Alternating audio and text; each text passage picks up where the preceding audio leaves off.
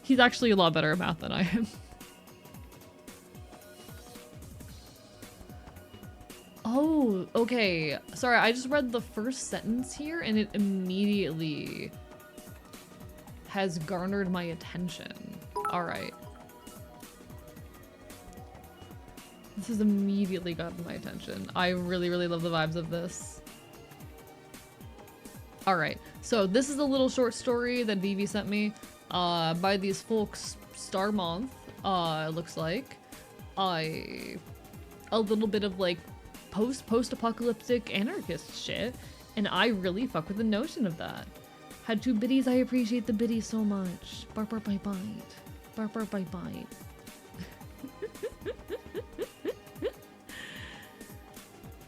You live in the USRE, heartlands of West Europe. You're part of a small commune that operates under the Office of Rice. You're a technician tasked with enforcing continental relations regarding landscape connectivity, specialized in the ecosystemic management of hedgerows. It is a quiet life in a quiet land. Winters are harsh, with temperatures well below 0 and freezing winds. Summers are brutal, with days upon days of high wet bulb temperatures and dust storms carried from the Spanish deserts. Springs and autumns are gentler, but they're also the seasons of floods. Humidity comes from the Atlantic and torrential rains that erase the meanders and reshape the land every odd year. Your village stands atop a hill, sheltered from rain and wind alike by ancient oaks that were planted 2 decades before USRE tanks arrived in Europe and broke the last remnants of the continental fortress. Yet they are not enough.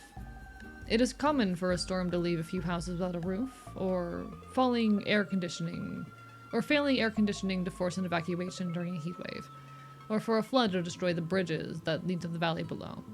Constant rebuilding is a fact of life. Nothing lasts forever in these lands, even for 10 or 15 years. A pandemic hits.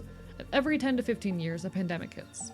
It often begins with wild birds, but every so often, the animal carriers can't even be identified. Gone are the days when coronaviruses and influenza could wipe out entire communities at once. Now, your monads can produce on-demand antibodies, and casualties are rare.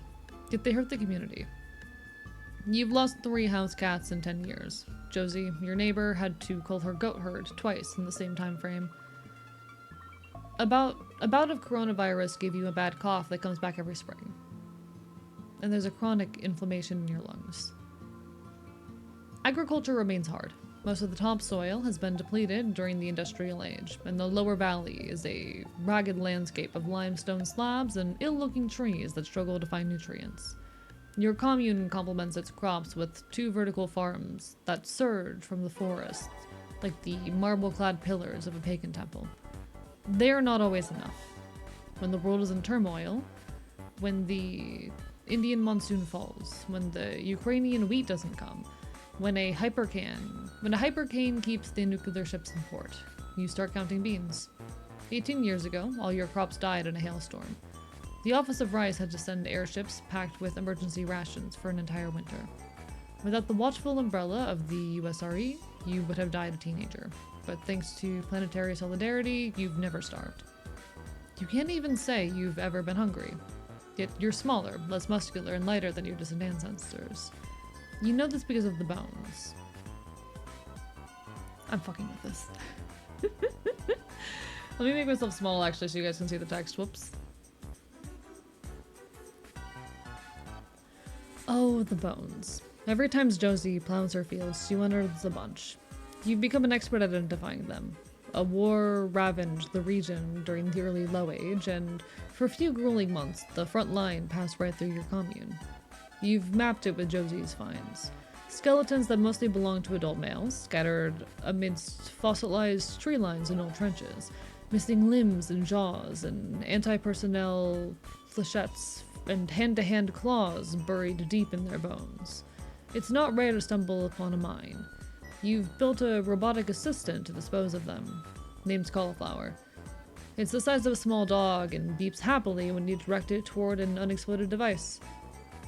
You're on its 5th iteration. Cauliflower 1 through 4 have been blown to Kingdom Come.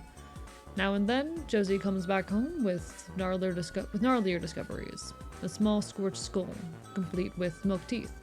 An adult skeleton clutching to a house pet. A mummified corpse found kneeling in the swamp with a bullet in the back of the head. These relics come from the post-war period, when Fortress Europe closed its borders and began murdering the undesirables. You try not to think too much about it. You're living in the borderlands after all. They've always been a theater of war, from the Roman conquest to the USRE invasion. You focus on your work. You're monitoring hedgehog populations, helping Josie with the farm, corresponding with biologists from New Delhi who've developed selective pesticides against invasive knotweed, engineering new river meanders. At the end of the week, you're leaving the village for the mountains, going on long walks and visiting the radio telescope that overlooks the valley. One day, you take the train to the city with Josie. She needs a new tractor, and you've never been there in years, so why not? There's a new museum in town, built with the funds from the old well, the USRE Office for Research and Education. It's about the Earth, not as you know it, but as it was before the Low Age. Inside, you find images and artifacts from the time before the collapse. You immerse yourself in a world where pine trees aren't endangered, where winters are warm and summers are cool, where hypercanes do not even exist, where intercontinental air travel isn't a luxury, where New York, Bordeaux, and Abidjan are not underwater. You see 3D models of long extinct species, of deer and sparrows and foxes, of aspen trees and trouts and frogs. You read accounts of a planet where the Amazon isn't a dry savanna, where Great Britain isn't a freezing wasteland, where India isn't a dust bowl. You grasp a glimpse of what the Earth used to be, of a world richer in all dimensions, in all domains of human experience. A world whose killers have won. That's the sharpest truth of the early Low Age, you understand. The necro-capitalists won. They gorged themselves on the accumulated wealth of the late industrial era, pushed the world to the brink. Line goes up again and again, and when the time of collapse came, retreated to their bunkers and parasitic enclaves. And paradisalic... oh my god, can I read? Paradisalic enclaves to live out the rest of their lives in peace. Some were punished, yes. Bunkers were breached, space stations were shot down. Mind uploads were erased. But by and large, the necro-capitalists made it. When USRE armored divisions pushed through Europe 2 centuries ago, they found necropolises hiding underneath the ruined capitals. But they were not places of tragedy. The corpses contained within had died well into the mid-Low Age, old, plump, and in good health, fed and cared for by hordes of lobotomized servants and enslaved artificial intelligences. There will be no justice. There will be no retribution. And there is no coming back. As you make your way back home, the train humming off the track, you start to feel ill at ease. The yokes look like the rear guard of a long-gone army, holding onto a landscape swept away by the Low Age, their trunks diminutive and their branches crooked compared to the giants of old. The mundane chronic diseases running in your blood feel as a punishment from the earth itself. The clouds above these snowless mountains are the looming heralds of yet another freak meteorological event. Of another summer afternoon that would have looked like the apocalypse for your ancestors. The silence of the woods, which only a day ago was serene music to your ears, is now but the droning whisper of a mausoleum. You see frailty everywhere.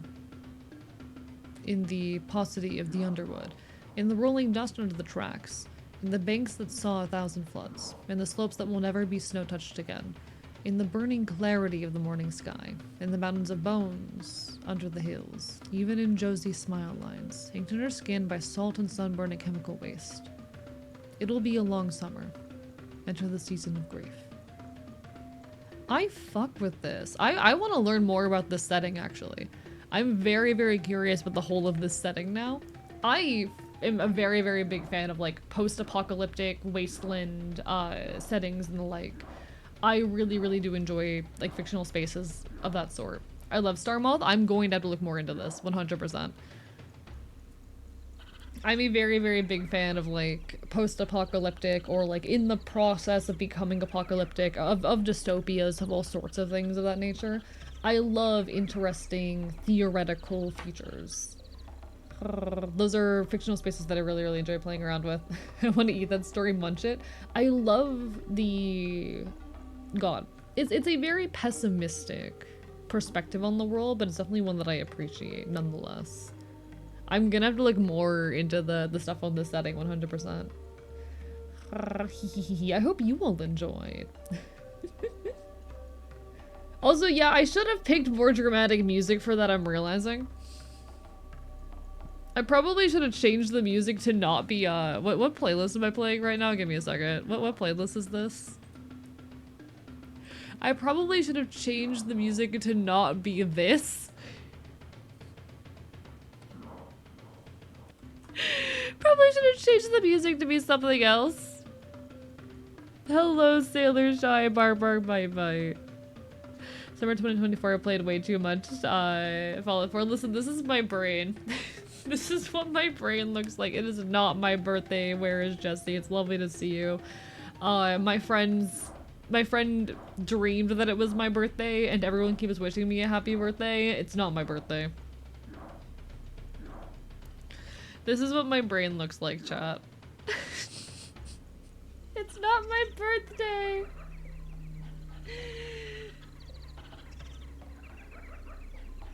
He rotate, he go spin.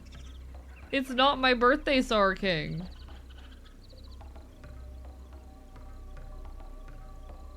Yee, I love Hades. I was really fun playing Hades on stream myself a while back. Star Math is actually a setting where things have sort of mostly been rebuilt, but life is still hard. In fact, humanity has colonized other star systems. See, that is a vibe I'm getting. It is. This is a future where an apocalypse has happened, but people have rebuilt, but things will never be the same. I really fuck with that. I really do fuck with that. Yeah, you did miss me playing Hades.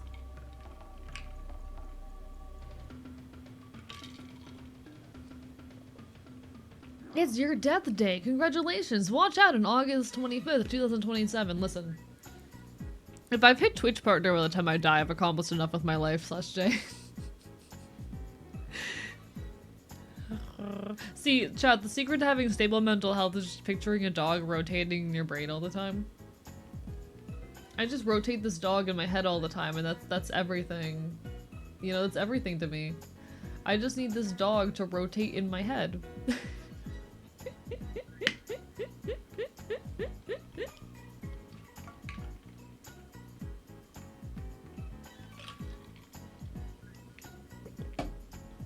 Nothing can hurt me as long as I have a dog rotating in my brain.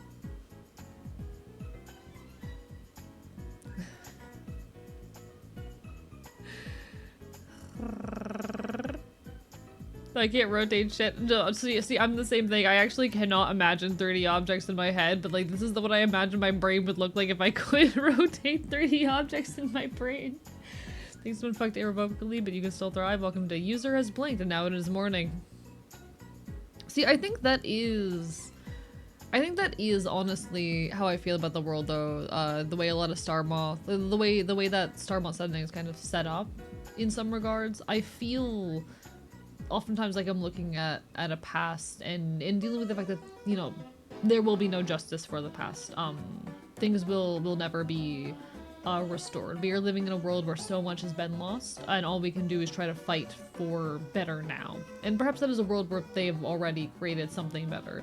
But I don't know, I think there is some amount of hope in that, even if it is a setting where things are always going to be hard. I think that's the nature of the world and of life. Things will always be hard. I have a friend who is a Fantasia and has taken up career choices of chemistry and mathematics. He describes visualing chirality as just knowing what it's supposed to be. Yeah, that's how I do feel about a lot of like okay. I can only visualize things in like vague 2D. I envision things the way that I would draw them. But that's how I feel about a lot of like things that I have the capacity to imagine. Like I had this realization the other day, chat, that I do not have the ability to imagine smell.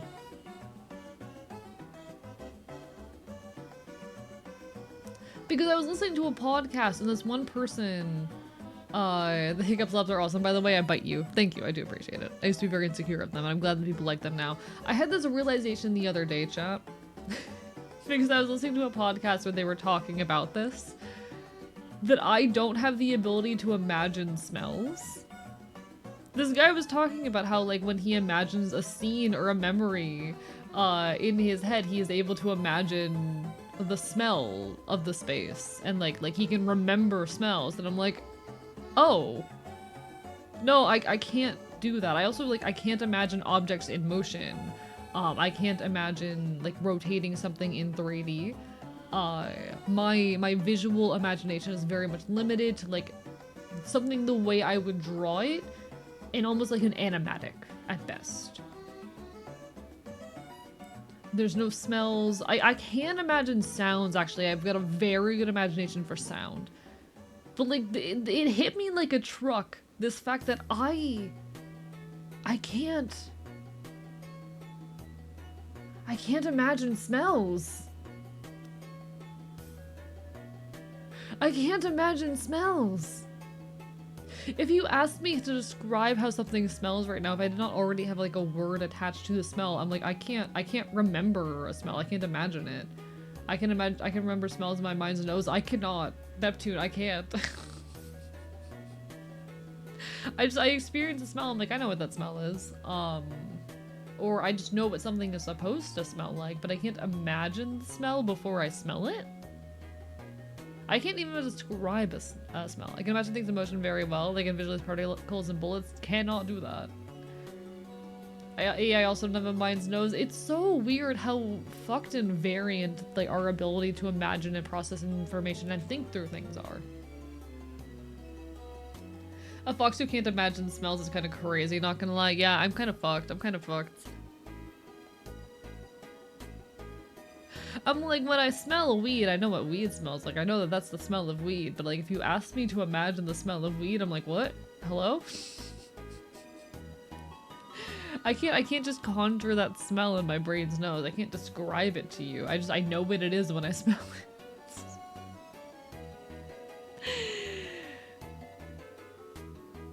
I love how I'm giving several chatters a crisis right now.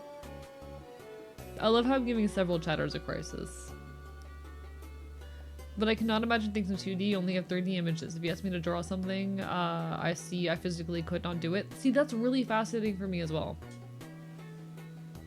And there's some people, chat, the wildest part of it to me, there's some people who don't have an internal monologue, who don't think in words, who don't have any kind of speech, they just kind of know things.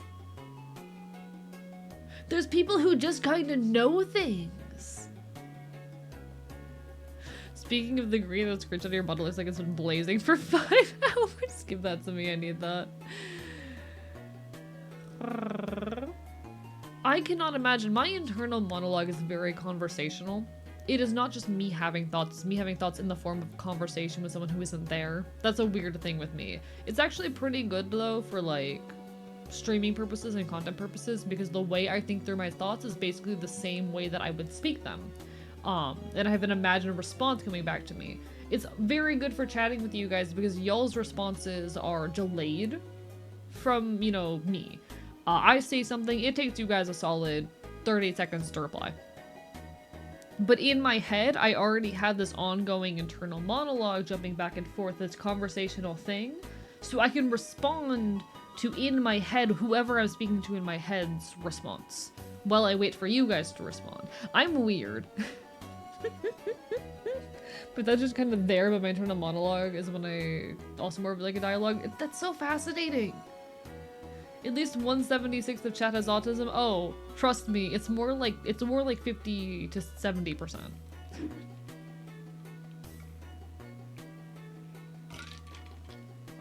Anyway, chat, this is my brain. I don't know who it was, but someone said something along the lines of AE, I think you're the dog rotating in my brain. Yeah. You gotta head out. No worries, 7. You take care. Bye bye bye. AE is normal. Everyone else is weird. Yeah, actually, I'm incredibly normal. Chat. I'm so normal that I'm the only normal one here. If you've ever thought that, hey, AE is weird, fuck you, you're the weird one. I'm normal. I'm the normal one.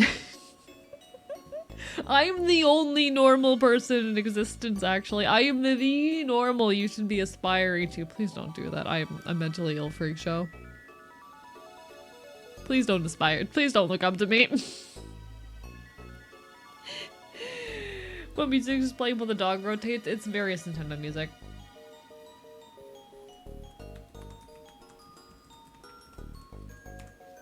Can you give us advice on being normal? What's the most normal thing? Okay. So, the most normal thing you can do is apparently sleep for 12 hours, crawl out of bed, and then do a Twitch stream. Oh, yeah, only normal people are 2D. Yeah, only normal people become VTubers, chat. Only normal people become VTubers. I've never met a normal VTuber. Every VTuber I've ever met is some variety of fucked up. It's great though. It's great. It's wonderful. I love my weird mentally ill anime people. It's so fun, you know? I love my weird mentally ill anime people. They're so much fun. Did you know being dissatisfied with your role in capitalism is objectively normal and it's a healthy level of self-advocacy? I do agree with this actually. I feel like any normal person with mental capacity, like with the ability to reflect on their circumstance in life, would be at the very least mad at the circumstances of their existence at this point, if not just like outright hate capitalism. You know? From my perspective, the normal person is trans, neurodivergent, or a furry Hey, I'm all three of those. Oh my god, I'm so normal. Chat, I'm trans, neurodivergent, and a furry. I'm like the most normal person ever. See, I told you I was normal. See, chat, I told you I was normal.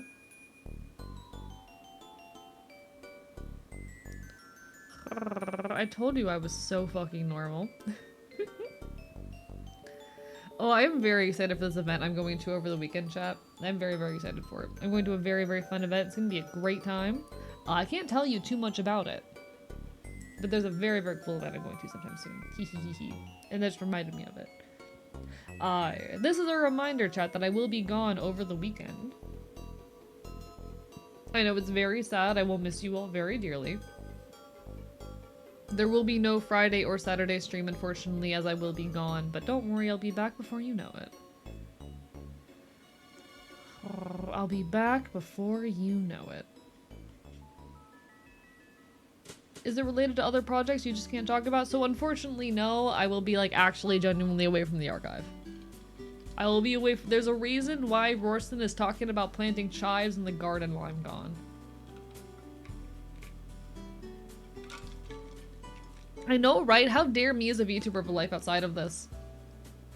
It is actually really unfortunate timing with the partner push, and I'm someone who dreads taking breaks, but unfortunately there are a couple breaks I will be taking over the next few months. So I'm taking this break now, this break here in very end of August.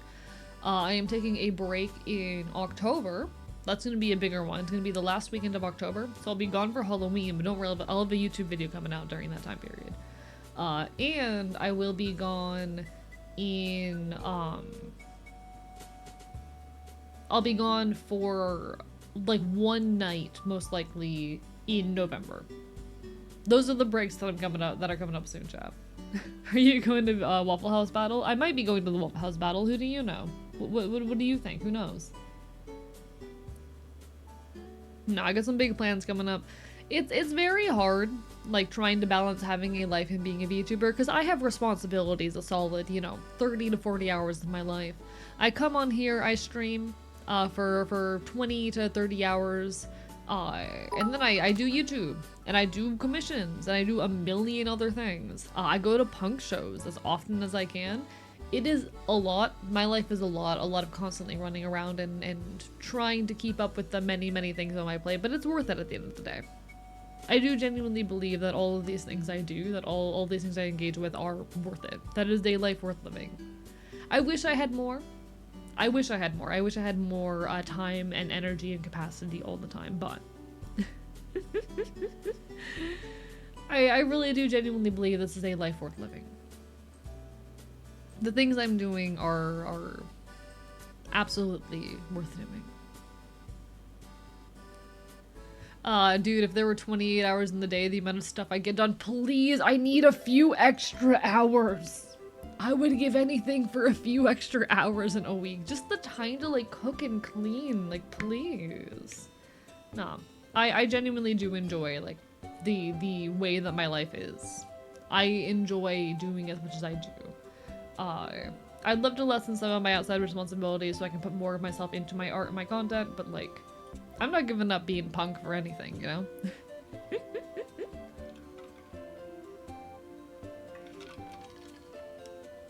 But the screenshot you wanted in FanCon alongside other things? I'm gonna need more context? I suppose I know where to find the context.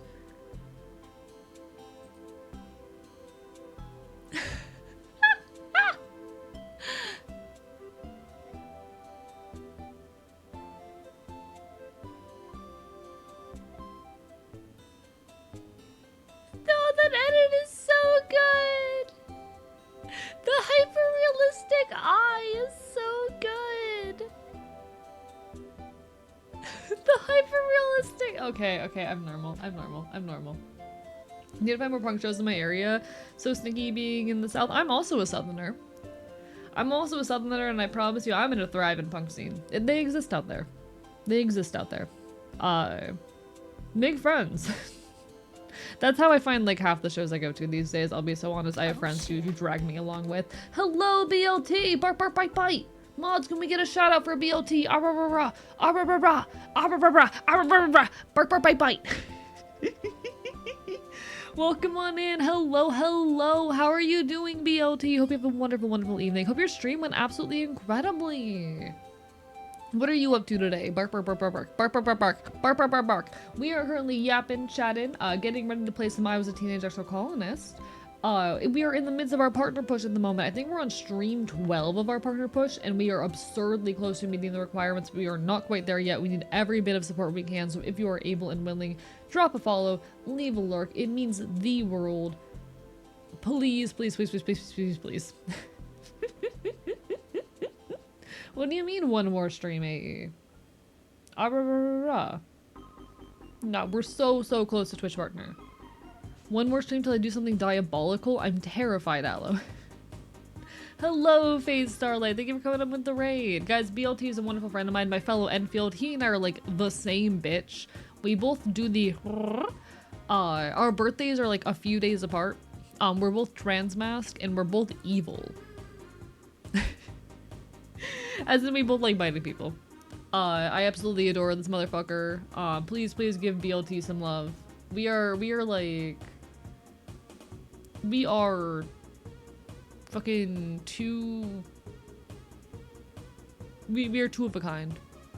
We're like siblings that we're just not... We're siblings who ended up in the wrong place, you know?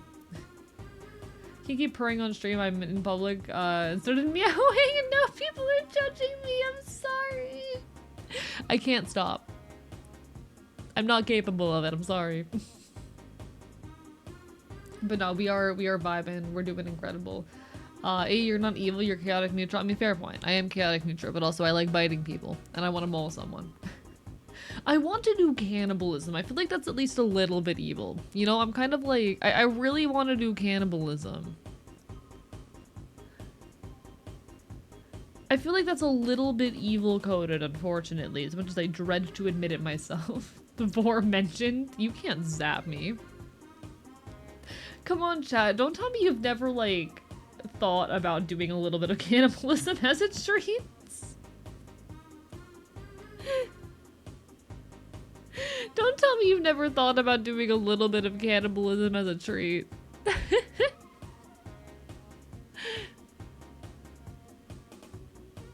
I'm normal. These are not mentioning Vor. We've already mentioned Vor this stream. Hilly, you might have just found a new friend in your life. I've thought about it, and the immediate thought following it is never ever do I want to do that. You know what? That's fair. That's fair. I want to bite someone and tear a chunk out. I'm normal. Chat, I'm normal. We've established this. I'm the most normal person here. We've established this. Listen, if I was given the opportunity to no consequences, consensually eat part of someone, I would take it. 100%. Like, I would, zero hesitation. She's a trans, they fit in her bag, and it is so gender. Aw, Hilly! Congrats on the new friend. A weird trans fox boy on the internet was responsible for you making a new friend. Congratulations. Hello, devil in my details. I appreciate the follow. Bark, bark, bite, bite. Oh shit. Nah, I'm normal. Chat, I'm valid. I'm normal and valid. There's nothing to be afraid of. I'm okay.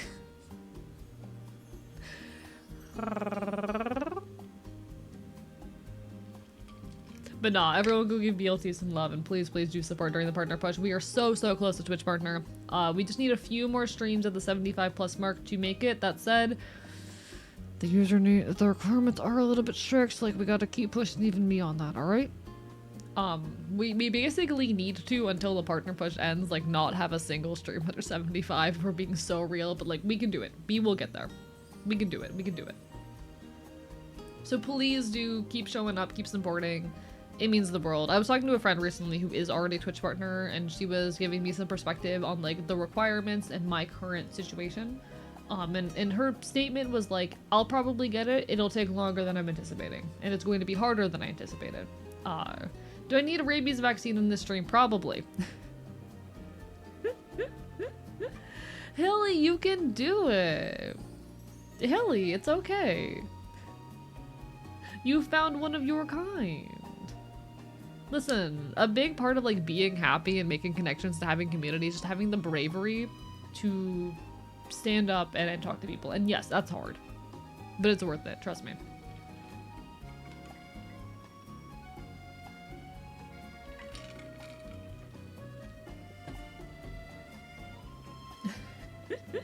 The potential autistic friendship.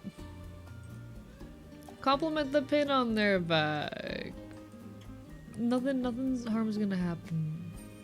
You know?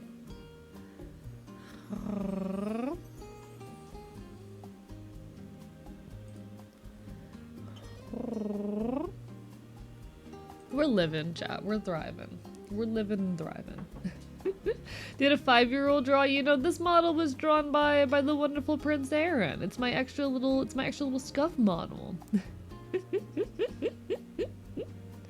Hello, Morngo. Lovely to see you. Bark, bark, bite, bite. I appreciate you stopping on in and saying hello and your fucking positive vibes. I appreciate it. You take care. You take care. Queer neurodivergent joy is genuinely so beautiful. We need more queer neurodivergent joy. We need more like just queer joy in general in our lives, but like we need more joy. We need more joy. Just fell down the stairs with a fucking kazoo in my mouth in an airport. How does that happen? That is such a series of events. How do you end up in that situation?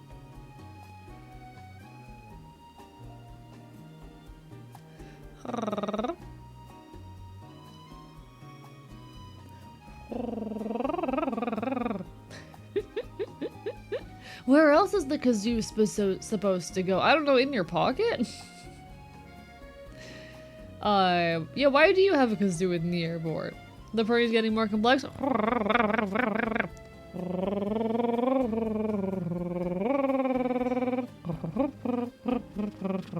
Anyway, moving on. Moving on from that one. Moving on from that one. I hope everyone's having a wonderful day. What have y'all been up to recently? What have y'all done with your last 24 hours? 'Cause I spent most of it asleep, but honestly, you know what? We're vibing. We're vibing. I probably needed the sleep as much as I dread to admit it. As much as I do not want to have fucking, needed it. That's how it goes sometimes. We keep on thriving as best we can.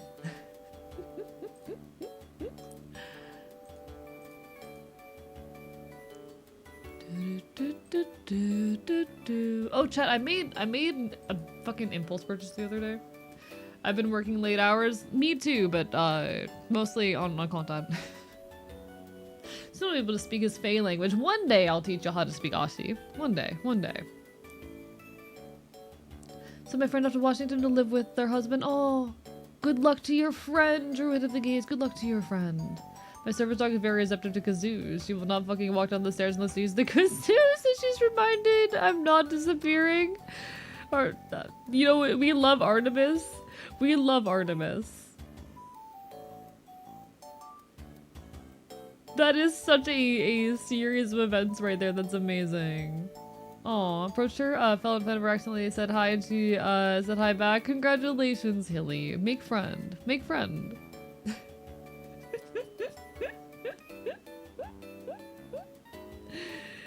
Make friend. Friendship good. Friendship good. I worked, you know what? That's real. That's real. Sometimes we do a lot of work.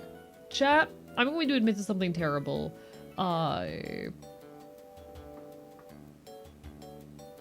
I'm going to admit to something terrible. I've been playing horse game recently in my free time. I've been playing the horse girl game in my free time. Not Red Dead Online, to clarify, because apparently because I refer to too many games as horse game. Most people think that a horse game is Red Dead Online.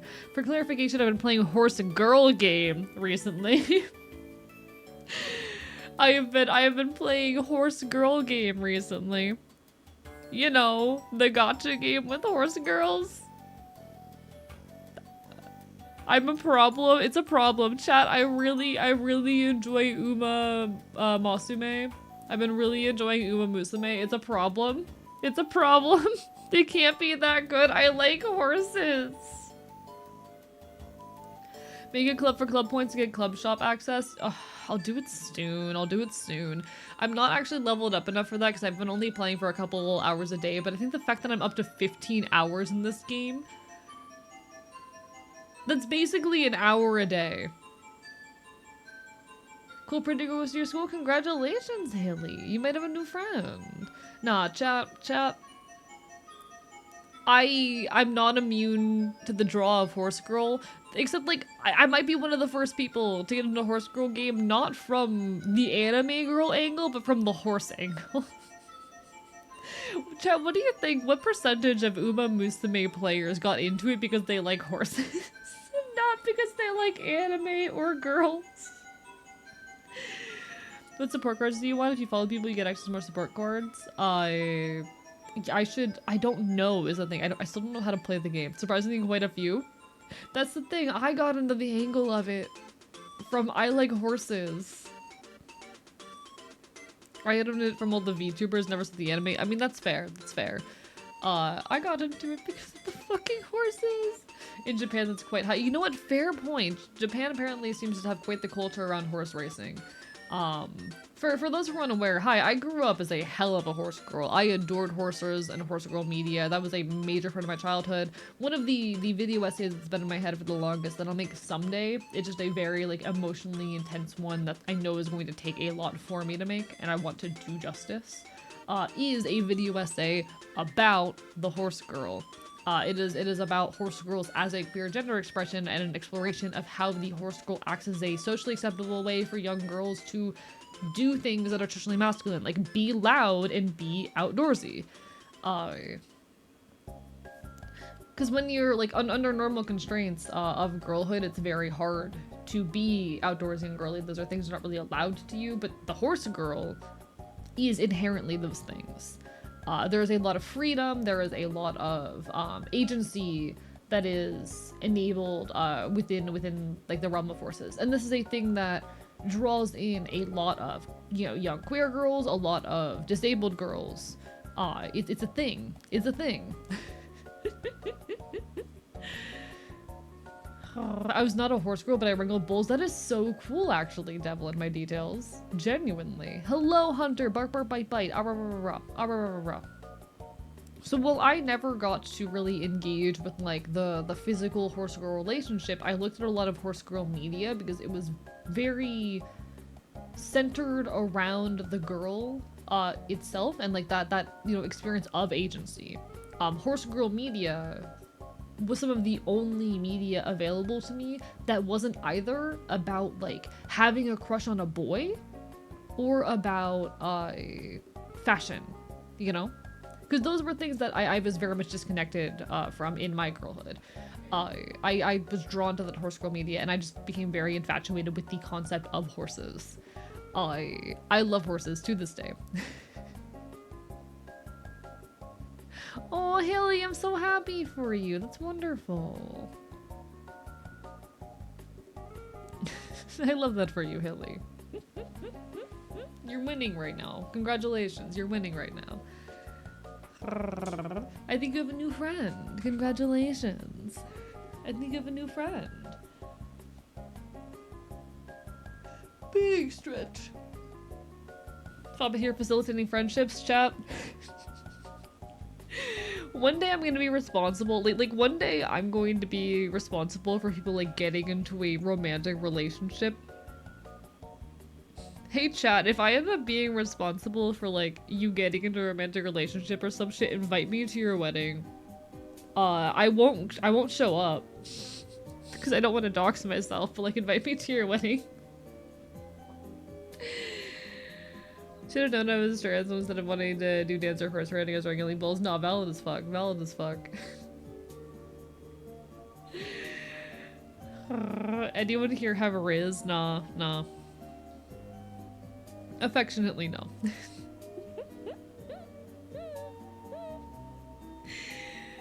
Chad, if any of you ever end up in a relationship because of me, like my influence got you in a relationship, invite me to your wedding. I won't show up, but like invite me. Send me an email. My email is archivist@outlook.com. Eventually I'll have a proper business email at like business@archivist.com, but I haven't done that yet.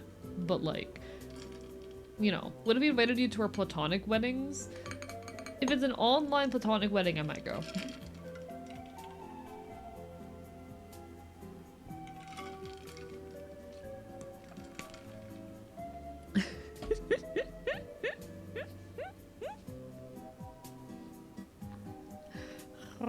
I am accidental wingmanning out here, chat. But no, like, I want to eventually make that horse girl video, but I really love horses. Hello, semantics, bark bark bite bite. And getting to play Uma Musume, like, in my head, I'll be so real, I forget that the girls are girls and not actual horses. I just, in my head, I'm like, yeah, that's a horse. Yeah, that's a horse. How stream are we vibing? We are vibing, we're chilling. It's been a pretty slow, chill evening so far. I'm a little bit anxious and worried about the partner push as things stand, but I think we're gonna make it. I think we're gonna manage it. It'll be okay. Like, the partner push is gonna require a lot from us. I was talking to a friend recently who is already Twitch partner about the requirements, and she was telling me that while I will probably get it, it's going to be harder than I anticipate, and we basically need to, like, have every single stream average 75 plus. Ideally, as many streams as possible, average 100 plus. So I'm very nervous and on edge about that, but we're gonna keep on fighting and doing the best we can.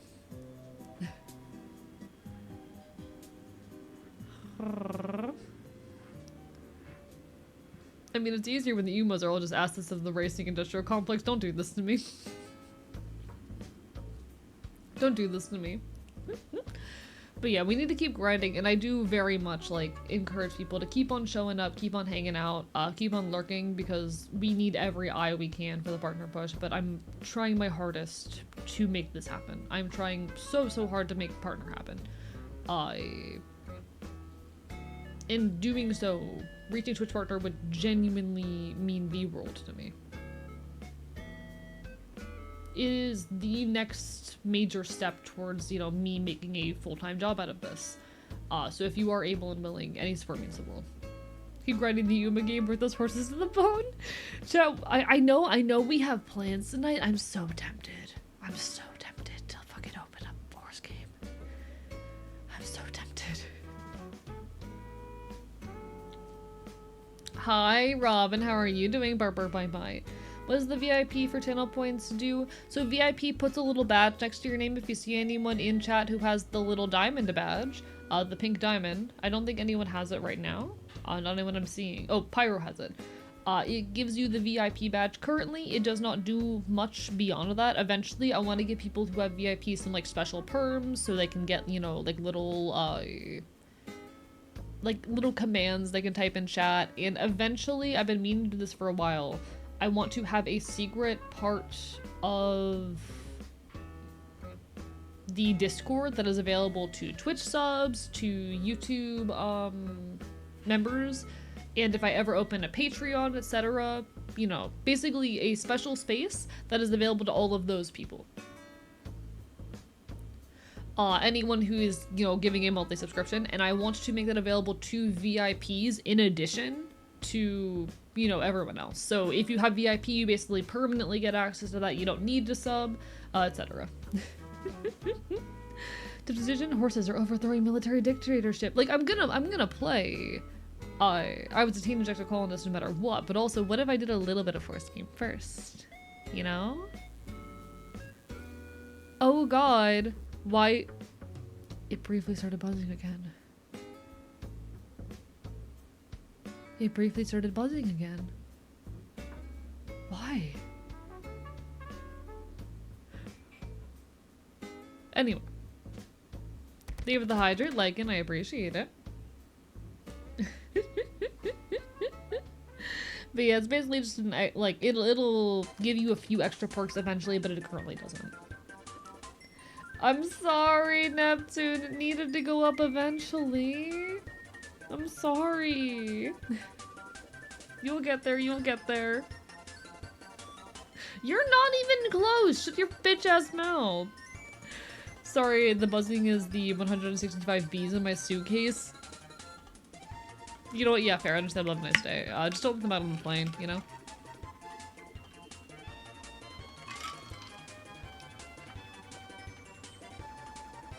It had to go up the exact millisecond I saved 100k when it costs that much. I'm sorry, Mal. It has to go up eventually. Keep moving the goalpost. I am evil.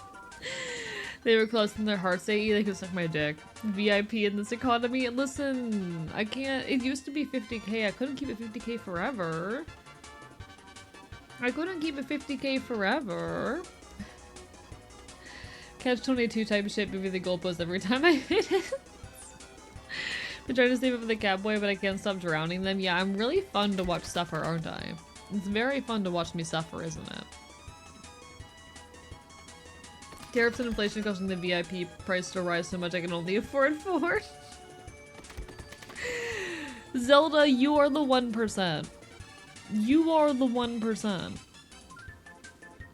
Pyro, don't do this. Pyro, don't do this. Give me a break. I deserve a break. Chat, I've had a very hard day. Don't do this to me. The fops can't swim. I promise I can swim. I'm from Florida. Swimming as a Floridian is a fucking necessity, actually. You cannot live in Florida without knowing how to swim. Oh, do I have to eat the rich now? I just ate my pizza, though. We can eat the rich in a couple hours, alright? Give you a chance to digest your food. No, chat, you gotta eat your rich before you can have your dessert. You gotta eat your rich before you can have your dessert. Come on. Isn't Florida like 1/3 swampland though? Yeah. Yeah. Why do you think we didn't know how to swim to live here? Hello, Kefir. Or I exploit the rich only if I get some of the benefits of the exploitation, you know? If you're gonna exploit the rich, I gotta win. I gotta profit. Nah. I'm poor. We will play Exocolonist tonight, don't worry. I might, if y'all don't mind, briefly open up the horse game to see if my dailies have reset, but like, we're gonna, don't worry, we're gonna play Exocolonist tonight.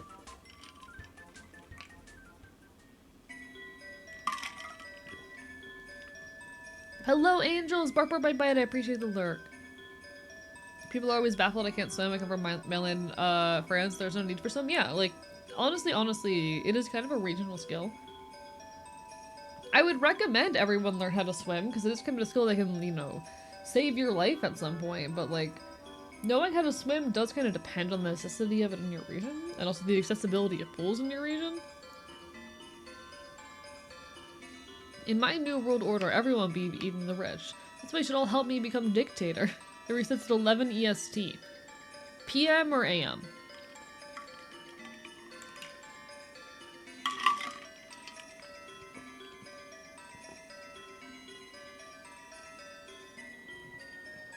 We need to exploit the rich so we can buy more equipment for the Ashen. Exactly, Astra, thank you.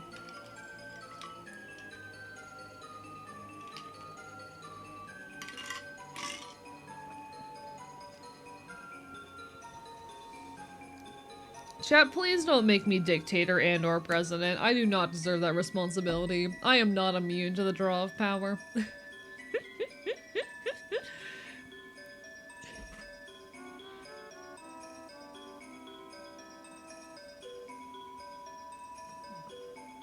Does Uma capitalism? Leave me alone, I'm valid. I deserve the responsibility of immune to the draw of power. I don't believe you somehow. I'm gonna be so real. For some reason, I don't fully believe you. Are you sure about that? Capitalism is not valid. What could possibly be implying I make such a good dictator? Nah, I don't trust anyone in a position of power, for any reason. No one's immune to the draw of power. Hey, we make you president, but then bribe you to be good. You know what? That might work out great because I'm not poor anymore. I might take this. I might take this. /J. I'd be a terrible dictator. I'm gonna laugh too much. Oh, you'd be a mad scientist. I see. Chat. Actually, I am low-key very excited about my next video essay. I've been having a lot of trouble in the writing stage. We're about 2K words into the script. But it's very disorganized. I'm having a lot of trouble with it, but like I'm so excited. A lot of my talking points, even if I'm struggling to put them in a order that like works and makes sense, are very good, very solid. I think you guys are gonna like this. I actually stumbled upon this incredible website in the process of working on this video. I want to introduce you guys to something that I'm going to talk about during the video. But I might as well briefly mention it and show it to you guys now. Y'all know I'm an anarchist, and I was searching for some resources on like anarchist perspectives on digital activism. The history of digital activism, all of that. And in my searching, I stumbled upon this place called Spunk Library. This was a website active from 1992 into the early 2000s, which basically hosted, collected, and distributed anarchist material on the internet. And at one point, it was the largest archive of anarchist material online. And I think that's so fucking cool. That's like so fucking cool. This is the kind of shit that I adore finding on the internet. This thing was last modified in 2002. So it's extremely old, extremely outdated. It did not continue to see use past that point. But this is a genuine, and it is still largely, you know, this is a mirror of it, and that has been like, you know, hosted online. But this, it's still largely able to be dug through and searched. This is the largest, or at the time was the largest digital archive of anarchist materials. And I'm just amazed at the fact that this kind of thing is here, exists, and that like if you wanted to, you know, read anything here, it's still there. It is large. Oh, whoops. I accidentally closed the page. But like this resource, after so many years, this being something that like, you know, is from the very earliest years of public internet access. In fact, it includes a lot of resources on how to, you know, get internet access if you're someone without it. That this still exists is so fucking cool. That this shit is still out here is so fucking cool.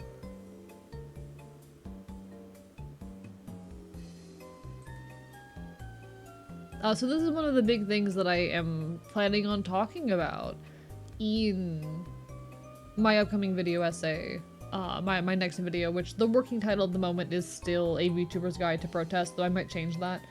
This is Spunk Library. No, this is not like the only online anarchist library to ever exist. In fact, we also have the Anarchist Library out here, which is from what I've seen, the most active, like, modern anarchist library, with new stuff being added regularly to this day. Almost daily there are new uploads here to the Anarchist Library of just, you know, more anarchist texts, and there are thousands of things on here.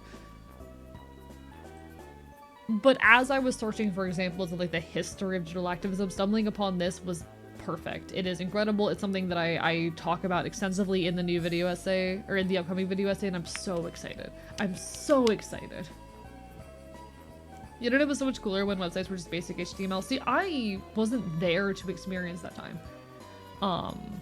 I was not conscious and present to experience the world of personal websites and things of that nature. But this shit's so cool. This shit is so cool.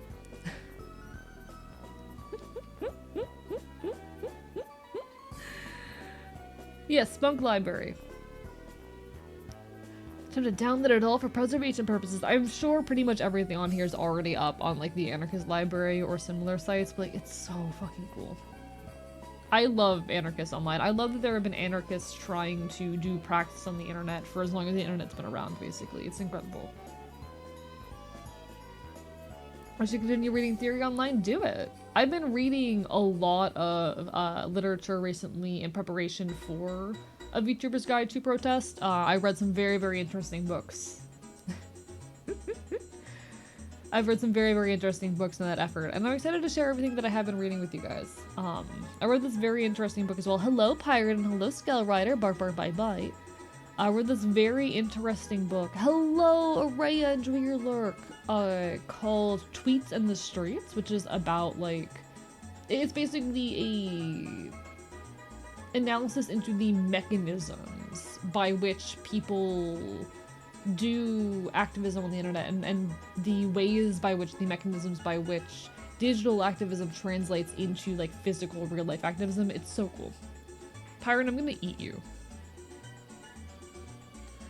There were still some around when I started browsing the web. That's fair. They were pretty much gone by the time I got here. It was not until like the late 2010s I got proper internet access, but you know. Also enjoy your lurk and your food, Sam Wintertide. Bark, bark, bite, bite. Pumpin', I have no clue. I do not know any of the music playing. I'm just playing out of a pre-made playlist. I'm sorry. It might have been. The song that's currently playing is, Crystal Cave from Pokemon Sword and Shield Explores the Sky. I have no fucking clue what the song before was, though. But nah, the internet is so cool, chat. The internet, and I struggle to say that the internet was ever truly anarchist, but I do very much believe that, like, the internet has always been a place where praxis happens. And that's really fucking cool. Gotta finish the Communist Manifesto. Maybe I can do it when I'm in a study hall when I get back to school for my senior year. Why not, you know? I want to replace more of those little free moments I have in my day-to-day life with, like, actual productivity instead of just wasting time, you know? I want to put more of my free time and whatnot into actual meaningful directions, those little moments I have, rather than just wasting them on the same 10 apps or whatnot. Maybe someday I'll get there. We hope for the best. We hope for the best.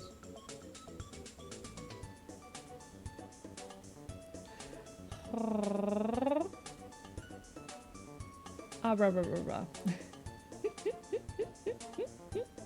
We out here living life. We out here living life. Instead of going to uni, went to Afghanistan.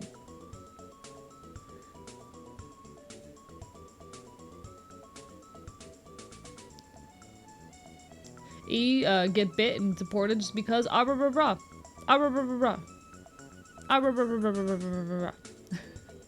like a dog. I walk my ass in here, make a friend, and devour questionable food. That sounds like me on a day-to-day basis. Trying to force yourself to be constantly productive always is a great way to burn out. So here's the thing. Here's the thing. I've tried to say this to you guys so many times, but you guys never seem to understand my thing when it comes to, like, productivity. I don't find normal means of rest restful. Playing video games is fucking exhausting. When I'm not streaming, like, the act of playing video games and whatnot is so exhausting. I know, Pyro, but that's not what it is in the context of this. I know that spunk is, like, a term that has other meanings. That's not what it is in the context, though. The word has many meanings, okay? I know the word spunk has many meanings. But I don't find, like, normal means of rest restful. Like, playing video games is not a restful experience for me. It's something that, like, I play a video game for a couple hours off of stream. I need to lay the hell down because it is tiring. The only reason I'm able to get through it when it comes to, like, being on stream is because I've got you all there, so I'm not focused fully on the game. I can't just, like, play a game and come out of it feeling, like, relaxed. Same with, you know, playing, see, even non-challenging games. The issue, Dango, is visual processing. It takes so much of my visual processing that I just cannot. I don't find like watching YouTube or things of that nature restful, because again, it's a lot of visual processing, it's a lot of auditory processing. The thing that I find restful is creating. Straight up, the thing that like restores me and helps me feel rested and helps me feel okay is creating. And I don't really know how to communicate that to people, because everyone always assumes that like, oh, because I'm working on projects, that's not restful, that's exhausting, and I need to take breaks from working on my projects. The thing is that doing that is my rest. Doing that is my rest. I feel good, I feel better when I do it. I feel engaged and rested, and like my mind is where it's supposed to be when I do those things. And the reason why I'm like, oh, I want to replace time scrolling on my phone with creativity is because, oh, if I open up Twitter and scroll Twitter for a few minutes, I'm going to emotionally exhaust myself. Whereas working on a creative project for a few minutes is restorative. Why? I need to fix my hotkeys. I know a game that's extremely slow paced if you want one. Literally just what you want to do. Go here, fuck around. You have all the time in the world. I need things that are not colorful. Part of the issue is like, I need things that are not bright and colorful. Resting, if I'm gonna rest, I need things that are not bright, colorful, and full of motion. That's why like drawing is actually able to be restful for me, because there's not a whole lot of motion involved. You take care, Mix Maxi, thank you for the lark, bark bark bye bye. But yeah, like, I don't know, people are always telling me, oh, you're working so hard, you need to rest. The reason why you're sleeping so much is that you aren't resting enough, you're working too much on your projects, etc, etc, etc. Nah. For me, the creation is the rest, and I'm trying to dedicate more of my time to rest. You know? For me, like, the most restful week of my life is the week where I didn't work on any of my big projects, admittedly, but I basically spent the entire week, like, staying up stupid late working on drawings for fun. So I wasn't working on commissions, I wasn't working on, like, high-effort stuff, I wasn't working on any of my major projects, but I spent basically a week of my life entirely, basically every hour I was home, and that I wasn't streaming, I was drawing. And that was the best rested I've ever felt, the most like put together I've ever felt. That was like some of the peak of my life. Every hour of my waking time into drawing. That's what rest looks like for me. And I think it's a weird thing for a lot of folks to process. That is where I'm at my happiest. People assume that because I'm doing work, that it cannot be rest, but no, that is rest for me. The thigh highs, your IT problems will go away. Why? It keeps doing it for the tiniest of moments and alright. Different people get different rests, exactly. And for me, my rest is making stuff. The issue, I suppose, at the end of the day, is that sometimes I am left with so much exhaustion and brain dead from my outside responsibilities that getting home and trying to create is hard. You know? And that's a difficult situation to be in. When the other responsibilities that I carry are so much that I can't engage with my rest anymore, because the initiation cost of my rest isn't there. And that's a lot more normal to realize. Most people would feel better day to day if they actually did things they enjoyed rather than doom scrolling social media for hours. Agreed. So when I talk about I want to replace more of my downtime with productivity and creativity, it's because those are the things that I love. You know, those are the things that bring me joy and bring me rest and bring me selfhood. And why does it keep buzzing for the shortest, briefest of moments? XLR box, what is your problem? Please. Every so often I fuck off social media to recover. I need to do that every now and then. That is something I need to start doing. If I'm ever in a situation where I'm able to have like whole days where I do nothing, because like I've had 4 of those this year, Chad. I have had 4 days where this entire year where I've either not gone and done my outside responsibilities, not streamed, and not gone to a punk show. Every other day for this entire year I have done one of those 3 things. Those 4 days have been my only like full days off. If I'm ever in a situation where I'm able to actually have like a dedicated day of the week completely off of everything, I would love for that to be like a do not touch social media day. Easier said than done.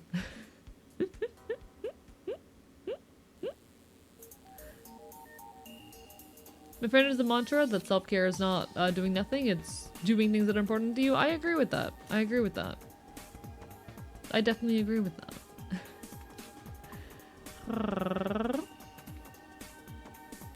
I would love to one day just have a proper rest day, but the conditions of my life don't allow for that right now, you know? The conditions of my life don't allow for me to have whole days that I'm able to just do nothing at all. But one day, hopefully.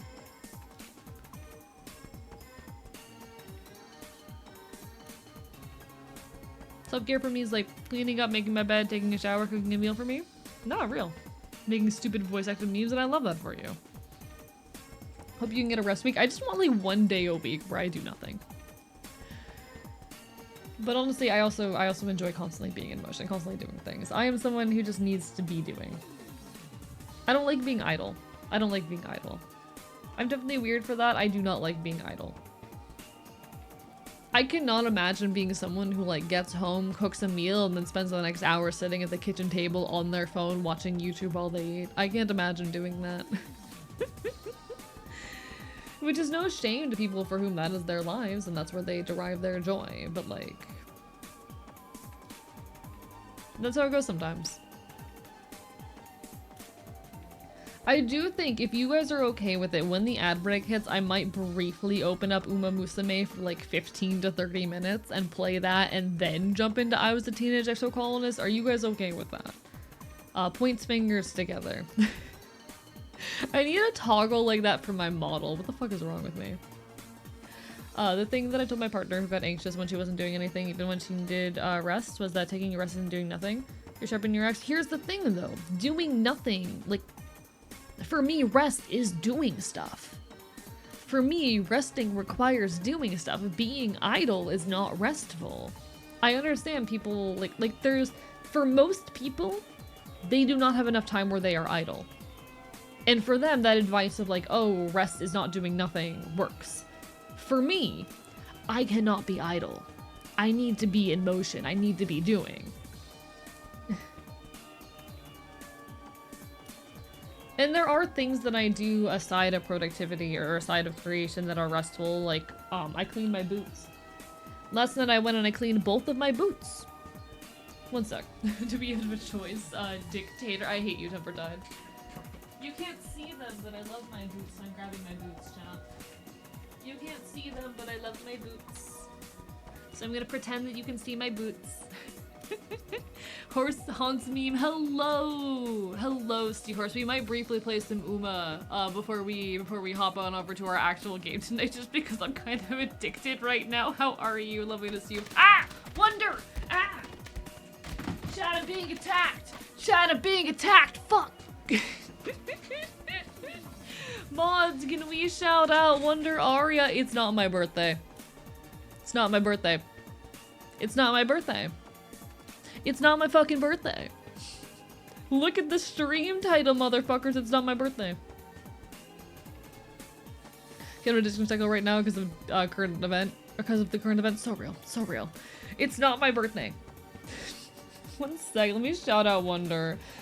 Shout out at Wonder Aria. Hello everybody, I'm Archivist, your resident chaotic Enfield. I stream not virtual games and do art here on Twitch.tv. We cause problems, we can make chaos, and I will bite you. We're gonna be playing some I Was a Teenage Exocolonist tonight. After I play some horse game, because yes, I'm addicted. I know it's a problem, leave me alone. But in the meantime, we're yapping and causing some problems. How are y'all? Hello, hello, hello. No need to be modest, we all know it's your birthday. It's not my birthday. Wonder, meet me behind the fucking Waffle House now. Stat. It's not my birthday. In any case, folks, we're currently in the midst of our Twitch partner push. If you are able and willing, please do drop a follow, leave a lurk. Any kind of support means the world. We're working really hard to make Twitch partner happen. It is a big goal and a difficult goal, and we have been so far hitting all of the goals out of the goddamn park, but we still have a ways to go. So if you would be willing, please, please, please, please, please, please. Please, chat, I'm desperate. Please. Please, chat, I need it. Horse waifu worth it, horse waifu worth it. You've met me in my own home twice. Oh shit. Thank you so much, you, Kira, Ini, for the follow. I appreciate it. Horse waifu is worth it, chap. The horse waifu is worth it. We all need more horse waifu in our lives, right? I'm normal. But nah, it would mean the world if anyone would, you know, leave a lurk, drop a follow, anything of that sort. Twitch partner is a very, very big goal of mine. I'm working real hard, fucking overtime to make this happen. So please, and thank you. You're gonna force the Waffle House to happen whether I want it or not, yeah? Yeah. Do you not want to fight me behind the Waffle House, Wonder? Thank you for the curse of scuff. Do you not want to fight me behind the Waffle House? Bye-bye. I was lied to today. Hello, Study. Nah, we'll go on in, Raiders. Let me greet everyone. Hello to Ryanon, to Titania Umbriel, to Prism Mirage, to Wonder Aria, to Ubate, to Saghun, to Trillion, to Yuki, to everyone who's coming in with the raid. It means the world. Need to watch video game cutscenes and take notes on them? Good luck, you got this. Thank you for the text to A, Darkwood Rider. Yes, I'm addicted. I know, there's no artist without addiction. Chat, every artist needs some kind of addiction. Maybe mine's gacha games, leave me alone. Nah, it pisses me off actually how many like genuine good games recently have been gacha games, and how much that, you know, model is taking over several parts of like the gaming market. And inevitably these games fall apart and become bad. But like I was a very big Genshin Impact fan for a good while before, you know, everything. To be fair, there's a lot more going on with Genshin Impact than just the gacha. Like a lot more problems with it. But like that was a big hyperfixation of mine for a while. And then we had like Yume Nikki, which no, that's the wrong game. Infinity Nikki.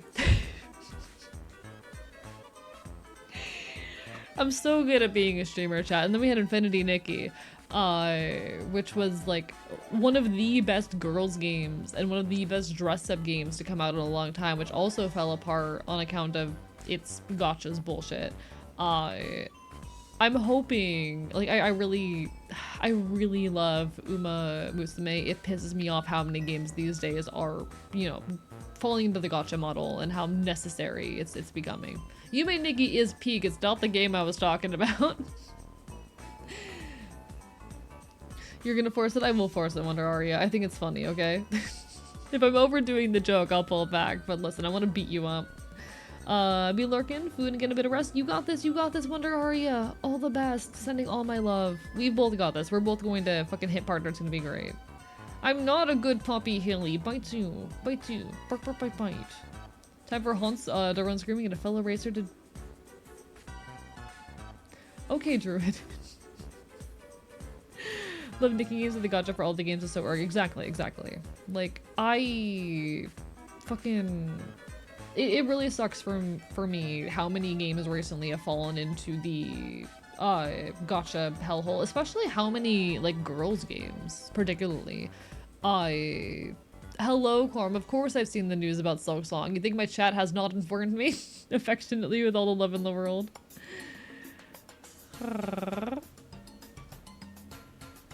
But particularly the market of girls games. Like, fucking I grew up on you know, the girls games of the early 2000s and early 2010s, which is to say, not much. The girls game market went through a very severe death in the 90s, and it did not really start to recover until the mid to late 2010s.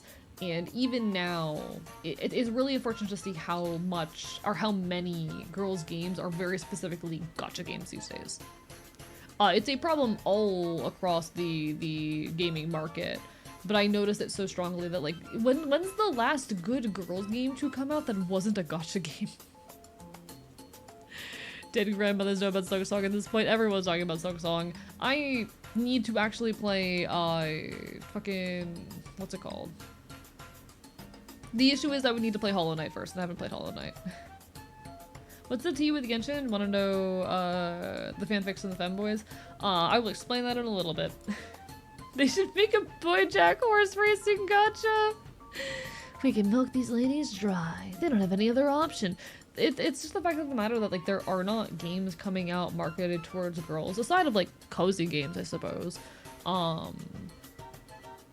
But here we have the gacha game epidemic, you know. When was the last good dress-up game aside of Infinity Nikki? I would argue the last great dress-up game to come out before Infinity Nikki was fucking Style Savvy. I miss the Style Savvy fucking franchise so much, goddamn. I miss the style, I miss Style Savvy. I think games were often trying to be inclusive for both genders. It's more just that like it's becoming more acceptable for girls to play games that were initially or in the past marketed exclusively towards guys. I've played Dress to Impress. I don't count Dress to Impress. I'm sorry. Fuck Dress to Impress. I don't fuck with it. I don't fuck with Dress to Impress. It's so I don't fuck with Roblox is the issue. I don't fuck with Roblox. Yeah, there's less of a stigma these days on, you know, girls playing video games. There is still some stigma, but it is less so. Not nearly as strong as it used to be. So I wouldn't argue that games are necessarily intentionally being, or there is some effort to make games more inclusive, but just in general, the culture around gaming has changed. We're basically just seeing efforts to, not even efforts, but we're seeing more girls play games that in the past would have been marketed as boys games, and some efforts in like the character design department and whatnot to include them. But like, as far as actual games that appeal to the interests, quote-unquote interests of girls, like the dress-up game genre was dead before Infinity Nikki. The horse games genre, while it still exists, is full of problems. There's a YouTube channel I watch which is basically entirely dedicated to like covering drama with horse girl games. There is a very severe lack of good girls games coming out these days. Those genres are dead aside of the cozy genre. And that's sad. Except that we have all of these gacha games coming out that feed into those niches. And it makes me angry. It makes me angry. Why are all the good ones gacha games? Test for physical red belt, test for karate. Congratulations, Autumn Fluffer. Also, ad will be hitting any moment now. I apologize, folks. I'm probably gonna briefly open horse game during the ad. I'm sorry. I just want to do my dailies really quick, and then we'll hop into I was a teenage exocolonist. But we're here, we're queer, we're thriving. I thought you said we don't have good girl games and was so confused. Oh no, there's plenty of those, Dritz. Plenty of those. No, fuck Roblox though. Fuck Roblox. Everything, I've not really kept up with the ongoing situation with Roblox. I've always been of the mind that Roblox is incredibly predatory towards like the kids and teens who play it. Very, very long been of that mind. Fuck Roblox. I know there's a bunch of shit going on with it. Oh, the DS was an incredible area for girly games. Like the DS and 3DS was, like late Nintendo DS, early 3DS was a revitalization of like girls gaming as a genre, and then it fell apart after the DS died. Just saying. Alright. Yeah, fuck Roblox. Roblox is incredibly gross, the way that they fucking take advantage of kids. Who up playing Cookin' Mama? Alright. If y'all don't mind me, chat, I'm just gonna real quickly, because I'm so normal. I'm such an incredibly normal Twitch streamer. Open up horse game.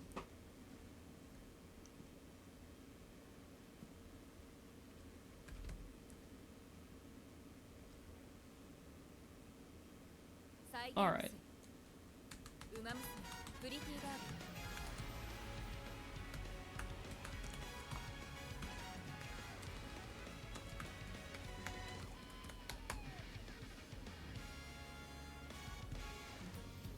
Alright, I'm normal.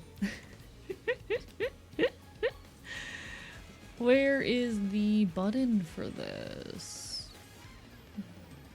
There we go. Alright, we have our game capture. Anything else that I need? Let me, transform center to screen. No. I think I did that right. Okay, okay. Cool. Thumbs up. Guys, welcome to the game that's currently eating my neurons. Who up playing Cooking Mama? God, I miss Cooking Mama. Cooking Mama was iconic.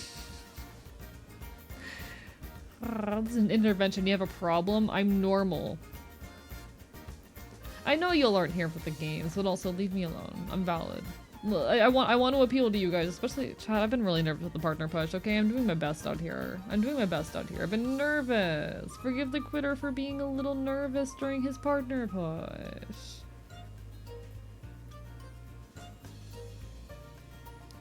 We need to enable the capitalist gambling.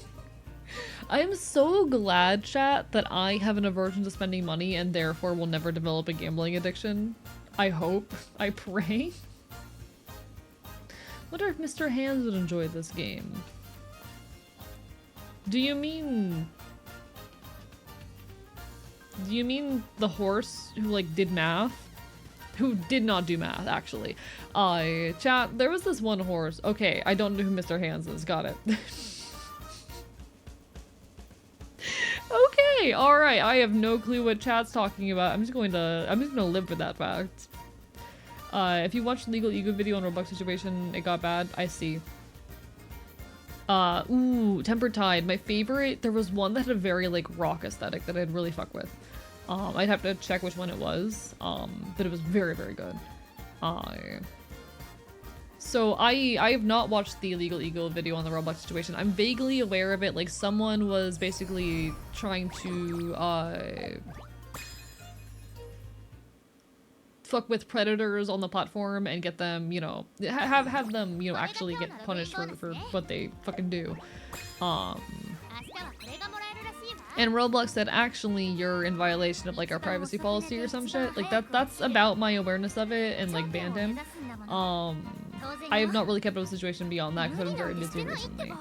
But I vaguely aware of it all. Vaguely aware of it all. Hello! Oh, shit. Fontoon, VTuber, welcome on in. Barbar bye bye. I have not kept up with that situation, just because it's a bit out of my wheelhouse and I've already have enough reasons to hate Roblox as a platform, but you know. Horse fun fact. They have so many blood types, like what the heck? Why are there so many? Did you know that humans have more blood types than just the handful that you're aware of? Did you know that? Yeah, humans actually have like 3,000 blood types. We just only focus on the major ones that are most impactful with blood transfusions, but because of that, there's never really a promise that a transfusion is going to be successful in the first place. Thumbs up! Have mobile data in the car, so I'm back, bitches. Hello, Hilly! Welcome on in. Barber, bye-bye. Horses have- wait, what? Wait, what? What they hiding in there? Chat, I'm about to start doing research on, like, like, horse blood types. Give me a second. Give me a moment. Oh shit. Thank you so much, Kagame Yuzu for the follow. I appreciate it. Horse blood types. Chat, we're doing the real work out here. Equine blood types, biochemistry, typing, and related medical conditions guide. All right, chat. Found some new reading material. All right. Blood types in horses. Classification of immune markers known as antigens that are present on the surface of red blood cells. This is what all blood types are in all species. These antigens, how it works, the reason why you can't have, you know, blood in your body that is not of your blood type is because your body will attack antigens that are not, you know, fucking equivalent to yours, not similar to yours. Hello, Sangheli, Barber, bye-bye. So horses have 30 major blood types compared to the 8 major blood types seen in humans. Okay. So the major blood types are the ones that actually matter for, like, doing most transfusions. You can accept the reason why we talk about, like, A, B, AB, etc. blood types is because those are the ones that those are your major blood types that are necessary for, like, to know for transfusions. But there are a lot more antigens that can potentially fuck with you depending on the situation. Yeah, but then you have all the weird combinations. The same way that humans have like thousands of blood types actually if you pay attention.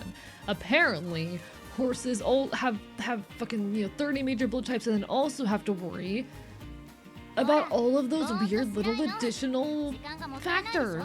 Delicious.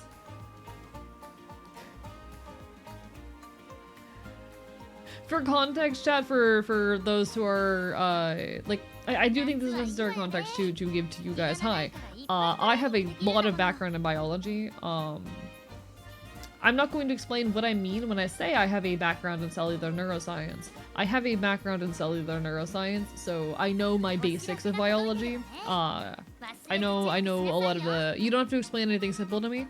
I know my way around particularly neurons and genetics, but I know my way around, like, you know, bodies and biology. So I'm trying to catch up on the more advanced shit here. 7 major blood groups, specific locations in the horse's genetic code, different DNA sequence result in the production of different red blood cell proteins. That tracks. Produce different factors that express in their membrane surface. Okay.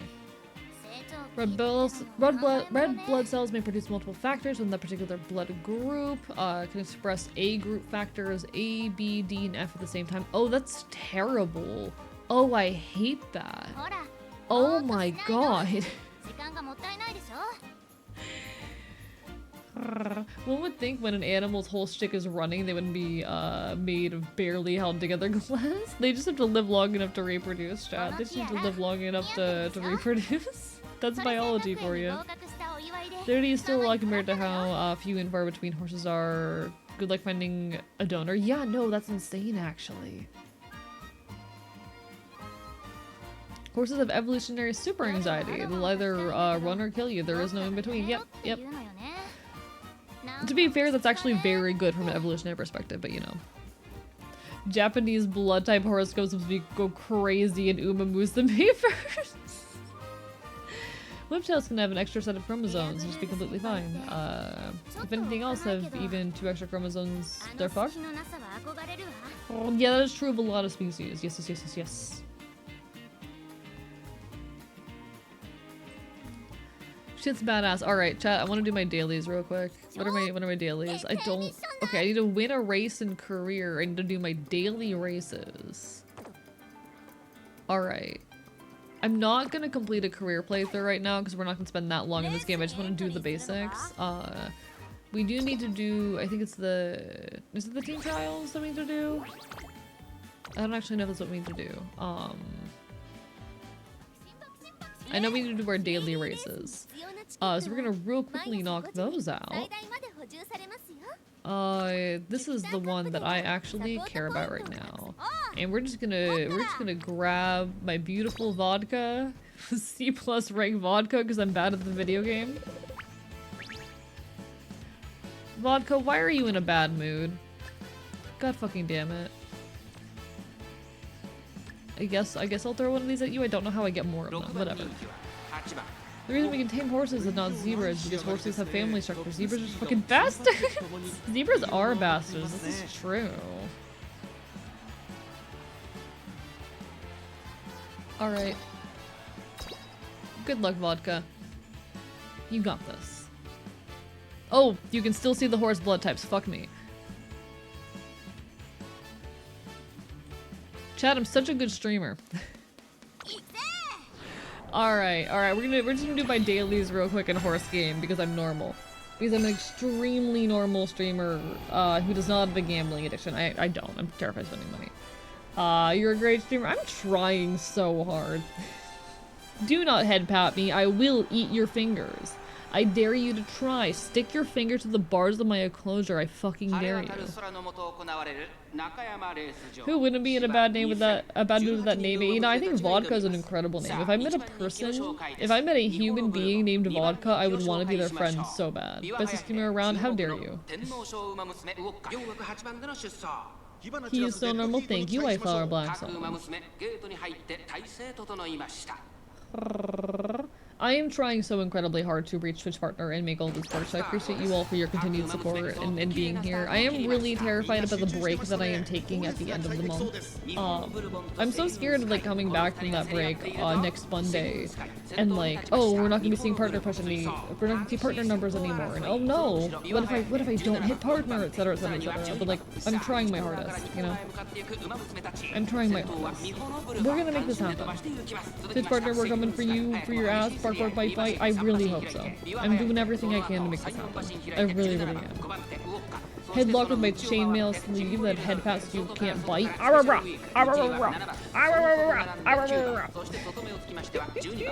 Don't you dare! You can just say I believe in you. So being nice to me. I'm a crocodile, don't bark, doesn't fucking hiss. This is real though, this is real. Alright, alright. Anyway, how's vodka doing? Looks like vodka's doing pretty solid right now. Alright, alright. Go vodka, go! Go vodka, go! Alright, we're coming back up on that that last little final stretch. Come on, girl. Come on, speed up, you got this.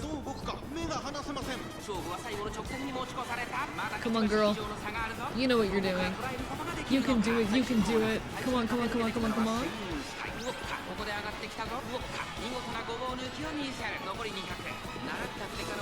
I do not know how to build characters in this fucking game. And there she fucking goes. I love her. That's my girl. That's my girl. There's zooming. Well, are you a horse who runs track? Vodka is. Vodka, she's doing so good. I love her. We're gonna race again. Because I want to get more of this particular material. Normal, I'll let her run on normal. I don't know if she'll make it on normal, we'll see. We'll see if she can make it on normal mode. Yeah, that's Vodka! I love her! Fun fact, in a race there are two strategies. Stay in front and don't fucking leave, or go middle, then zoom in and turn. So, I mean, yeah, so Druid of the Gaze. There's actually 4 different racing styles you can have in this game. So you have front, where you start in the front and you try to stay in the front, you sprint as fast as you can. You have pace, where you stay near the front and then, give an extra sprint at the very end of the race. You have late, where you stay towards the back and then sprint forward at the very end. And then, what's the last one? End, which is like even later. It's basically just a matter of, where do you conserve your energy and how hard do you sprint at what point in the race. But yeah, that's like the whole racing system in this. You got your 4 different racing styles. Thought you meant the drink? No, vodka's my horse. Hello, hardcover. Thank you so much for the fucking raid. How are you doing, Burper Fight Bite? Can we get a shout out for hardcover? We're currently in the midst of our partner push here. We are vibing, we're causing problems, we're committing chaos. I think I forgot to tell everyone to follow Wonder earlier. Whoops. Anyway. We're currently playing some horse game before we go into our actual game of the evening. But how are you, I'm doing my dailies. I'm doing my dailies.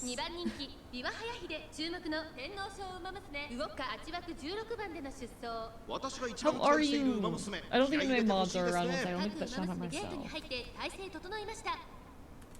At hardcover. Alright, there we go. Everyone gets love to hardcover, alright? We're currently in the midst of a partner push. We are super close to Twitch partners, so please, if you are willing, drop a follow, leave a lurk. It means the world. But we're quickly playing some horse games before we move on to I Was a Teenage Exocolonist. My Orrery cap run was cursed? What happened? Hello, Ariel Haymarket. Welcome on in. Just once I want to see a horse wearing a graphic team track pants as a 3-star outfit. That'd be really good. That'd be very cute. First president of the run got Night Owl. Oh no! I do not want to be called a good boy, Hilly. I don't know where you're getting this idea. Welcome back, Lycan, Barker, bye-bye. Where's my T-Rex costume horse? You're breathing on migraine. Oh no, okay, so a lot of illness. Got it. Oh no, I'm so sorry, hardcover. This is the goofiest setup for a marathon ever. It's great. Hello, old man Windbreaker. Welcome on in. Bark, bark, bye, bye. Watching the show Blue Bloods. Never heard of it, sang Ellie. Took 2 turns to cure the Night Owl. I'm so sorry.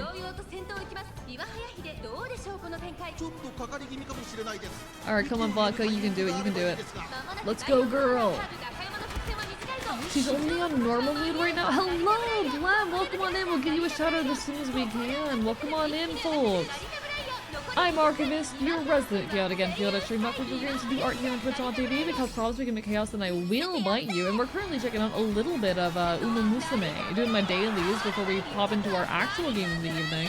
How are y'all? It's lovely to see you. Vodka did not win. This is so sad. We're also currently in the midst of our partner push. We're working real hard to try and reach partner status here on Twitch, so please drop a follow, leave a lurk if you're able. It means the world. We need every view that we can. Twitch partner requires 75 average views consecutively for 2 months with at least 8 streams in each of those 7-day periods, reaching 75 average. And while we've been doing absolutely great so far, we are not out of the woodwork yet, and we need to maintain high numbers for as long as possible, so please, means the world. Made a new stream background. Ooh, hell yeah. I haven't had a chance to pop by your end recently, but I hope you've been doing well. It's so good to see you. Thank you for your nerds. That means the world. How are your nerds? Hello, Zoomy. Horse time indeed. Now, Twitch partner will be ours, but we need every bit of support we can. We are not out of the woods yet. Even once we hit the bare minimum requirements of those 8 streams in each of those 2-month periods, we need to maintain those numbers as long as possible so that Twitch will like me. Take care, Haley. Get some good sleep, alright? Bark, bark, bite, bite. Bark, bark, bite, bite. Got migraine and a Bakushan and failed the qualifier. Oh, I'm so sorry, Ariel. Are the game slightly louder? Alright, let me turn that down. Thank you for letting me know. Bark, bark, bite, bite. Chat, if your streamers are having audio issues, please do let them know. I've had a day, it do be like that sometimes. I hope your day turns out better. I hope that it gets better soon, Zoomy. Here for you, appreciate you, you're wonderful. Guys, Zoomy's a sweetheart. But everyone gives some love to Blem. Thank you so much for the raid. It means the world. The thing with Twitch partner is there's not an automatic acceptance when you know, reach the requirement. That's the issue. It's not an automatic acceptance when you meet the requirements. You do need to, like, show Twitch that you are someone worthy of this even after you have met all the requirements. It requires, or rather, how do I say this? You're not guaranteed it just because you have met the requirements. You need to show Twitch that you are someone who's worthy of them and who can maintain those numbers beyond just a partner push. In fact, advertising that you're doing a partner push is kind of a negative in your odds, but we've been seeing numbers high enough that if we continue to maintain these for the remainder of the push, we should be solid. And I appreciate y'all's support in that effort. We will get there. We still don't need every bit of support that we can these coming weeks, so I appreciate y'all being here and supporting regardless. Watching joke again making up the distance. I'm afraid I'm not sure if the horses are college age. I think they're meant to be high school to college age. I think the horses are meant to like still be in school. Not entirely sure, but yeah, I would avoid making raunchy jokes about the horses. As things go. Had to walk to work to check if I had hours as the phone were dead due to tech troubles. Oh, that sucks, thing, Haley. I'm so sorry. Fuck. Hope you're doing alright. Hope you're not too tired after that. The uwu from Blum. Horses can live as long as elves according to the devs. You know what? They deserve that. They deserve that. Do you want to make a temporary Discord channel for Uma games so you can access stronger support such Umas? No thanks. I don't like making like temporary channels or like extra not necessary channels in the Discord. We can post things in the gaming channel if we need them for whatever reason, but like I'm not taking the game too seriously. I don't know how the game works. I'm bad at it. And that's how it goes sometimes. Hello, Secret. Soliloquy, how are you doing? Welcome on in, Barker bye bye. Welcome on in. We're having horse time.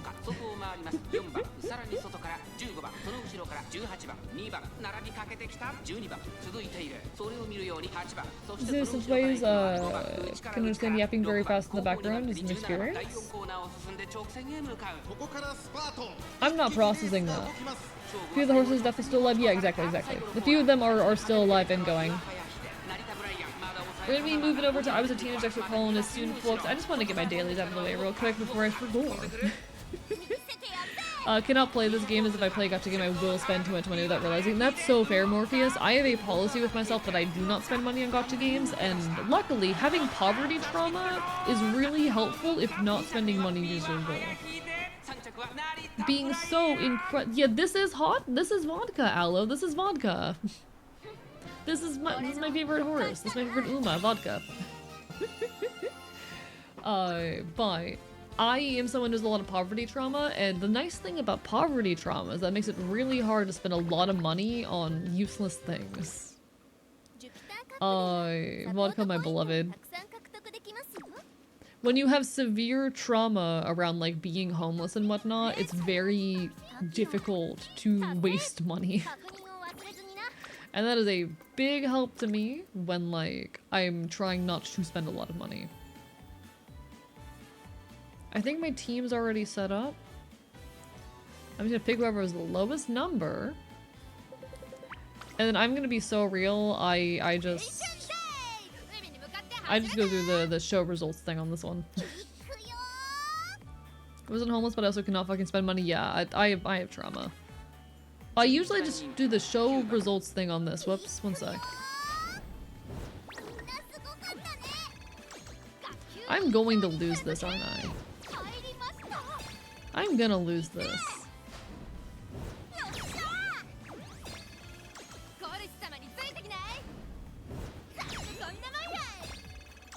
I might have a shot. This one's gonna be hard. Yay, won! Jarvis, give this man the key to the city. One of my favorite songs is called Key to the City. Alright. Aren't you tired of losing? Don't you just want to go goal ship?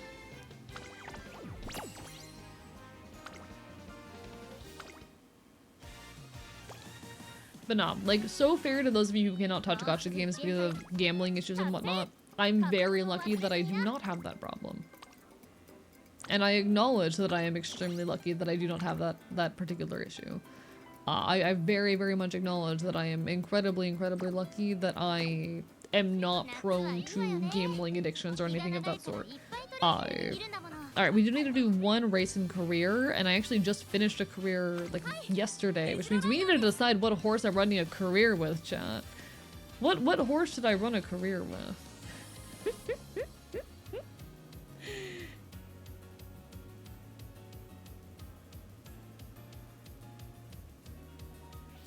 I've already run- I couldn't finish Gold Ship. I could not finish Gold Ship.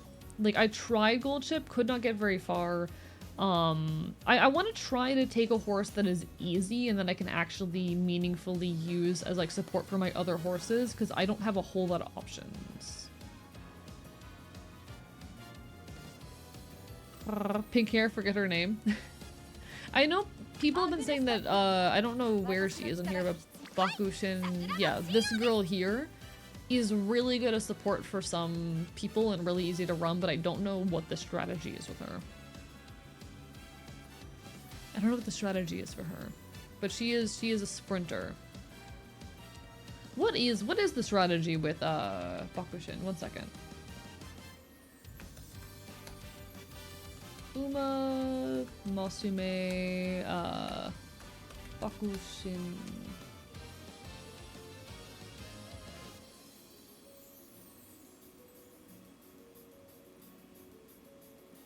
She's super easy from what I've heard. Yeah, you just put like everything on speed with her. You put everything on speed with her. She's a sprinter. Oops, all speed. Got it. Oops, all speed. All I know about Bakushin is how she repeats her own name, and you know what? Valid. Good on her. Yummy horse water. Favorite thing about horse game is learning about IRL Gold Chip, and that's badass, and I love that for you.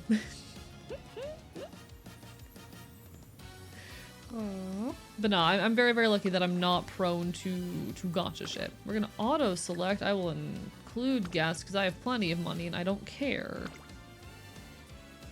We will auto-select because I, again, don't care.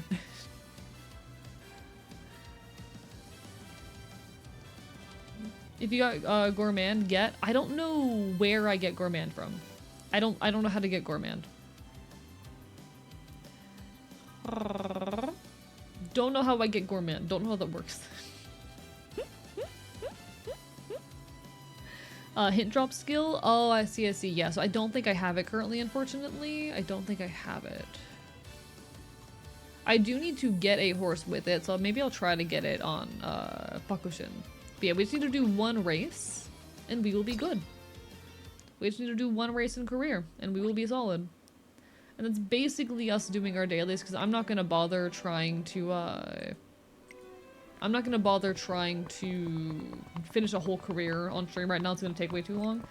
And then we'll just jump into our actual game for the night. And it'll be fun, and it'll be chill, and it'll be silly. Also, low energy, race, good skill points. Oh, you know what? Good idea. That is a very solid idea. Alright, alright. I don't care about the story. I would like to skip the scene. We're gonna shorten scenario events, because I don't care.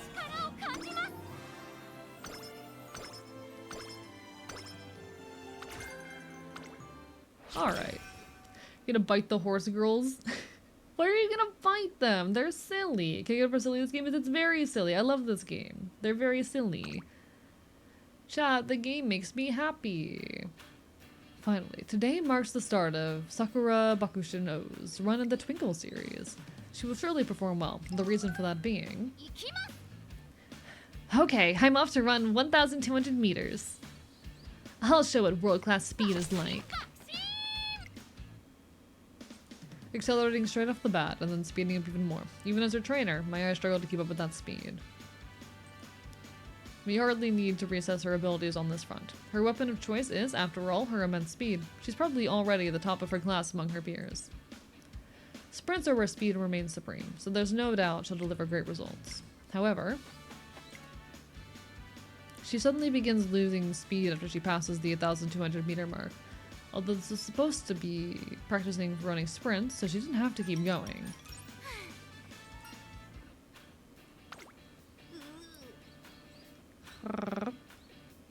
Is that your girlfriend? Yeah, well, she's punching my horse. Just race whenever there's no... I also just race whenever there's no rainbow training, to be honest. Late after the game. Understood. You know what? Fair. I am happy for the advice on how to play this better in my own time. Because, well, I don't plan on playing it much on stream. Every now and then just to do some dailies when I'm having busier days, perhaps, you know? Had a funny thought. People in drag running a race call it drag race. I don't think so, Sangeli. Plenty of people have made that joke before. Not the first time I've heard that joke, Sangeli. Don't worry. You're fine. Not the first time I've heard that joke in the last week. My legs felt good today, so I thought I might be able to show you a perfect 2,400 meter run. I'm fine. I'm fine. My potential for growth is unlimited. Take it easy there. The moment the distance increases even a little, her performance drops. It seems she really is best suited for sprinting. But after training is over, I begin laying out an overall plan to help her develop. Sorry to keep you waiting, trainer. Hello, the class representative is here. It's me, Sakura Bakushin O. I don't remember calling for you. No, class representatives are great at showing up before being asked. With that, allow me to go through the formalities once more. Wait, what? Alright. We're fine. Not good at this game and nothing I say should be taken as advice. Hello, Sacksmith, welcome on in. I love the fucking emotes you use. They're very good.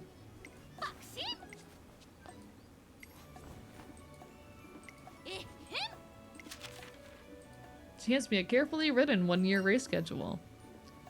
So you're gonna take on all the G1 races in a single year? Hello, dangerous safety. Dog noises. Cat noises. Fox noises. Bird noises. Guys, the script is stupid. We in campaign mode, we're quickly doing like one race in a career before because that's one of the dailies, and I'll probably finish the career on my own time after stream. But it's part of the dailies. It's part of the dailies. Yep, that's about 30 races. I'm class representative. I can succeed in greatness where others have failed. You can't participate in all the races just 1 year. I explained how certain races can only be run during certain periods, and that there are different entry requirements for each race. So there are races in the Hashiha Futurity Stakes and the Hashin Juvenile Fillies, which you only enter in your junior year. You can only shoot for the Triple Crown in your classic year? Interesting. That's basic knowledge. She's also got to consider things like distance, aptitude, and issues with scheduling. Winning every G1 race is absolutely impossible. Therefore, shouldn't we narrow down what races you're aiming for? Hello, hi. How are you, Mizu? I started playing this yesterday. I play it every now and then on my own time off of stream, but I'm quickly doing my dailies. I do enjoy it. I do enjoy it.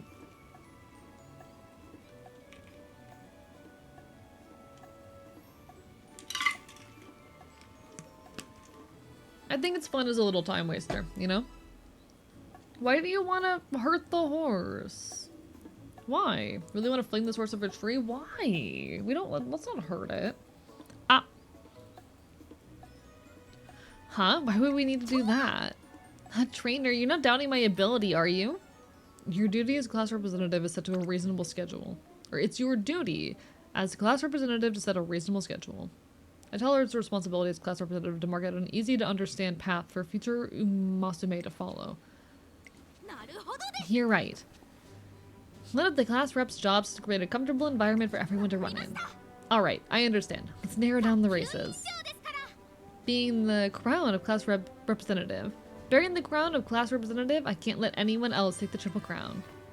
So I'm going to enter the Satsuki Show, the Japanese Derby, and the Kikuka Show. I'll also go for the Arima Kinen. It's a competition of only the very best Umamasume, so I can't not enter. Oh my god, can I fucking read? Yeah, we like Bakushin. Don't hurt the horse. Mal, the only thing I hear when you say that is that you want to hurt the horse. The Tenno Show might also be a good race to enter. It can act like a shield. It's the perfect race for guarding the seat of representative. Alright, let's go with that plan. Woo! My path to glory is set. I'm gonna need your full support to achieve my goals, trainer. Together, we decided on a path to Bakushin. We could call it the Bakushin Road. From this day forward, all my effort will go towards the journey. I'm going to Bakushin straight for it. I can't wait. The day I lead everyone, my exquisite quickness isn't far off. It's true. The greatest weapon in her arsenal is her speed, but her proposed schedule focuses on stamina. It doesn't make use of her talent at all. Just you wait. This class representative is definitely going for the huge Bakushin. Alright. So do I just focus on speed in this? Because it sounds like she's going after, longer races. Should we actually only focus on, like, short races? It's a sprint. This is a sprint. What about this? Also a sprint. That's a mile. Also, okay, that one's a sprint. They're mostly sprints, but she's gonna need some stamina. Alright. Power, speed, gut seem to help. Got it. Posted not to be thrown, kicked, or bitten? Yeah, but I need your enrichment. I get my enrichment by biting you guys. Maybe, because we do have the exclamation point of guts, we're gonna start here. Alright. So we're just gonna speed run through this shit. Same is good for longer races? Yeah. She is mostly doing sprints. but we do need to take into account other things as well.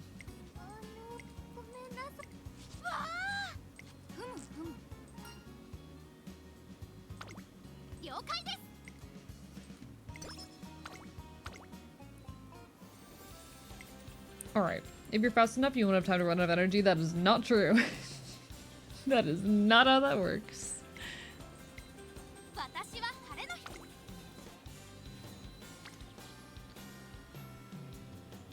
We do have the exclamation point here, so we'll take it. Alright. Have saying lets you skip fast forward through previously read events. Oh, is there? I didn't know there was one for previously read stuff. Did not know that. Okay.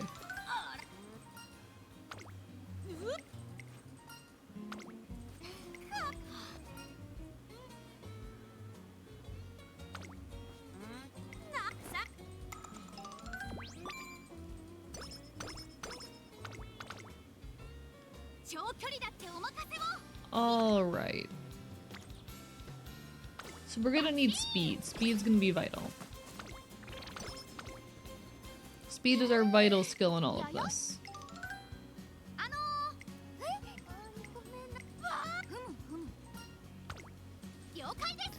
Do you think Animal Farm is exactly the same in this game's universe? Corm, what the fuck? I haven't read that. That is a classic that I need to read someday. That I have not read. I should read that someday. Power's good for breaking away from the herd? I mean, yeah. Like, I know what the stats do. I'm just not always completely clear on, like, what is the best option for a given horse, you know? I know how to play the game.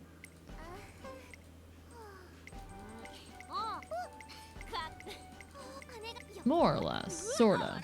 Close enough.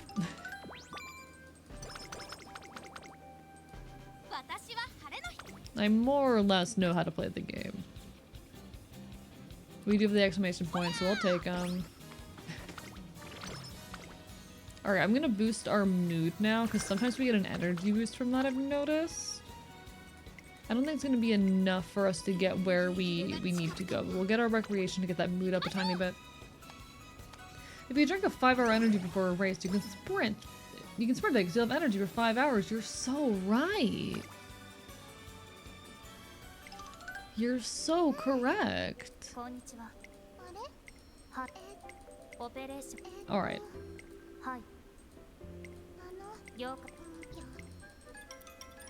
Here we go. I just like horses, chat. Horses just make me happy. Horses just make my brain go burr. You know? I like horses.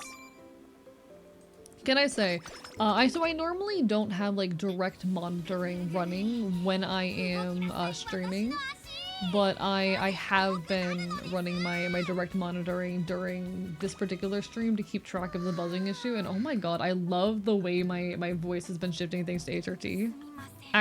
Bokushin! You I'm gonna, oh, fucking Bokushin. Alright, alright, god damn it. You dumbass. Learn how to sleep correctly. I'll wait meme build a wed one day. One day. You need some really good abilities to make that work. Doc, Vivi, I promise we're gonna move over to I was a teenage Exocolonist right after I finished my dailies. Right after I finish my dailies, I promise. We're working on it. I just like horses. Right after I finish my dailies. It's because I won't have time to play them tonight before the clock resets, and I want my dailies. Eat your vegetables. I don't know what these do. Might not be a bad idea to record some vocal exercises to help track your progress. See, I've been meaning to, like, when I first started HRT, I was meaning to record a sample of, like, my singing voice, but then I never got around to it. I'm kind of mad about it. Because now I have to, like, pick some vocal sample of mine that's older to use as my example of, like, oh, here's how HRT is impacting my singing. I don't know, it's a little sad. A little sad. The horse will help us overthrow Lum. Yeah, exactly, exactly. The horse will help us in the revolution. You gotta let me have a little, like, live out a little bit of my, my inner horse girl. I don't think it's worth pushing yet. I'm gonna have to do this anyway. God damn it, you actually slept this time. Thank you. Thank you for actually sleeping this time. Good job, girl. So proud of you.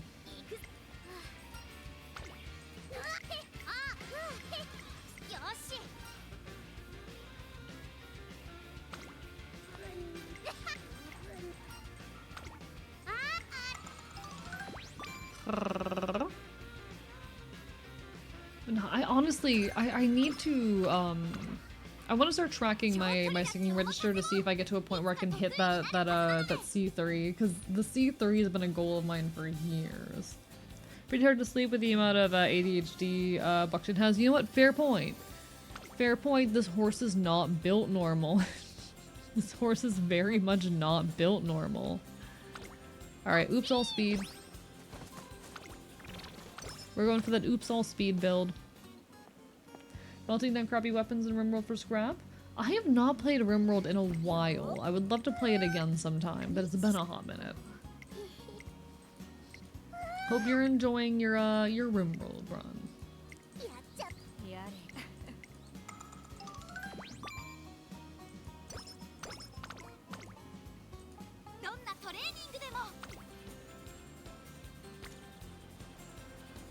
We do have the exclamation point on the stamina. I know it's not a vital skill for this girl by any means, but like, exclamation points make my brain go burr. I'm just built different, incorrectly. Yeah, what of it? Yo, Flannel Fun, thank you for the raid. Welcome on in, folks. Can we get a shout out, mods? Hello, everybody. I am Archivist, your resident chaotic end field. I stream not virtual games and do art here on Twitch.tv. We cause problems, we can make chaos, and I will bite you. How are y'all? Hello, hello. We're currently in the midst of our Twitch partner push. We are absurdly close to hitting partner, so please, if you're able and willing, drop a follow, leave a lurk. It would mean the world. We're briefly playing some horse girl game before we move over to our actual game of the night, which is Exocolonist. But we are vibing. How are y'all? How are y'all? Lovely to see you guys. Bark, bark, bark, bark. Everyone give some love to Flannel Fall, a fellow trans VTuber. Great vibes over there. She's an absolute sweetheart. Make sure you give your love, alright, alright? Hope you're doing absolutely incredibly. It's been a hot minute. Who let the Canadian icon in? Welcome on in, Raiders. It's lovely to have y'all. Have you, Flannel, have you played Horse Girl game? When you say you will bite me, what if I were my anti-biting force field? I don't know, I might not be able to hit you through the anti-biting force field, but I'll sure as hell try. I'll sure as hell try. Indeed, Pod, how are you doing today? Bark, bark, bite, bite.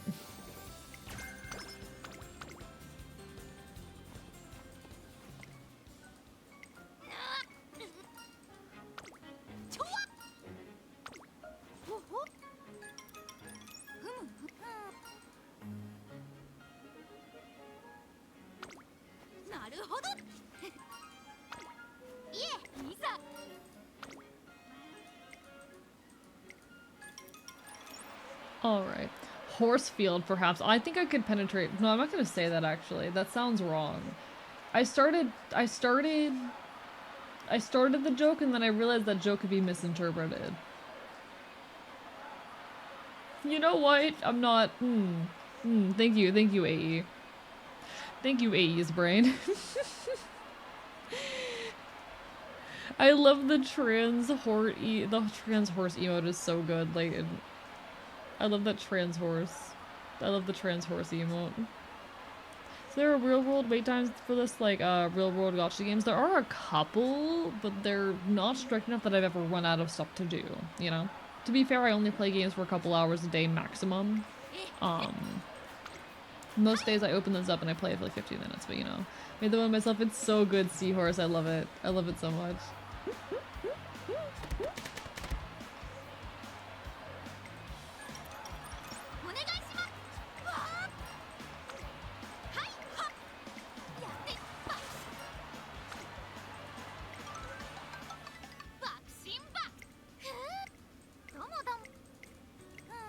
Good job, Bakshin. 準備運動はバッチリです。 Alright. We have one turn left. We could raise mood. Thank you, Gachapon, for the raid. I appreciate it. Bark, bark, bite, bite. You try it then? Yeah. I mean, no pressure to. I like it. But hello, Gachapon mods. Can we get a shout out for Gachapon? Welcome on in, everybody. I'm your resident chaotic infant. I share Knuckle Games to do art here on Twitch.tv. We're currently in the midst of our Twitch partner push, so please, if you are able, drop a follow, leave a like. We're working real hard to make Twitch partner happen. But we need every bit of support we can. How are y'all? You take care, Gachapon. Enjoy your whatever you're up to tonight. But thank you so much for stopping on in and sending your folks over. It means the world. Honestly, stopped playing Mamasume because I finished Bakushin campaign and knew I'd seen Peak. You know what? You know what? Valid. Fair. That's a little bit how I felt when I finished Vodka. I'm like, I love her. She's my favorite. I don't know anything about her. She's just my favorite, you know? She makes my brain go burr.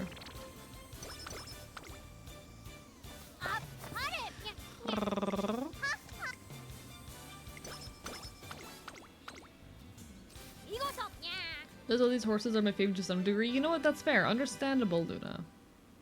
That is so real. Also, everyone will give you love to Gachapon, alright? Make sure you give some love to Gachapon.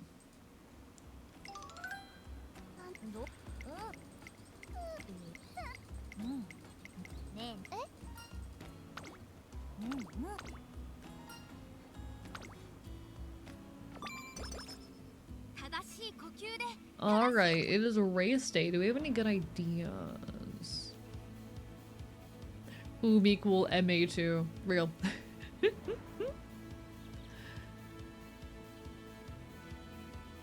Let's see.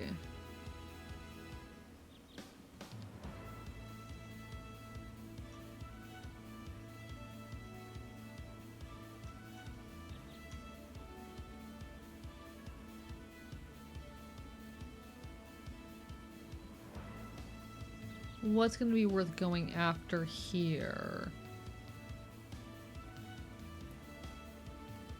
No, that's so valid, Luna. I love that. I love that for you.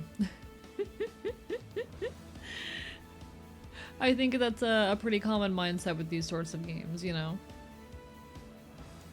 I think this one might be pretty solid for her. I don't know if we need that yet, but like... I think sprinting gear is also a good one. I don't really know what style I'm planning on running her as, actually. I've just kind of been upping her speed to hell and back.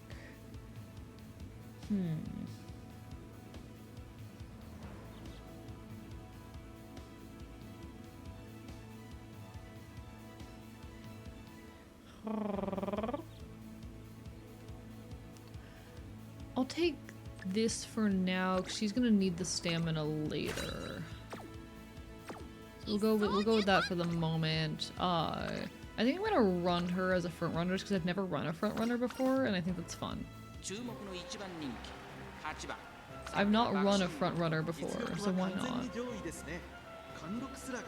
We'll give this a shot. All right, and this is our daily race that we're running for the career. If I wanted to play a horse girl game, I'd play a centaur themed game. Are there any centaur themed games? Because if there are any, I'm not aware of them. Night Runner's always gonna be a heart attack, same. Trying to do a run with fucking gold chip, because I did try to do one, which is like hell for my anxiety. I could not do it. Front runners are probably easier to run since it's mostly speed, but if you run medium long, you also need stamina. Yeah, exactly. You need about 400 just for sprints, but you get a bonus in the campaign of like 200. Yeah, gold chip. I tried running gold chip. I gave up. I gave up while trying to run gold chip. I can't do it. I'm not strong enough. I'm not powerful enough, chat. Alright, come on, girl.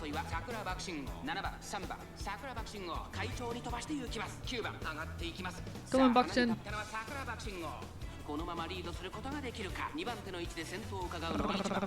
Anyway, gold chip clutches with every goddamn race. I mean, that's her race style, you know? That's how she's supposed to be run, but she gotta pray before every race the gold chip runs normal.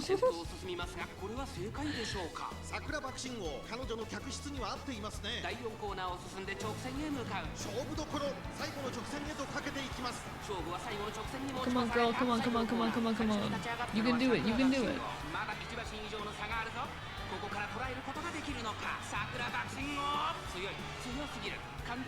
Yeah, she's got this. She has got this. Good job, girl. I'm just sacrificing gold offering to gold ship. The issue with Lace is they getting boxed in, need navigation skills. Yeah, I had that with her where she got like 10th place in a run because she got boxed in. But then I used the little free daily try again thing and she did completely fine. She got like 1st place. It really is a problem of just like getting boxed in at that point. So you've seen them run it 4 times speed in the game? I have not, no. I've just been letting them run normally. I don't know, I want to be nice to the little horsies. Alright, we did it!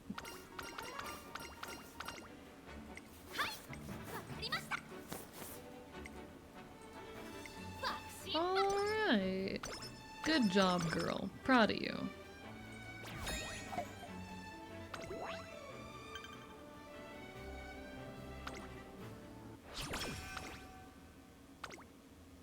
And that's all I needed for my dailies. That's all I needed for my dailies. We did it, we did it. We got through the dailies. We did it. Do I have enough points? I don't think I have enough points to try and scout anyone. No, I do not. God damn it. This is so sad, chat. I deserve to scout someone. I deserve to scout someone. I want to. I don't have enough to do with 10 polls. This is so sad. Can't leave for a second and then pretend, sorry, Druid.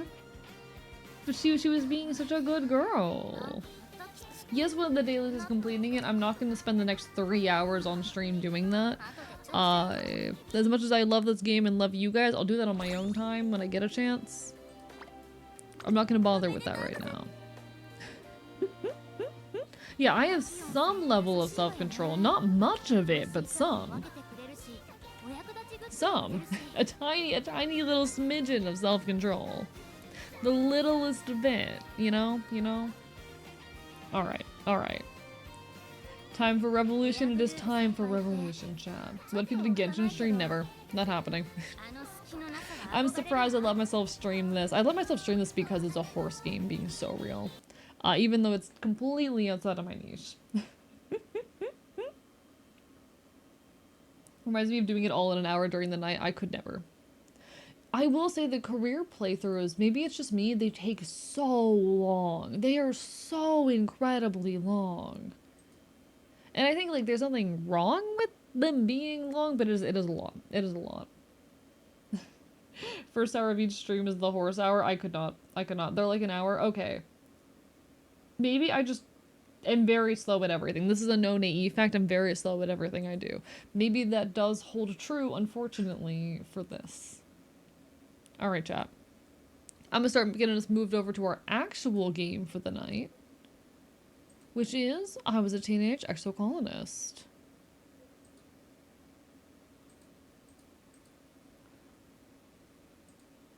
Do be patient. Computer's like fighting me at every possible moment.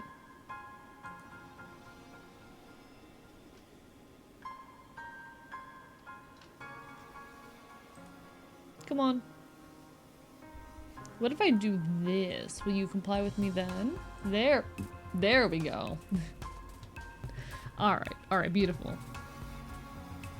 When characters like Still in Love show up, things will get real funky. Got it. Eventually.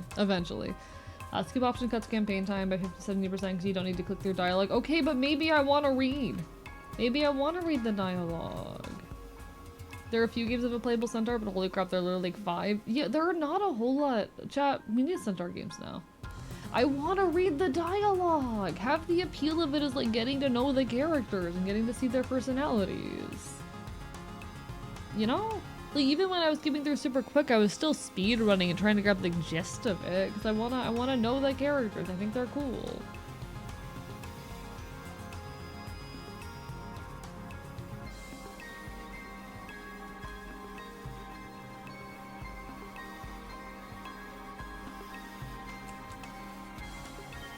Maybe I wanna read the dialogue. And I'll be so real, unfortunately, I just do not have like an hour of my day to set aside to playing video games. It's very sad, but you know. It doesn't change when you redo it later. I mean, yeah.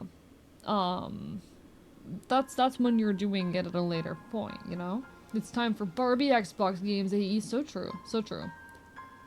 I do actually want to go back and play more of like the old shitty Barbie games from back in the day. I really do want to. I think a lot of those were iconic. I think a lot of those were iconic.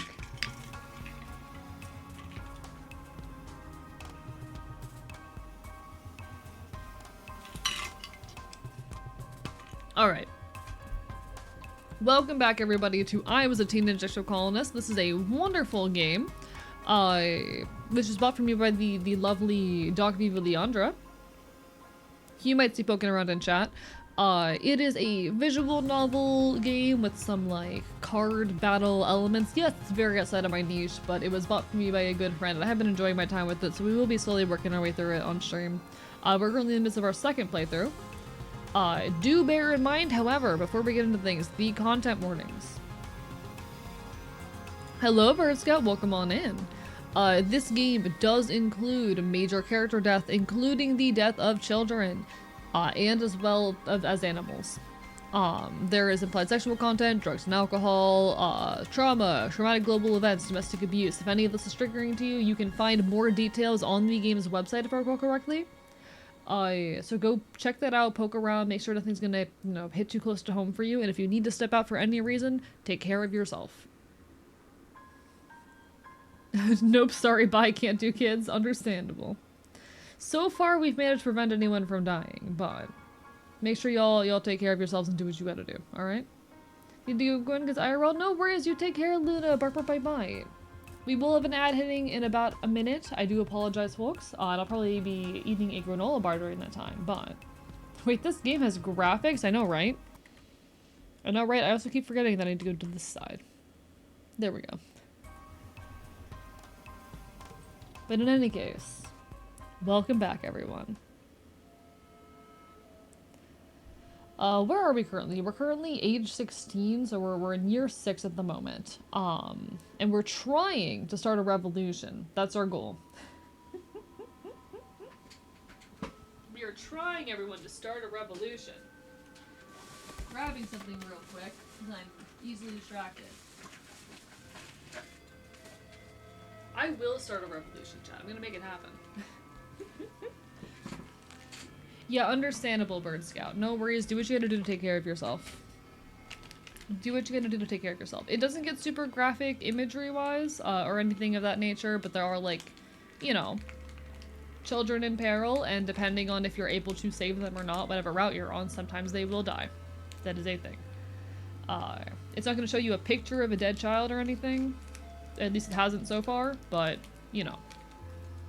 It is a game about growing up on an alien planet and all of the traumas that come along with that as you learn to navigate this planet that's not entirely friendly to your presence.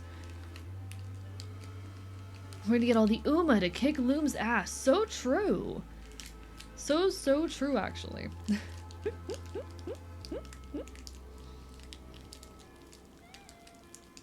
We will make sure the Umas kick Loom's ass. 100%. Alright.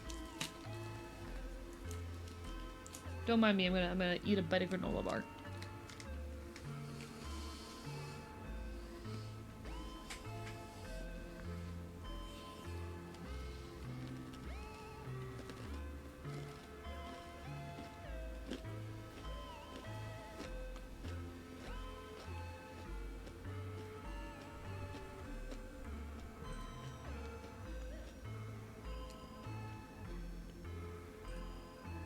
Alright. It is early quiet. I'm trying to remember if anyone's birthday is early quiet.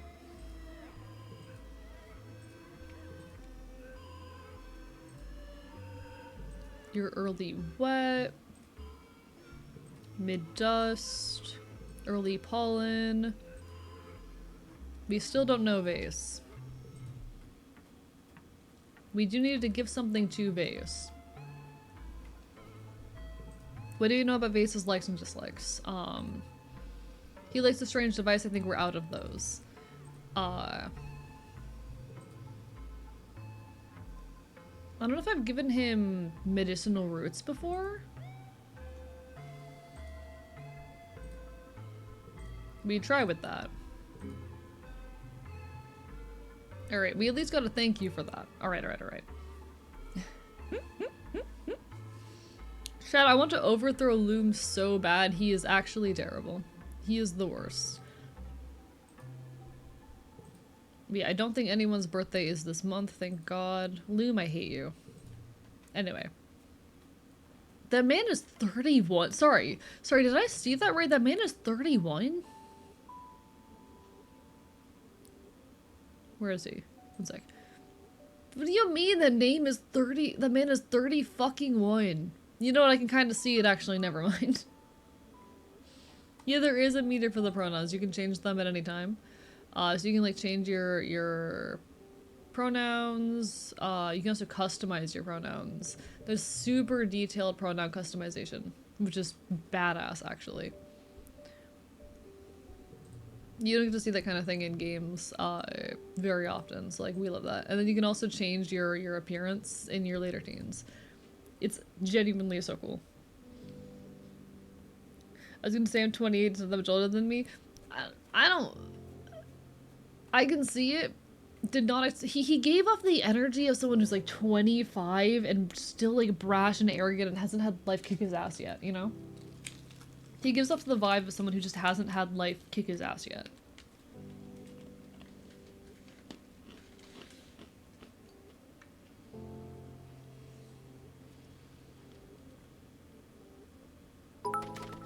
Hello, Shinji. Thank you for the bits. How dare you? It's not my birthday. My birthday's not for another month. Apparently, the universe just wants it to be my birthday. Like, what did I do to deserve this? Alright. So, we gotta figure out how we're handling things from now on. I don't know if we need to continue, like, doing the, if we need to continue doing the supply deliveries in order to get us closer to actually doing Revolution. A Marianne birthday to you. Thank you, Leighton. I appreciate it. Oh! No, I updated the game. One second, let me check. Yeah, game is updated. It might be off on your end. It might not be updated on your end. You might need to refresh.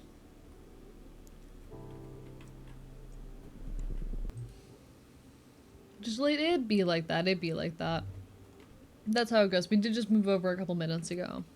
But yeah, welcome to I Was a Teenage Exocolonist. I don't know if we need to continue running supply deliveries in order to, like, push the revolution further, because we did get the one cutscene relating to the revolution. We did get the one cutscene about, like, debating and starting it. I don't know if we need to push that route any further, or if there's other things we need to wait to happen first.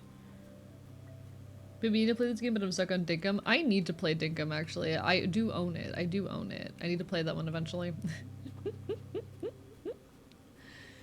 I just don't have much time to play games, but I'd absolutely give this game a recommend. It's a very heavy one, it's a very fun one. Burlip's agenda is forced mandated birthdays. No, that's not true. You can't force me to have a birthday if you want Tempered Tide. No. That's not how that works. You can't force me to have a birthday. I don't want a birthday. Illegal. I do also really want to get my persuasion up if I can. I do want to get that skill up.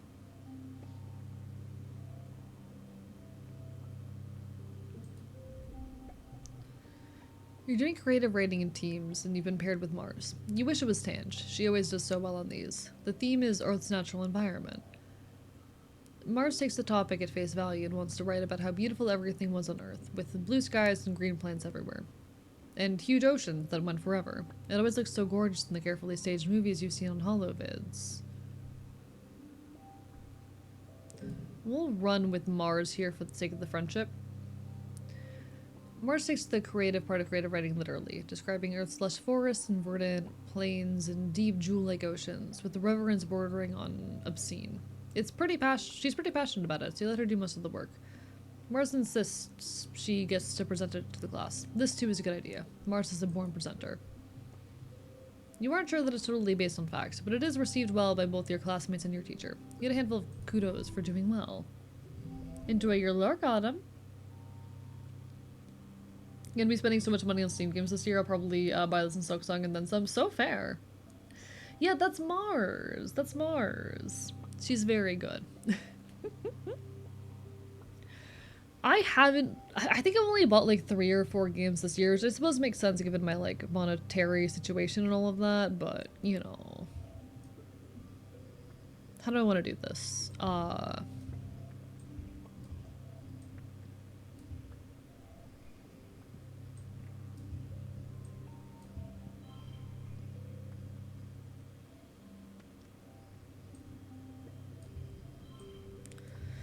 I'm not sure how I want to do this. I mean, it more than beats... It makes the goal. But is that the path I want to take?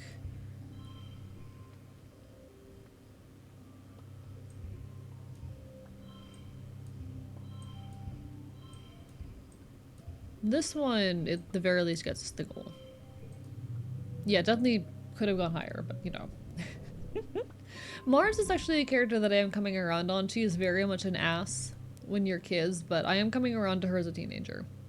To be fair, they were in fact children. And children are invariably kind of assholes. The suns rise again after glow, heralding a new year. It's your 16th birthday. You awaken your new quarters, blinking into the watery sunlight. Dust motes float through the air, and you take a moment to enjoy the perfection of your bed while you listen to the sounds of the colony waking up outside. So much has happened in 1 year. Just a few short months ago, you thought your life was over. Now it's better than ever. There's plenty of food and the colony is safe. You even have your own bedroom. You're considering snoozing until your parents wake up when your reverie is interrupted by someone sitting on your balcony. It's Diz. He's on your balcony. He's starting to act more like Sim every day. You're finally awake, Diz says. I'm just realizing, chat, we're finally in new territory, actually. Yeah, you start off as 10 years old in this game, and you kind of go through the experience of growing up. The game goes on until you're 20. It is a pretty slow progression. It's slower because I'm streaming, being so real. But chat, I'm just realizing we're in new territory now. Everything going forward, or not everything, but a lot of what's going forward is going to be stuff we haven't seen before. Because I ended my first run with the secret ending.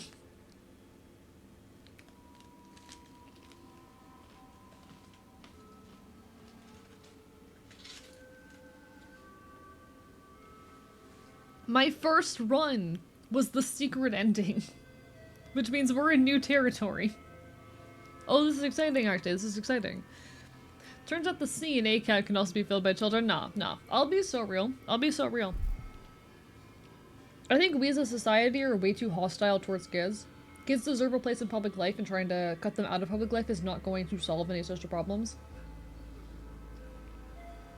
Like, the existence of children is more complicated than like most forms of marginalization, but treating kids with hostility is not going to get us anywhere as a society.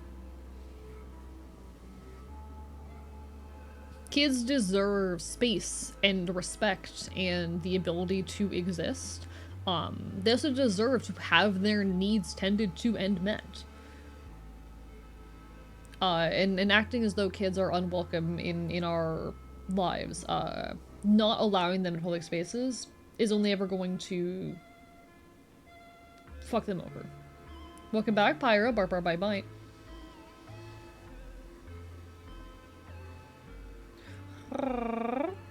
Yeah, like, fucking you need to raise kids well if you want to have good adults. That's a part of it, but also just kids as human beings deserve to have their rights and needs tended to.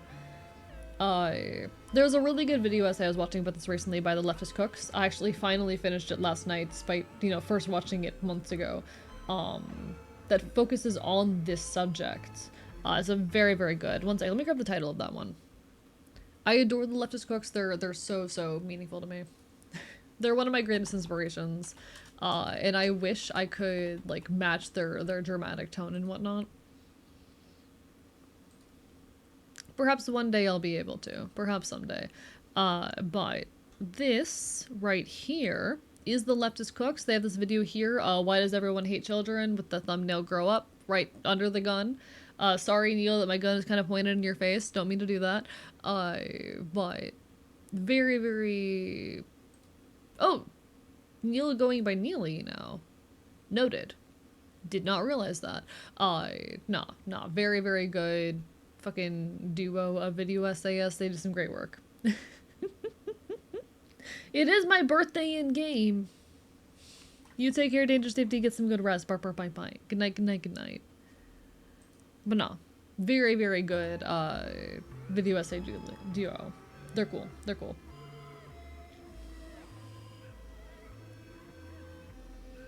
It's Diz. He's on your balcony. He started acting more like Sim every day. You're finally awake, Diz says, slipping off your railing. I thought you were gonna sleep away your whole birthday. Happy birthday, by the way. You watch the sunrise in companionable silence. You look down from the balcony and see Tammy and Cal working hand in hand across the colony square. When they get to the lounge, they embrace. Wait, are they kissing? No way! Well, it was only a matter of time, honestly. Your parents wake up shortly after that. You order up your traditional birthday breakfast food. Your dad gives you a big squeezy hug and tells you he's proud of you.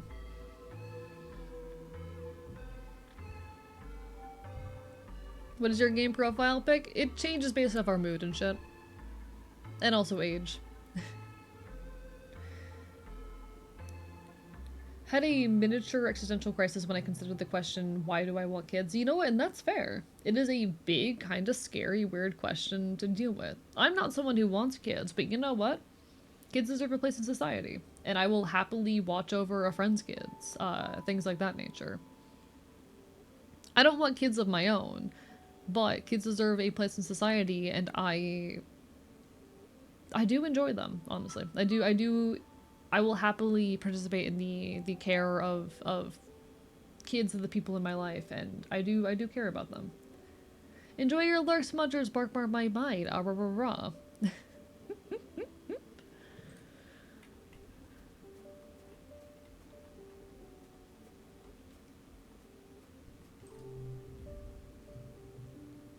Tammy beams when she sees you. Like there's nothing better in the world than the sight of your face.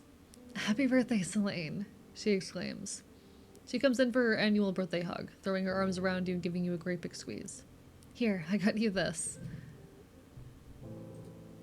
And we have a cake. I love Tammy. I'm so glad we kept her alive this playthrough. Chat, I'm so glad Tammy lived this playthrough.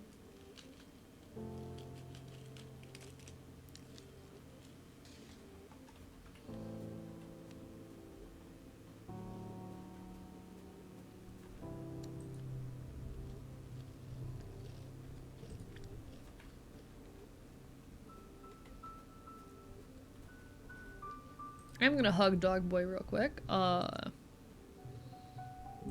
We had a good hug with Dog Boy, nice. I don't want to be around kids, but definitely want kids to be around, and I'm an adult with the ability to put up with them, yeah.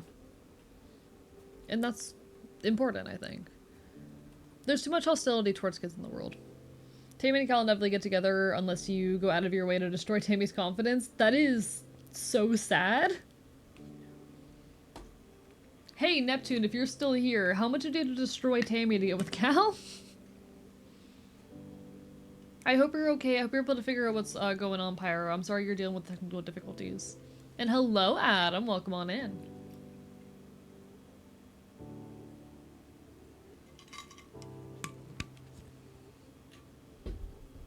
One second, I'm getting some water in my body.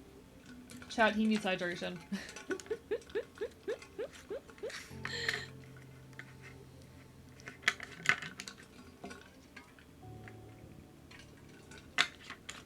Alright, there we go.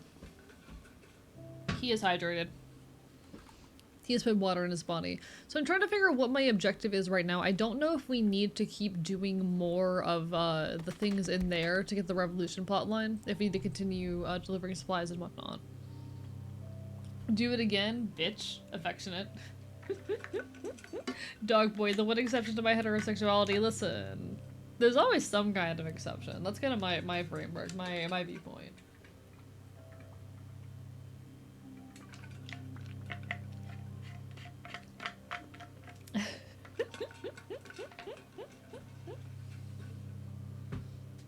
There's always some kind of exception.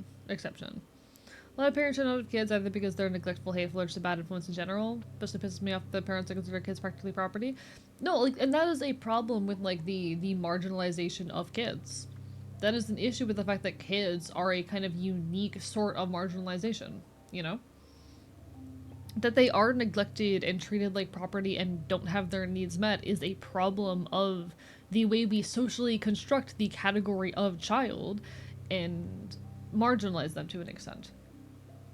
A lot of it is also to do with a lack of social support and guidance in the raising of children, to be real as well. And that's the things that we're trying to deconstruct and address.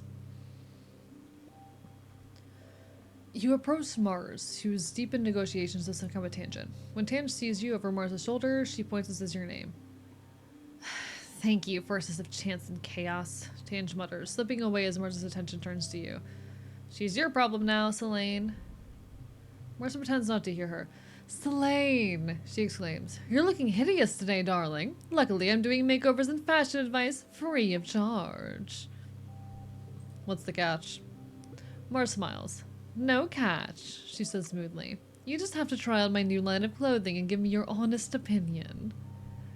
Come with me, Mars says, directing you towards her room. I've been working on these designs for weeks. They're fresh off the printer and I'm dying to see how they look on a regular person, like yourself. Mars's room is a riot of sparkling fabric. My first fashion line is all about dressing for the seasons of Vertumna, Mars says, as she ushers you inside. Yellow and angular for dust, airy and pink for pollen, stuff like that. If we ever make it back to Earth, I want to be known as the visionary who brought Vertumna home. People on Earth won't care about Vertumna. Mars considers this. You know, you're probably right. Why wallow in how boring this world is? Still, it's not bad to start with what you know, she concludes. There's no reason why we can't prototype and iterate. Mars indicates a pile of outfits on her bed. Well, what are you waiting for? Chop chop. You try on outfit after outfit, letting Mars scrutinize your silhouette and bearing. She seems genuinely focused on how the clothing performs. Finally, you finish trying on all the outfits. I think the glow jumpsuit is the winner. Go ahead, put it back on, Mars instructs. Then we'll do your hair and makeup. You sit on her bed as Mars pulls out her box of cosmetics. A day look, she asks, or something more bold for nighttime. Fuck it, something flashy. Mars smiles with all of her perfect teeth. A man after my own heart. Mars does your makeup efficiently, then pulls out a bottle of bright blue nail polish. One more thing, and the look is complete. Mars paints your nails, humming tunelessly while she works. And Viola, she says when she's done. Mars is a little shit.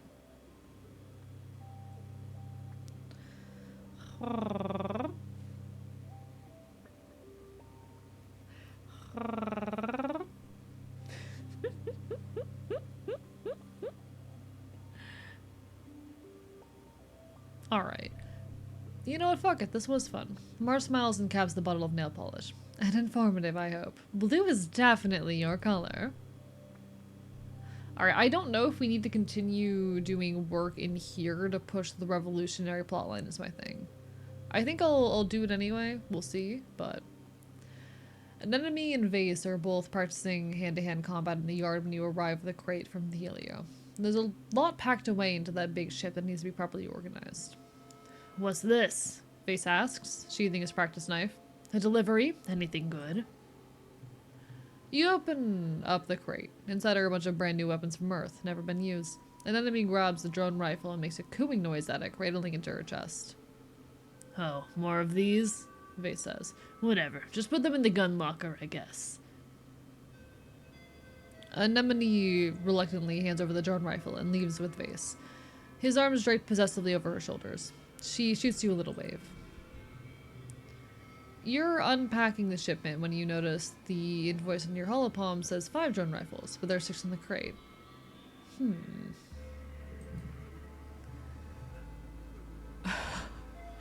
Keep the extra one for yourself. Oh my. He's such a handsome gun, all oiled up and shiny. You decide to name him Kevin, after a character in a holovid from Earth. Kevin the drone rifle. He comes with a bandolier of drone bullets, each one a precious payload of auto-targeting, armor-piercing explosives. You're grinning from ear to ear as you scurry off with your prize. Chat! Recall bases, I did not recall that. Jesus Christ, Vivi. It was already a very uncomfortable situation given how much an enemy's grief is being taken advantage of.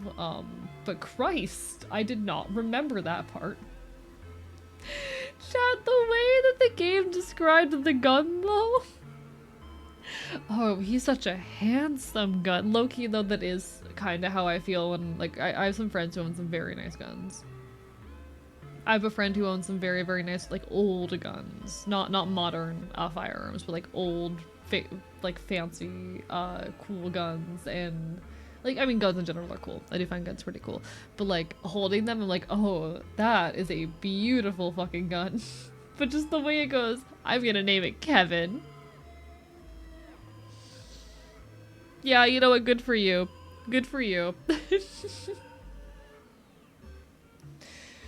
Nah, Vase is so uncomfortable as a character. Jesus Christ.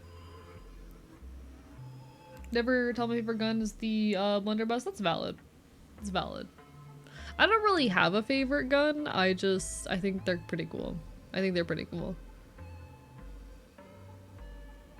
Alright, what are we doing here?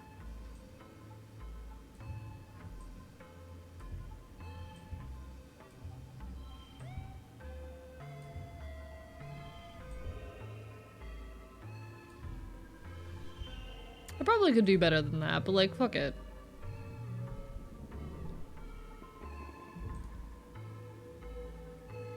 I have a feeling that gun's gonna be extremely useful for our future endeavors, given we're trying to do a little bit of revolution here.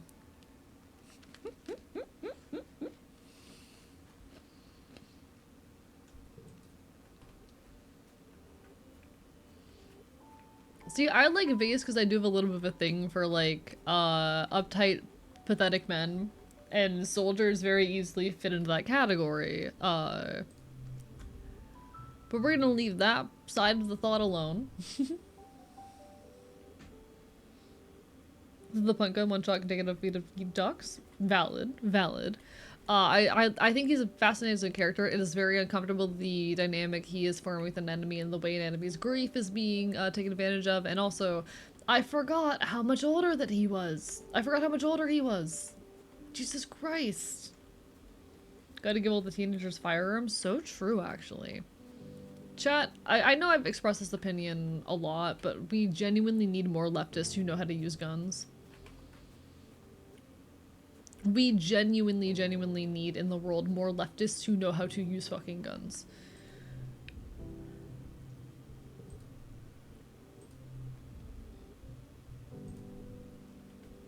I agree, it's just not gonna be me. It needs to be someone.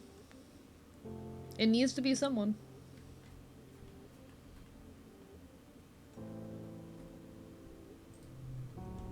I'm involved with folks who do like firearm training, so it's a leftist group that does firearm training that I am involved with, in some capacity, and it is really important shit. We need more people who are capable of firing a gun and being on the front lines when shit goes down. They're like, okay.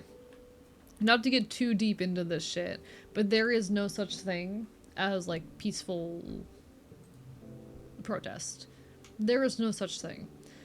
Every major peaceful protest that you've been taught about in your education in your childhood only stayed peaceful because it had the support of people with guns.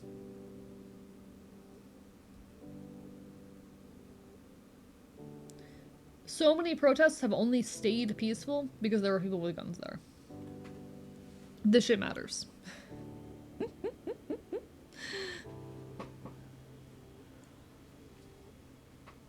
Also important that they take advice from people who use them and not just gun nerds. Also true. Like, I'll be so real, there are so many people in my community who, affectionately are very much, you know, gun nerds, and y'all talk about how certain guns are subjectively the best, without regard for what is, like, feasible and possible for, like, daily use and actual, like, applications, you know?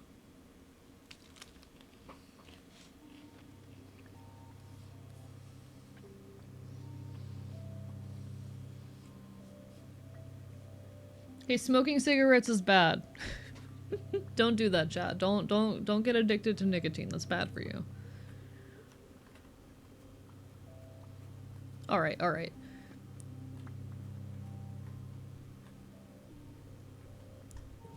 When was everyone's birthdays again? I need to just, like, have a list on hand.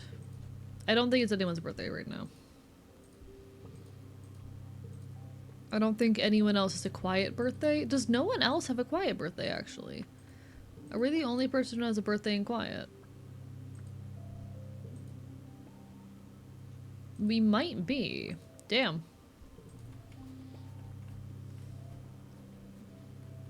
I'm gonna bite you, but also don't condone it. Yeah, don't do that. Don't do that, chat. Enjoy your lurk-liking. Best also depends on your own hands. Yeah, also true. Also very true. You're trying to find Administrator Sec to ask about something, and you actually stumble onto a meeting they're having with Governor Lum.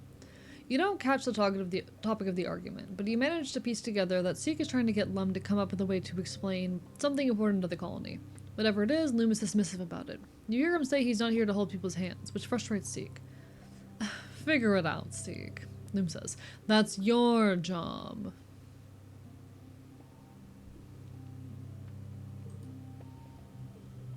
You pretend to organize some papers and listen in. The colony is spending a lot of resources on the security squads, and these need to come from other departments. Seek tells Lum he has to present the budget and convince the council this is necessary. The governor is tired and cranky and doesn't want to bother with another boring meeting. Loom rubs his temples. Why is this my job? He complains, even though it is clearly his responsibility. Can't I get another assistant to take care of this? You ignore them. You got better things to do than listen to Lum and Seek argue about administration. It seems like they need an assistant, though. Maybe you can offer your services later, when you're not too busy. Is this how we progress the revolutionary plotline? Who is that on the left? He's a fucking fascist. He's a fascist. Really good job at Union Persuasion. Does that one progress the plot we're going on? Wait, why are we doing a revolution? Because Loom is a fucking fascist. Because the person currently running the colony is a fucking fascist. That's why we're running a revolution.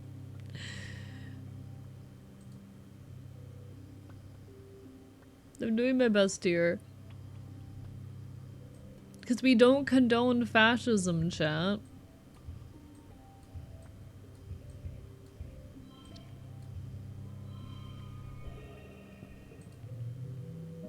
We don't condone fascism here, chat. Don't become a fascist. You're too sexy. Does he have a whole military to himself? He runs the fucking colony. During Glow, he wasted so many military resources. He was like we were sitting there like, okay, this is like the weakest attack we've ever had. There's no need to fire our expensive, very limited resources into this. And he went, nah, do it anyway. We're running a revolution, chat. We're running a revolution. Dollars looks for you. He's akin to Latin American dictators who are put in place by the CIA, basically. Basically. Listen, I do think, like, I get it. When I first saw him, I was like, oh, I hate that I find this man attractive. When I first saw him, that was my response. I hate that I find this man attractive. He is a fucking fascist. He is a fascist. He is pathetic. I want to see him fucking, like, crumble in front of me. But chat, we're not becoming the assistant of the goddamn fascist unless it'll help me run the revolution. I'm not actually the one running the revolution. I'm pretty sure it's Mars, but you know. But he's a hot fascist. Why are you people like this? Extra card draw. Alright, beautiful. Nice. We have an extra card draw now for leveling up our organizing skill. It does help, but it's necessary. Got it. Okay. We could try to build up the need persuasion 60 or rebellion less than 30. It would be very hard to get a persuasion that high. I don't know if we have any kind of like more effective way of doing that. Why is the fascist in garters? Can I be so real? He is dressed so unnecessarily fucking slutty for his position. And I am mad about it. I don't even think he looks that good, to be honest. Like, he's not pulling it off. Can I be so real? Like, from the waist down, let me pull him again. From the waist down, what the fuck is going on with this man? From the waist down. Waist up, he looks solid. Waist down, what's going on? IRL, he's in some boring-ass military outfit. Yeah. I'm just saying. I'm just saying.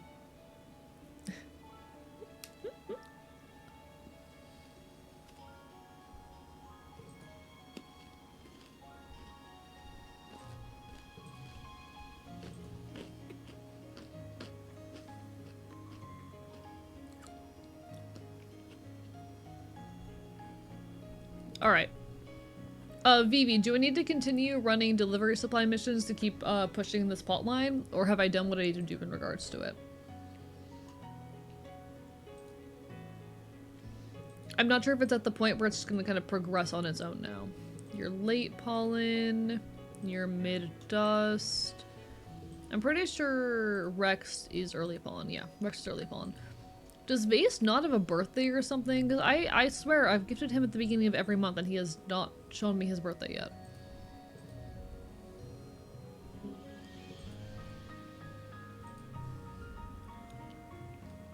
You find Rex in an empty space inside the lounge, setting up a construction holo projector and running through different projections of future buildings, taking notes on each. He looks up from his holopalm as you approach and bursts into a huge smile. It is Dog Boy! You want to do something there to get an event after you turn 18? Okay, okay. I'm done doing random jobs in command. Got it. Okay. So I don't have to bother with that anymore. Cool, cool, cool. It is Dog Boy!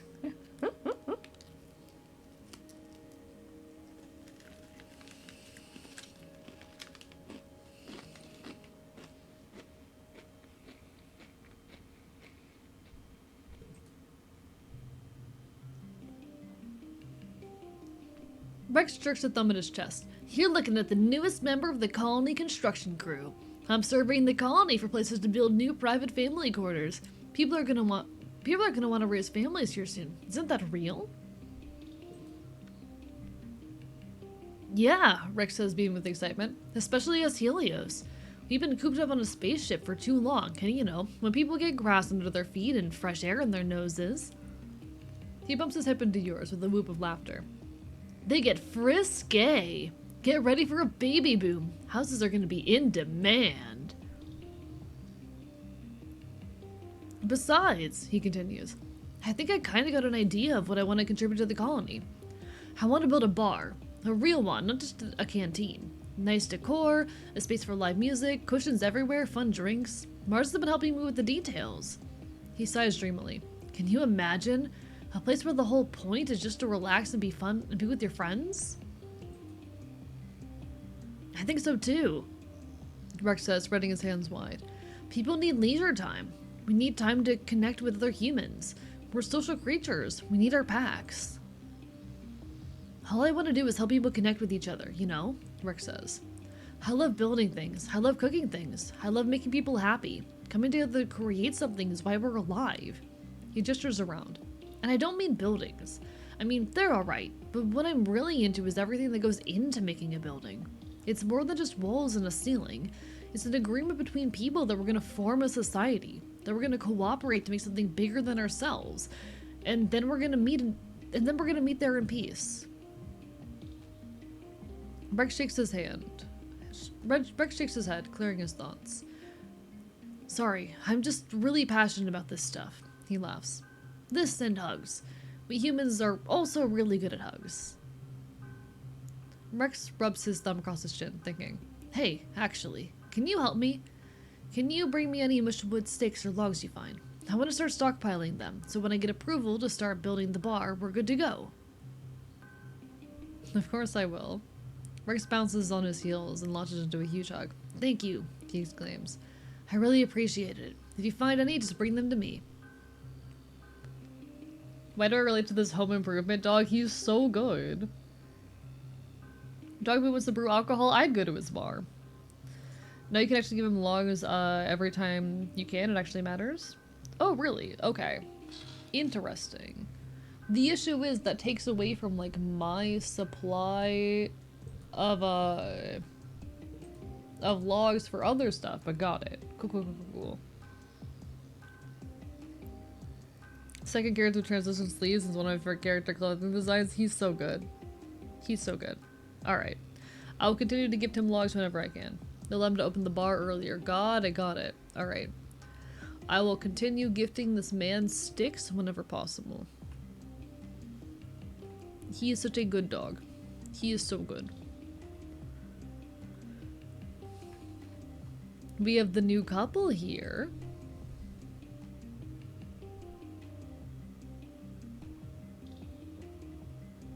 Tammy is working on blocking out a colorful baby quilt. She looks up as you approach. Do you like it? She asks. The colors are supposed to represent the 5 seasons of Vertumna. She looks back down at it and sighs. Someone will be allowed to have a baby soon, she says sadly.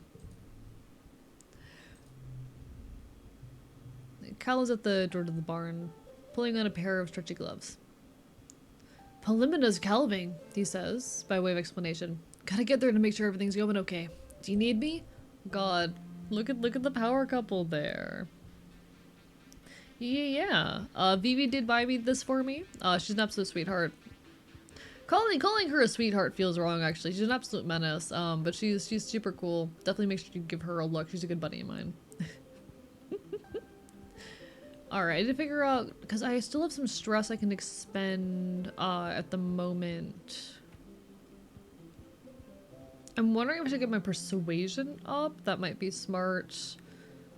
Skills I could stand to get up right now. Persuasion, because we might need that for the revolution. I think it'd also be worth trying to get our combat up, though. Our engineering is also low, but we're raising that through other means right now. This planet is pink indeed. Hello, Doubtful Snake. You got this, 7. Yeah, Plank, what's up? What's up?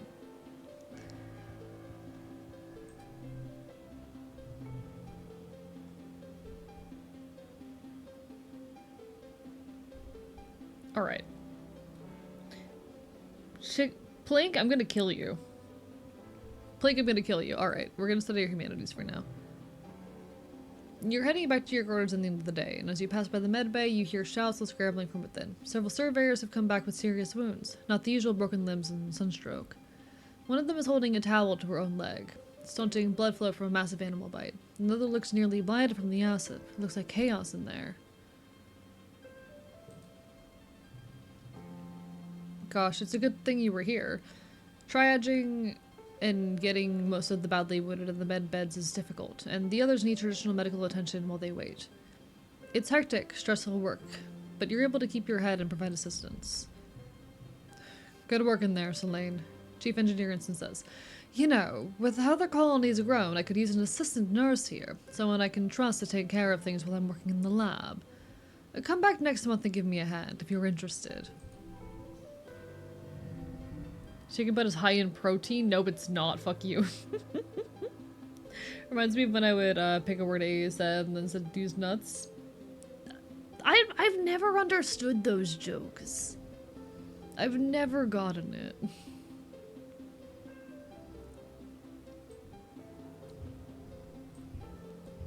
So we need our 4s in here, obviously. 5, 4. We could do this, and that becomes a straight. It's good enough. I don't care. Alright. Yay! Related to neither, because I was just fucking around with random words or something. It was funny back in the day. You're woken up by the buzzing of your holopalm. It's a colony-wide alert. You rub your eyes and ponder the thickness of the air seeping into your bedroom through the open veranda door. It's an ominous but beautiful sight. The seasonal pale pink haze has turned to deep fuchsia, with scintillating silver sparkles floating through it. The shimmer. Thankfully, you've all been inoculated against the shimmer, because this looks like a bad year for the airborne spores. To be safe, you stay inside and seal your door and windows tightly. You spend the time playing holo games with your dad. After a couple of days, the pollen fog passes without incident. Would that be like a major negative event had you not figured out how to inoculate the population? Like, not only do you lose your dad, but you lose like half the colony or some shit? This game is Balatro mechanics? Kind of. I like how it's being called Balatro mechanics and not just like card game.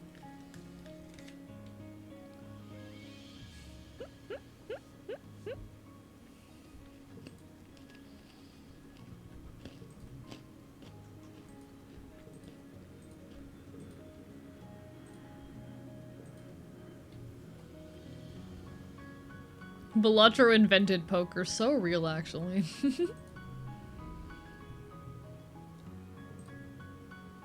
We found his birthday, chat.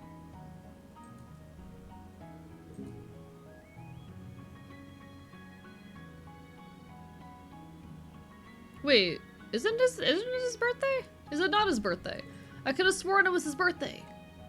I gifted to him last month. Didn't I? What the fuck me? Alright. Shit. Please regards your gift with curiosity. Cake, he asks. I mean, I appreciate it, but why? It's not like it's my birthday. God damn it. I fucked up. Chat, I fucked up.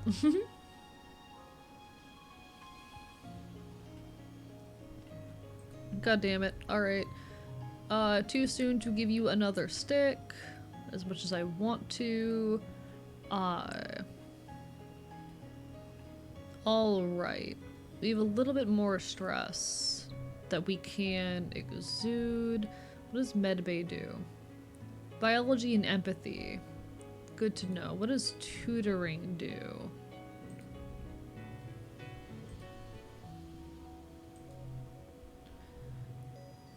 Tutor children, reasoning, empathy, and then we get friendship and nami. Because I just want to increase persuasion for now. So far, this is our only real way of increasing persuasion, which sucks, but what I would give to see AE do casino gambling, I think I would die. Hel has been called away for a council meeting, so Congruence is filling in. She tells you that today you'll be learning about the history of capitalism on Earth. You mean my humans used to have nice things, and now we just eat mashed trippet and soy cakes? Mars says smugly. Please! Earth humans might have messed everything up, but at least they had style. Ever patient, Congruence ignores Marge's contribution and plays a hollow fit in the classroom. The solemn woman in weird clothes identifies herself as Haven Constance Ottenheim, an educational designer for the Vertumna group, and tells you that the following experience has been created specifically to teach you, the third generation of the group, about the largest contributing factor in Earth's destruction, capitalism. You and the other students exchange worried looks. You spend the day in an interactive experience that covers the history of capitalism, from market feudalism to its transition to colonialism, then its major phases like industrialism, mass production, and corporatism. It ends with a discussion of how it collapsed in the late 21st century as wealth inequality and environmental concerns finally weakened its hegemony, along with the planet itself. Sounds horrible. Fuck! Persuasion is really hard to raise. I am noticing that. See, I've been trying to narrow down Vase's birthday for over an in-game year now, Omega Scales. Still have a few more years. The educational experience tells you that despite being regarded by many as simply an economic system, capitalism has been responsible for more violence on Earth than any active war. From its very beginnings, as the colonial power spread mercantilism across the globe, it required a constant supply of people to exploit through any means necessary. It took centuries for people to realize how horrible capitalism was. Once people could no longer hide from its racist, colonialist history. You're partway through the lesson when Cal realizes the parallels. But we live in a colony, don't we? Aren't we colonizing Vertumna? Isn't that wrong? Of course not, dummy. Mars reasons. There aren't any people here to take that land from, just a bunch of animals. The animals count too.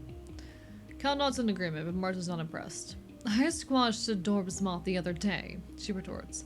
Are you going to put me in future jail for money crimes? Yikes, Elaine. You should just lock yourself in your room if you're so worried about hurting the environment. Tangent watches this exchange silently, but turns her head and doesn't meet your eye when you look at her.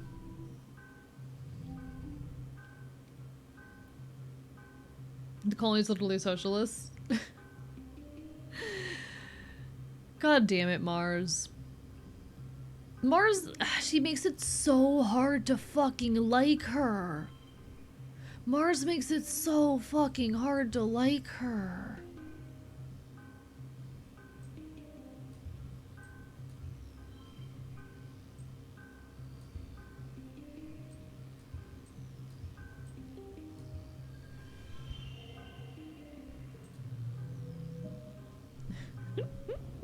Hello, Clean Leech. How are you doing? Bark, bark, bite, bite. How does the socialist colony with fascist leader? There are whole swaths of fucking social, like fucking economic policy and social policy. Like, there's a lot of ways you can mix and match ideologies. Socialism and communism can still be authoritarian. Just saying. The fuck do you call me that for? Listen, I'm doing my best, Raven. Shut your bitch ass mouth, alright?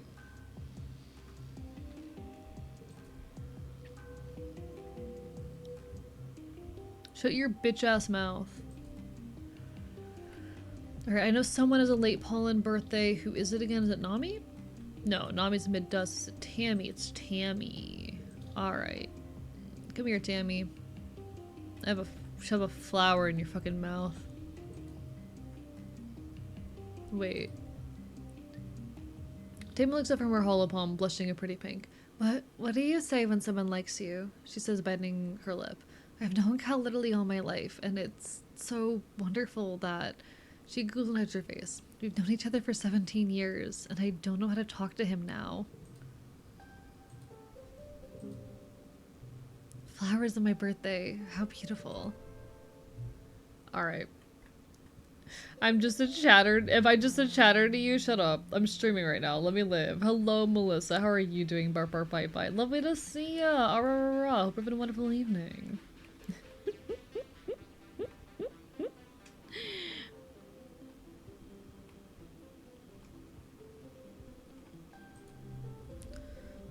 I cannot give this man a stick. I'm so sad. I should give him more sticks. I should be allowed to give him more sticks. He deserves more of my sticks. Alright, we are at our maximum stress. We are going to need to rest this month. I'm just deciding where I want to rest. What are my options? We could relax in the park.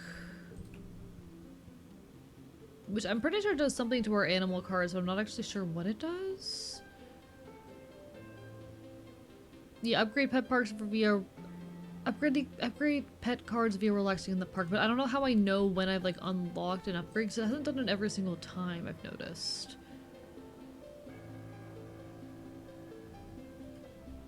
So no clue on that. Unnecessarily mean, but Cal and Tammy are the kind of straight couple who think they count as queer because they're nice to each other. No, that's so real. Enjoy the lurk, Seven. Enjoy the lurk. That's so real, actually. I am tempted to just relax on the walls and spend some time with Diz because I like him.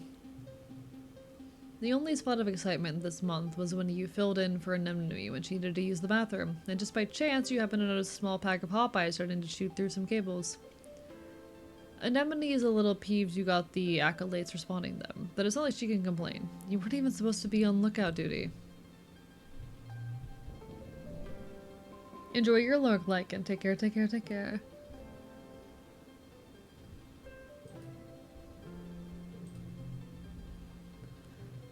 You're getting ready to leave your quarters one day when you're stopped by your mom, who hasn't left her work yet.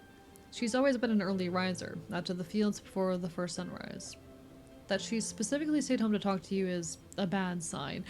Chat! We're getting the talk because our fucking our rebellion is too high. Last time I got this the moment we turned 13 because I had been pushing our rebellion setup the entire goddamn time. The sentence "do you want to forget" is so ominous. It is, and I kind of love the vibes that it creates. Nah, we're doing a revolution, Mom, sorry.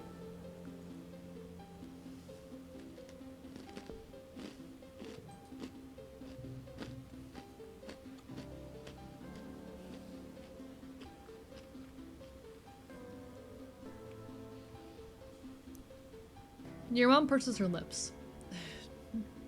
Don't think you're too old to listen to your mother, child, she says evenly. You will sit down and you're going to be grateful we're having a conversation and not a punishment.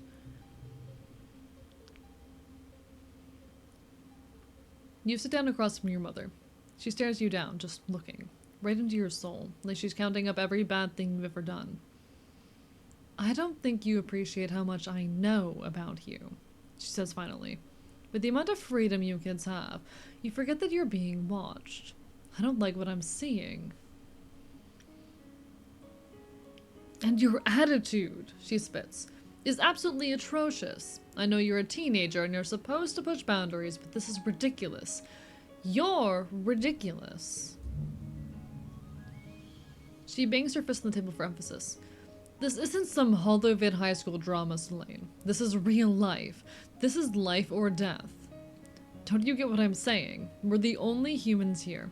If we don't fight for our survival with everything we have, there won't be another colony ship falling out of the sky to save us.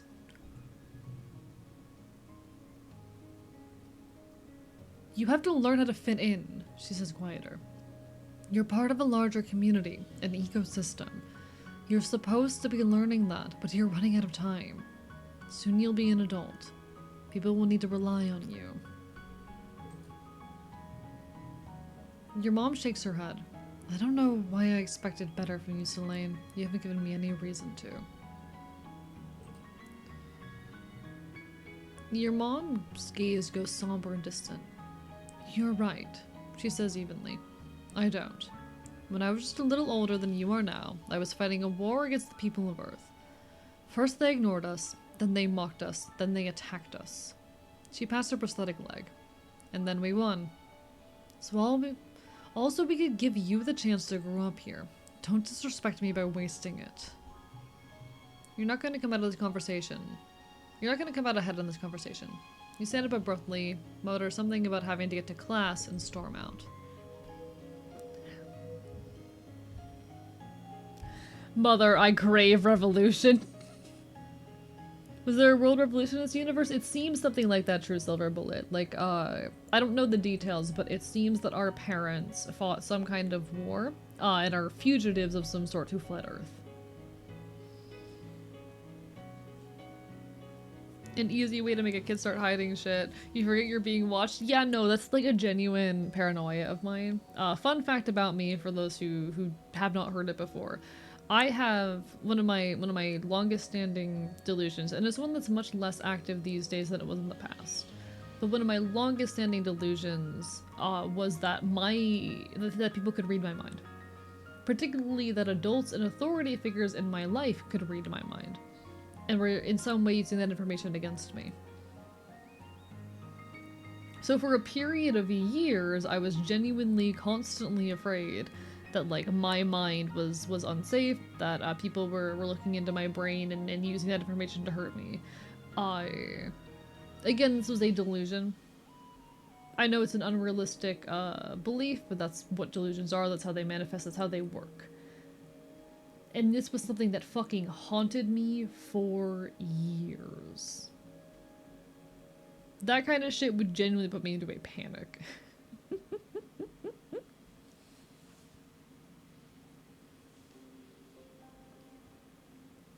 Hate that shit.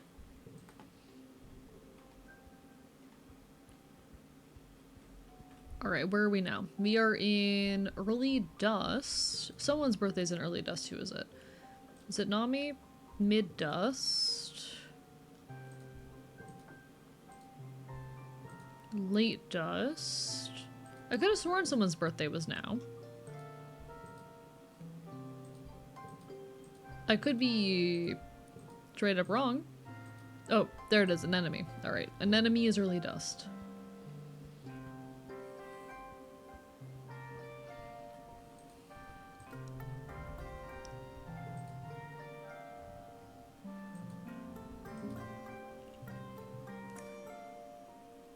Cool, thanks. An enemy says taking the egg. I guess it is my birthday this week. I kind of forgot.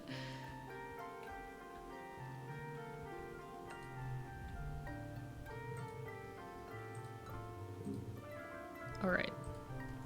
I don't know when the fuck base's birthday is still. Hey, look at me. What did you do to piss off the face? I didn't do anything, Darkwood Rider. I don't know what you're... Genuinely, what the fuck are you talking about and what triggered that comment? Because I have no clue what you're on about. I'm talking about the fact that I have a delusion because I'm schizoaffective.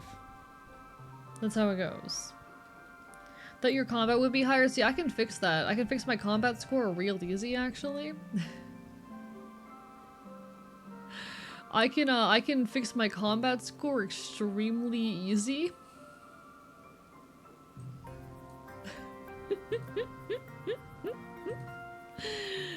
I can make my combat score go up very easy.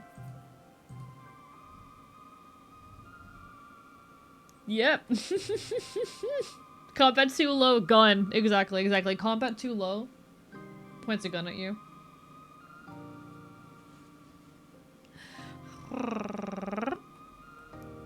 Was your combat score fixed? Do you have it Thank you, Ariel. Folks, ad will be hitting any minute now. I do apologize. Twitch just forced me to run ads, but don't worry, I'll still be here when the ad break ends. You won't be missing all too much.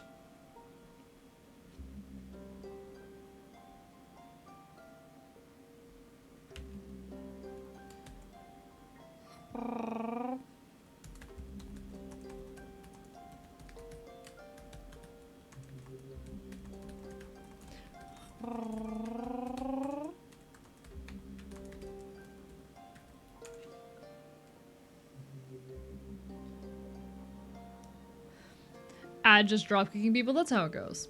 Y'all will survive the ad, I'm sure. Y'all can survive. I do think, though, having done that, unless there's anyone else I want to give to, I don't think so, we're gonna go out on an expedition, chat.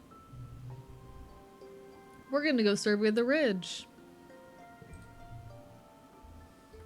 One day I'll learn how to purr. It's not that hard. It's just a glottal trill. A glottal trill, rather. Uvular trill. Sounds aren't real.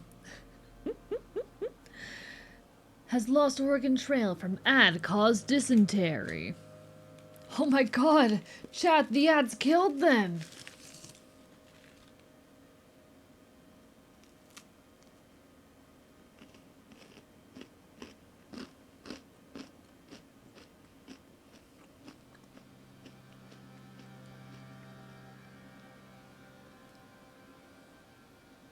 Sorry folks, I'm finishing my granola bar real quick.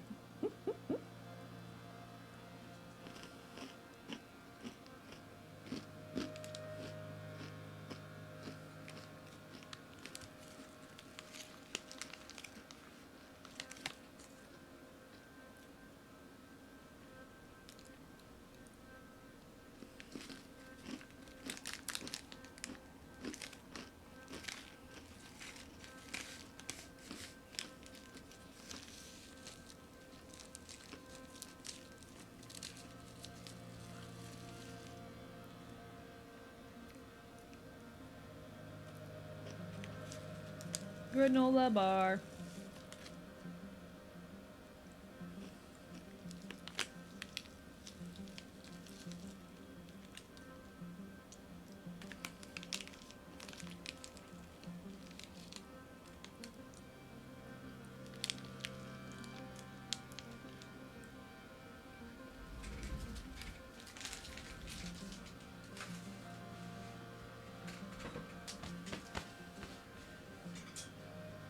Granola bar.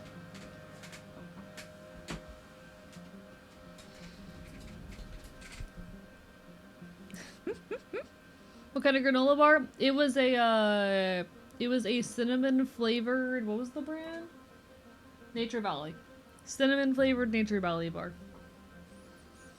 I got them BOGO a couple weeks ago, and I'm probably gonna buy more because they're currently also BOGO again. So I might grab some. Make some the tasty granola bar. Chat. My favorite energy drinks are currently BOGO. So I can get them for like $1.50. How many do I buy? How many do I purchase? My favorite energy drinks are BOGO. I don't know how many to get. I don't want to spend like fucking $30 on energy drinks because I normally get energy drinks for like $50 a can elsewhere. But I don't really have much control over the selection there. I just want to get a few of my favorites. You buy 6? Maybe I buy 6. I might buy 6. No, 50 cents a can. Sorry, 50 cents a can. Did I misspeak? My bad.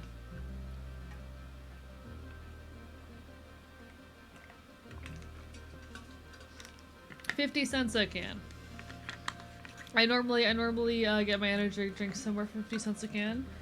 Thought you said $1.50. Yeah, $1.50 is the BOGO price. Inflation running rampant on everything. Sorry, I was drinking water. The BOGO price, like after the BOGO, they are $1.50, $1.50. But I normally get energy drinks for about 50 cents elsewhere. But they're like my favorite kind, and I cannot control what selection the place where I get them for 50 cents has. But like, hee hee hee hee. You're better set up on your ladders when Diz stomps you. Actually, he says, looking around furtively, I want to show you a place I found when I was scouting. You look up from your holomap. It's not on any map yet, he says. It's special. I want to show you because I think you're the only person in the colony who will understand what it means. You and Diz set off, hopping for a few hours before the trackers on your holopalms ping Utopia that you're not where you said you'd be. After a short trek off map, Diz takes you to a round door set into the side of a cliff.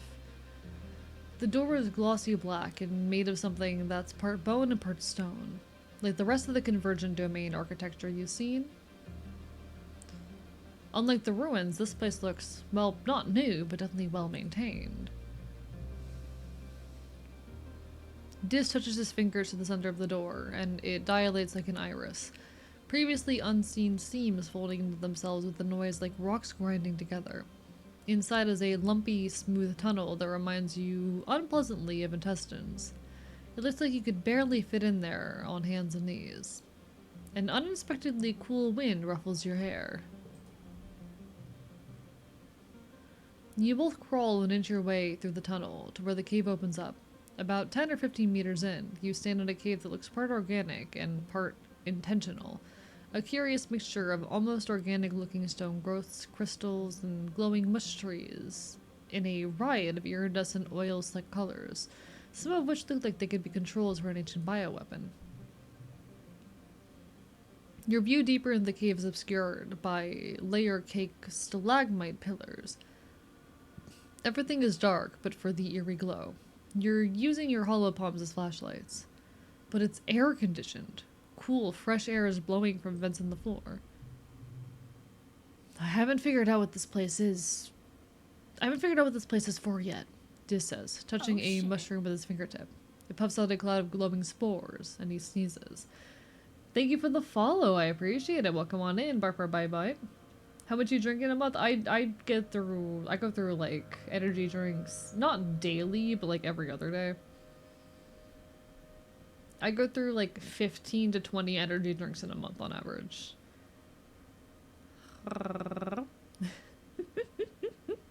This is setting off every alarm in my brain. See, we've been to a very similar place before in our previous playthrough. Hehehehe. You spread it to see if you can decipher this place. Like, what the heck is... You pick up another strangely warm, glowing whatever it is. And how about that? There's a huge faceted crystal plate embedded in the wall, engraved with deep glyphs. Convergent domain writing, you guess, and some kind of map. There are lines between the symbols. You trace your hand over it, but can't make sense of it. Well, what in the world is that? If it's a screen, it's all dark. Like when congruence isn't active. Unlike congruence's colorful, decorated chasis, this has a decidedly alien tech feel. You fiddle around, touching things at random. Don't do that, Diz hisses, but nothing happens. What if I did this? Diz makes a shocked noise as the reality of the cave melts away, and you find yourself back in the depot. No, not back, not entirely. You can still feel the cool, moist breath of the cave on your cheeks, still smell the funk of mushrooms, but everything else is exactly as you'd expect, as real as if you could reach out and touch it. You feel embodied, like you can feel the pressure of your feet, 4 feet, on the ground. Utopia walks through Diz, rematerializing on the other side to talk to one of the surveyors. Diz passes his hand through her image with amazement. Are they spying on us? He breathes. The image of Utopia doesn't seem to hear him. You take your hands off the controls, and the cave returns. Diz blinks at you in the sudden gloom. What the hell was that? He says. It was like we were really there, like we were seeing out of the eyes of some kind of animal. Like we were the animal. Are the gardeners spying on us? Sim says they have eyes everywhere, Diz says. I didn't know he meant literally. We can't let Utopia know about this, he concludes. We have to keep Sim's secrets. You agree to keep this monitoring station a secret. Christ. If someone drops you $30, you get a month's supply, or 60 for 2 months. I mean, yeah. Ultimately, with the when I look at the 50% off ones, or not the 50% off, sorry, the 50-cent ones where I normally get them, yes. But they don't always have ones that I like there, so sometimes I have to wait a couple weeks for them to get a new batch, and I also just really like this one flavor, so. No, where is Omega Scales? Hi. Did you want to know Base's birthday or not? Fuck it, give it to me. I've been trying for a year to figure out when his birthday is. I think I'd immediately try to destroy this place. Oh, same, except that's likely attached to Sim, and we do like Sim. I can introduce you to Sim. I can't introduce you to Sim. No. Hope everyone's doing well tonight. Hope everyone's doing absolutely incredible. Chat, I know I've been talking about it a lot. I've been very nervous about the partner push recently, especially after talking to my one friend about it. And while she does think I will eventually get it, it's going to take longer than I'm anticipating.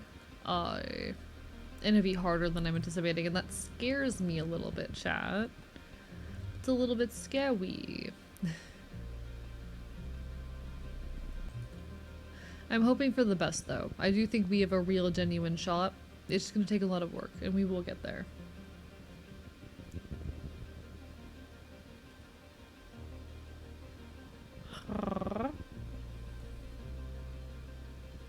Twitch expects a good deal over the 75 average, unfortunately, and it does expect you to maintain it, does want proof that you can maintain it even after you hit the goals. Like, it's a bit scary. It's going to be a very big ask, and we're going to do our best, but I've been a little bit nervous about it. You're walking up to a trail when you're caught by surprise. It's Sim, and he's running. You're knocked to the side as he pushes past you, running in the opposite direction with barely a glance.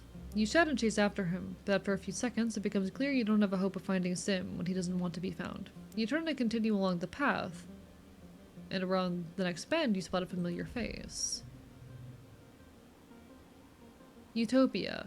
She's collecting rock samples with a pickaxe, like an old-timey prospector. Who the hell was that? She demands. Who? I didn't see anyone. Utopia squints at you. The man who just ran past. The tall guy dressed in black. How did you not see him? She hikes her pickaxe off her shoulder. Whatever. Just watch where you're running, okay? The gravel's loose around here. And maybe check in with Doc Instance. Get your eyes looked at. You agree, happy to be out of this conversation without any trouble. You continue along the path before Utopia asks any more questions. You walk for a couple minutes before you see Sim again. He seems to be in good humor, despite the close call. Yeah, we didn't see shit. We didn't see no alien. Mid-wet. Okay, mid-wet. Got it. I will try to remember that in Mega Skills. Thank you so much. I appreciate it. But no, I hope everyone's been doing well. I hope everyone's been, you know, good. Hope everyone's been doing absolutely incredible. The partner push has had me on edge, and I'm working my ass off on things, but I appreciate you all being here and supporting me. I bought the game. It seems so interesting. It is absolutely a wonderful game that I do recommend. I've been having a lot of fun with it. I have been having so much fun with this game, genuinely. He seems to be in good humor despite the close call. Oh, he says, leaning against a tree. It is tiresome to be so secretive. He wipes his eyes, brimming with mirth. It is such a pleasure to be around you and Diz, and to not have to hide myself. He sobers quickly. I do appreciate your discretion, he says. It is not the right time for the gardeners to be formally introduced, and to do so too early would cause a great degree of chaos. Yes, even the female surveyor, he continues. I do like her, but I've learned from my limited experience with your kind that adults of your species do not react well to surprises. It's good that you're here, though, Sim continues, as I do need something from you. Data. Sim holds up his hands. Please do not be alarmed, he says placatingly. I do not mean sensitive information such as personnel and defenses. I mean only the contents of your digital cultural archive. Like all of it? Sim smiles. Yes, exactly. Your holographic recordings of movies, music, books. Cultural artifacts only, I promise. Why? Well, Sim says, isn't it obvious? I wish to know more about your kind. I wish to learn how to... He struggles for the right phrasing. I wish to learn how to act in a way that is not so discomforting to humans. I don't believe you. Sim's gentle smile drops. Oh, truly, he murmurs. I realize I have not been most forthcoming with the truth, but I have never lied to you. Fine, I'll think about it. You tell Sim that you can likely find a mem drive in engineering and fill it with the data he wants. But you have a few questions of your own. It's also discounted right now, so it seemed like fate. It's so good. It's so good. I love this man so much. He's incredibly good. I thought those were ears in the hair. He's just very bird-like. He's very not human. He's very bird-like. He's way too tall. I love him.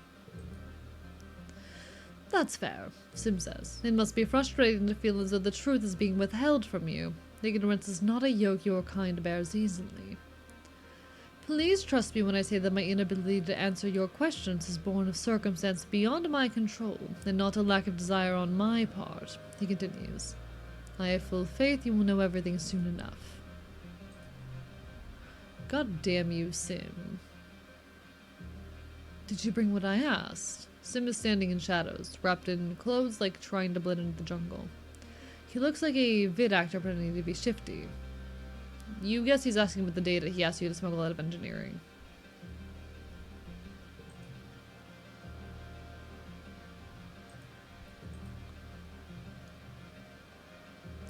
Sim examines the device for a moment, then hands it back to you. I think you had better hold on to this, Selene. You may need it later.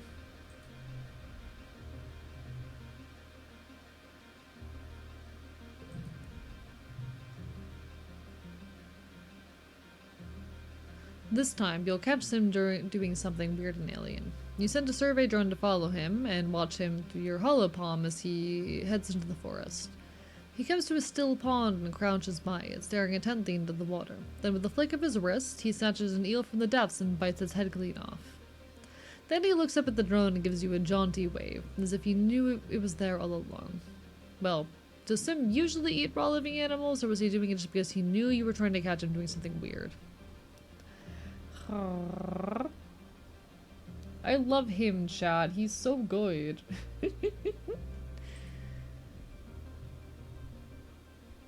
Alright, we're not stressed enough to bother asking him for help calming down, so we're not gonna do that just yet.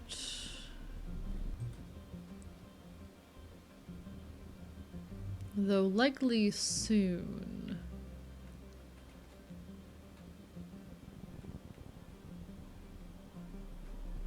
Alright. Sim is best boy, though. I adore him. He is such a fella. He's such a critter.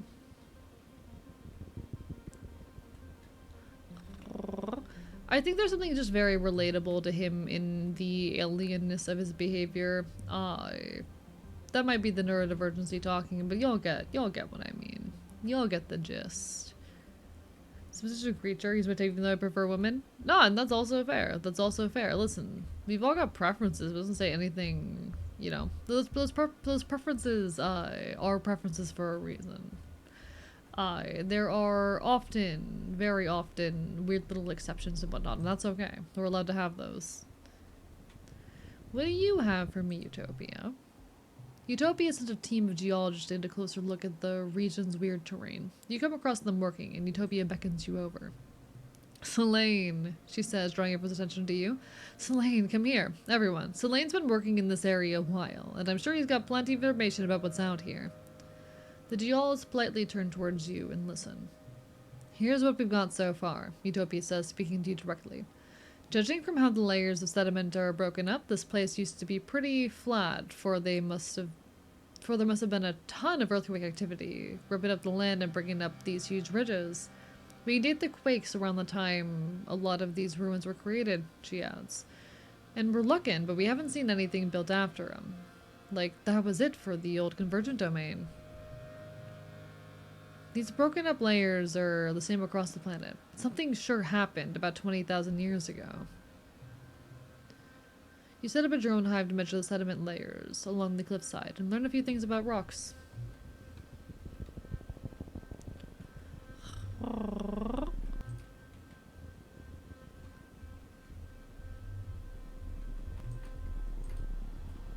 I will not say no to some strange devices.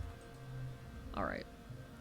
Utopia has given you clearance to poke on the ruins in the secret valley. Stars, this place is neat. Diz thinks so too. At least we don't have to climb back down again, he mutters, but you can tell he's excited. The buildings are arranged in a spiral formation around a central point. They're made of that oils-like obsidian, something that looks like petrified bone, and have parts missing where some other organic material has long since rotted away. It's all overgrown with vines and buried in shifting sands. You follow the spokes of the streets until you approach the center of the valley, where a large pyramid-shaped building sits surrounded by thumpers and a variety of other small buildings.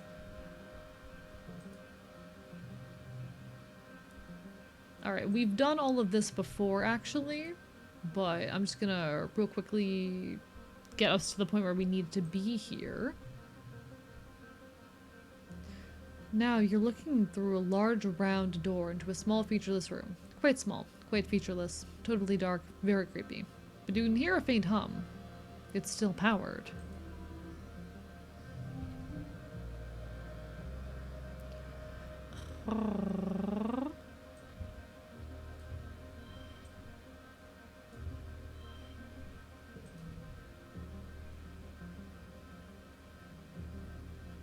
Let's see.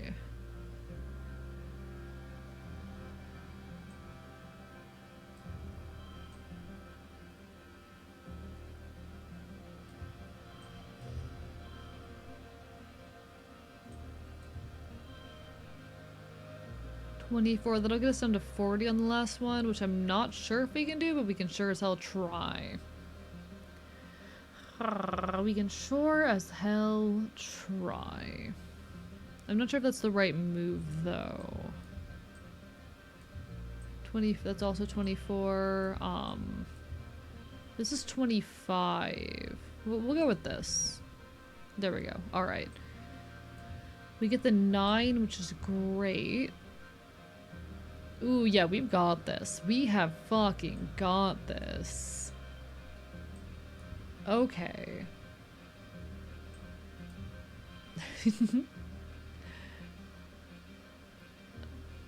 Just need to get that last little bit here. So that's a win. I'm gonna see if anything else results in a win, but just for the hell of it. Oh yeah, there's a lot of ways we can get a win here, actually. A lot of ways we can get a win here.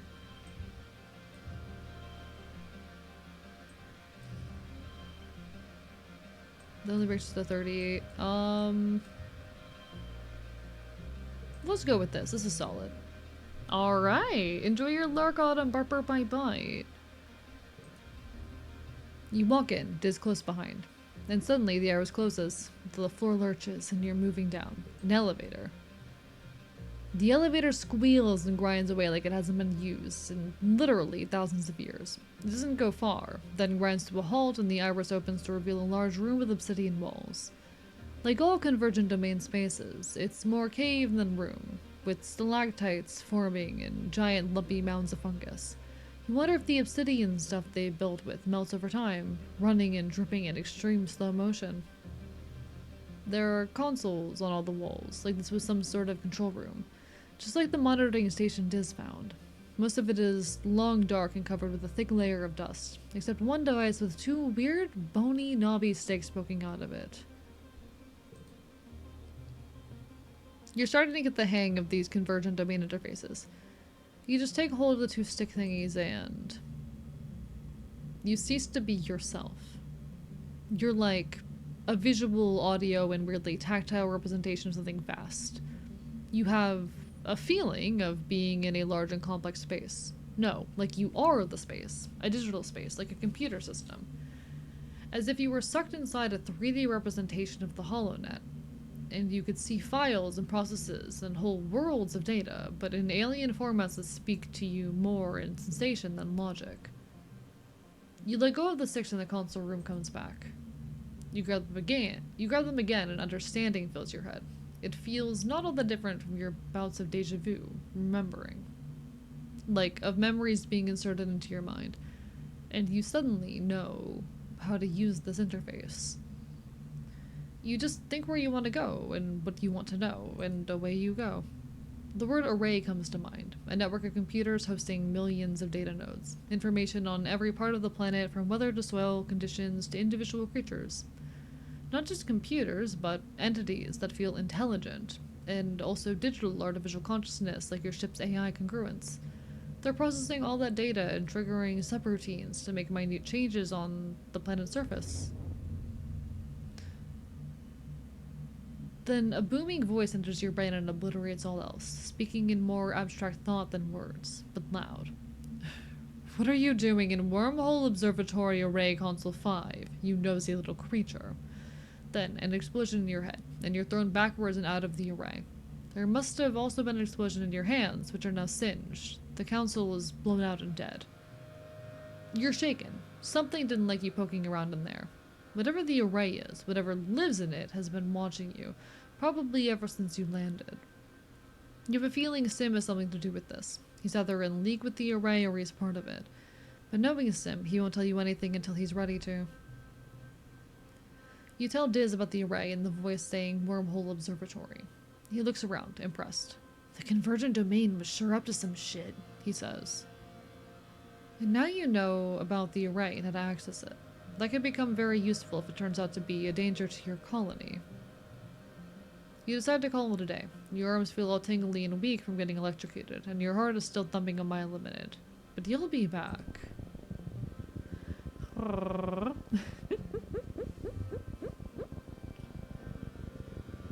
Bark, bark, bite, bite, chat. Bark, bark, bite, bite.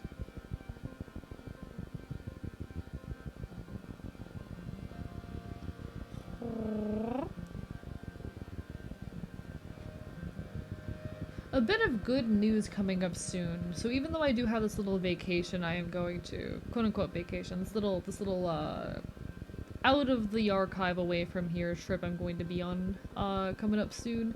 Afterwards, I should actually have a lot more time than I am used to for content creation, and that is going to be a nice change of pace. And I'm very much looking forward to having the space to honestly stream as much as possible. I hope that when that time comes, that it'll be a good time, because I am considering trying to stream 5 days a week. I know that is a bad idea given the kind of person I am and whatnot. Yeah, my little outing. I am genuinely going on a little outing. I'll be away from the archive. It'll be fun. It's one of the reasons I'm having to delay my next long-form video. The other reason being the fact that I'm only like 2k words to the script. Whoops. The script is not done yet. The script was supposed to be done. It is not currently complete. But like, I am very, very hopeful about being able to stream more often. It's going to be very fun, I do hope. I'm not sure if I'm going to be jumping up to 5 streams a week, especially not until after the partner push mod. Wouldn't you miss so many punk shows with a 5-day stream schedule? Yeah, but it also makes it easier to cancel streams, because then when I cancel streams, I can still very easily stream for like 3 or 4 nights, you know? I don't know.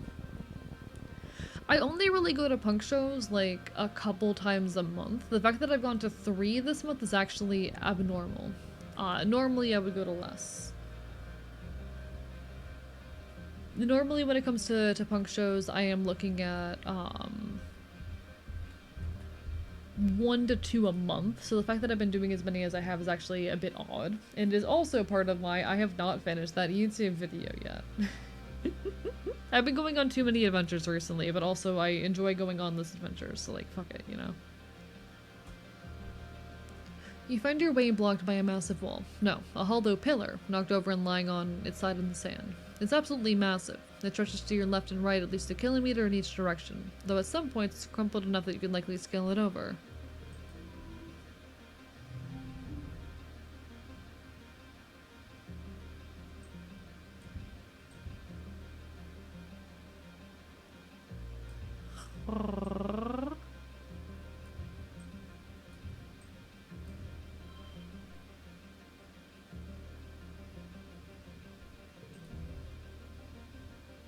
Alright, let me see what I can do here. Alright, we got this, we're solid. Haven't been to a local show in like 6 months. How? This might just be a me thing. I need to go to shows as often as I can. This is probably very much a me thing, actually. But I'm the kind of person where like I need to be going to shows at least a couple times, at least like once a month. I find when I do not go to a show for a couple weeks, it genuinely negatively impacts my mental health. Which I know is silly. I know that's a little bit dumb, but I genuinely do find that like going to shows is incredibly, incredibly vital to my mental and physical well-being.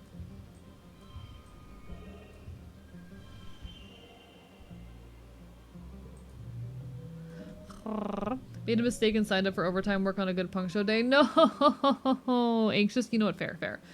I suppose I'm lucky in that I do not get anxiety from going to shows themselves. I very much am confident in the place that I have in my local punk community, and I derive so much joy from just the act of going to shows and existing in those spaces. So I don't get the whole like anxiety surrounding the act of going to a show. It is just pure love and adoration of the scene for me. It is freedom. In fact, punk shows are one of those handful of spaces where I really properly can come out of my anxiety. I am an extremely anxious person, but when I'm at a show, there's a whole persona that I'm able to act out that I find extremely freeing. I'm someone who I play characters and put on personas in most of my life, if I'm being completely honest. It's a very, very normal thing for me. I enjoy... part of it is just out of joy. It's just a genuine enjoyment that I get in the act of getting to play out a role. Some of it is for convenience, but I find it a lot easier to approach a lot of life when I go about it as though I am acting out something. And so I have my persona that I engage with in the context of punk shows, and it is one of those spaces where I just feel so free to be loud. Hello, Hikari Chance. It is in fact not my birthday. How are you doing, Burper My Bite? I hope you've been well. Hope you've been well. You just reminded me of something. One second. I need to check something real quick. I need to check something real quick. When was this? I don't know why you reminded me. You just reminded me.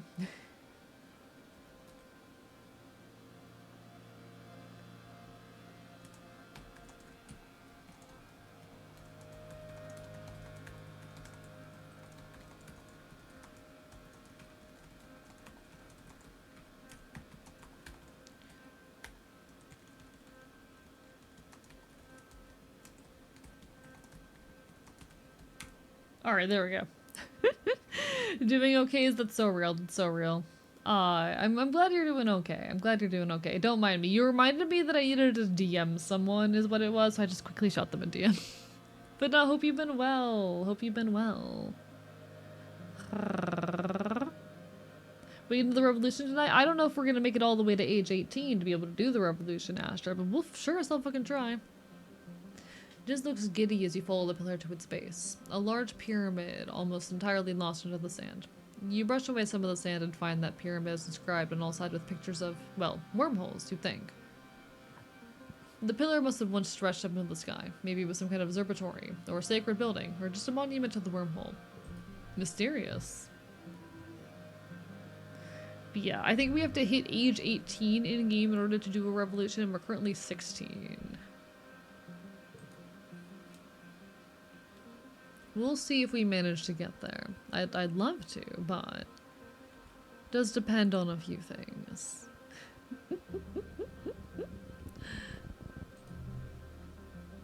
You're treated to a spectacular sight. A fully grown dilly pillar way off in the distance. Its thousands of legs and kilometer of shimmering body snaking in and out of the haze at the bottom of the chasm. You just watch it. It's terrifying. It's like a train. So far away, you record its movement coordinates. Take a video for Utopia. Think of the hydrate. I appreciate it. Go in sleepy mode. You take care, doubtful snake. Have a lovely rest of your evening. Ah, rah, rah, rah. I bite you aggressively. You take care, alright? The path ahead is blocked by a field of stinking vines and brambles. They're flowering, enormous happy blossoms swaying in the shimmering heat waves. You can push through them, but your hollow palm beeps a warning. A radiation warning. These flowers seem to be highly radioactive. Far too radioactive for the mild sheathing you're supervised. Luckily, you've analyzed these radioactive plants and know how to pass through them safely. Hey Sim, I have some fucking questions for you.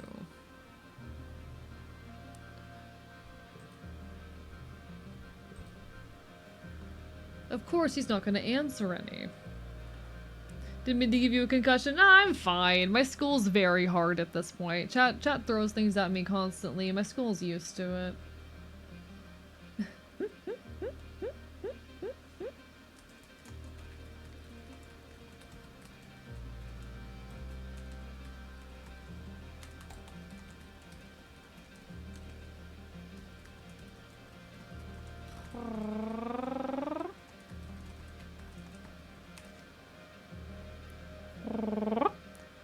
I'm used to having things thrown directly at my skull. It's very thick. Turns out having things regularly thrown at your head is very helpful. It's actually very good for your health, chat. You should try it. Think of the Curse of Scuff Dice, Mistress. I appreciate it. And the Hydrate Plank. Is that the first scuff we've had since I moved over to Exocolonist? That might be. Neko Boy Blue, thank you for the raid. Welcome on in, bark bark bite bite. Let me make sure you get a shout out at Neko Boy Blue. Hello everybody! Hi, I am Archivist, your resident chaotic Enfield. I stream Knock retro games and do art here on Twitch.tv, and we are currently in the midst of our Twitch partner push, so please, if you're willing to drop a lurk, leave a follow, it means the world. Twitch partner is the monetization status above affiliate here on Twitch, and it opens up a ton of doors and opportunities for me, and if you would like to help a weird queer content creator reach that goal, it would mean everything. We've been blowing the goals out of the park, but the requirements for affiliate are a lot higher than Twitch likes to tell you. So, like, please, consider throwing some support my way. It's as easy as leaving the stream all open and on as you go about your day-to-day business. How was your stream, Neko Boy Blue? Everyone will give some love to Neko. He is a blue-haired catboy VTuber, the only cishet catboy I have ever met. Hope you're doing absolutely incredible. Played 8 hours of Vintage Story and accomplished my greatest challenge, having a working door. Congratulations! The cat is so smart, chat. He learned how to use a door. What is an Enfield? An Enfield is a fox, bird, dog, chimera from Celtic heraldry. Bark, bark, bye, bye. Bark, bark, bye, bye. Welcome on in, Array, and everyone came in from the raid with the raid from Neko. Hope you all had a wonderful night. Alright, alright, alright. Chat, the cat is so smart. He learned how to use a door. Can you believe this? Wonder if you could try to trick him to answering questions. I mean, it depends on if the writers accounted for that possibility, which, who knows? Up to me to find out later. Just a call from mom. Offered groceries from the shop to get some things from her. Cats will like that.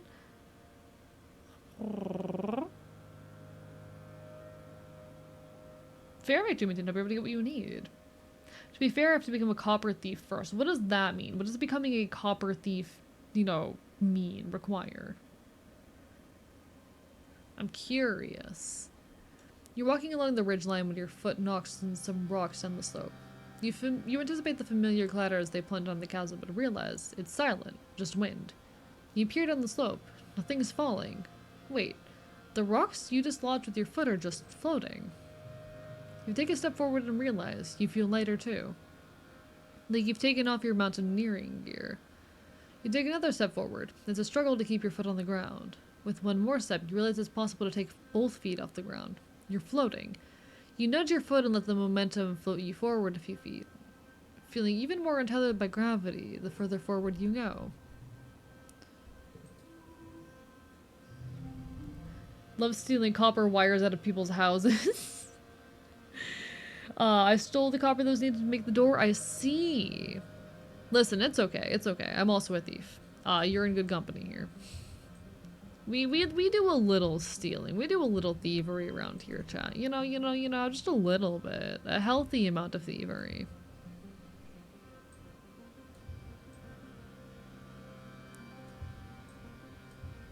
You understand. We may fall to our death here. It's fine. We won't fall to our death. I'll make sure of it. I'll make sure we don't fall to our deaths.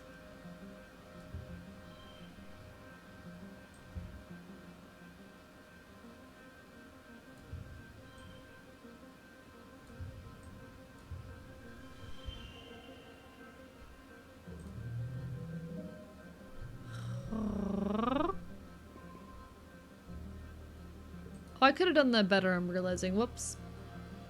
You float forward, allowing yourself to rise higher and higher until you're able to swim and tumble through the air with ease. Whoa, wow, you're totally weightless.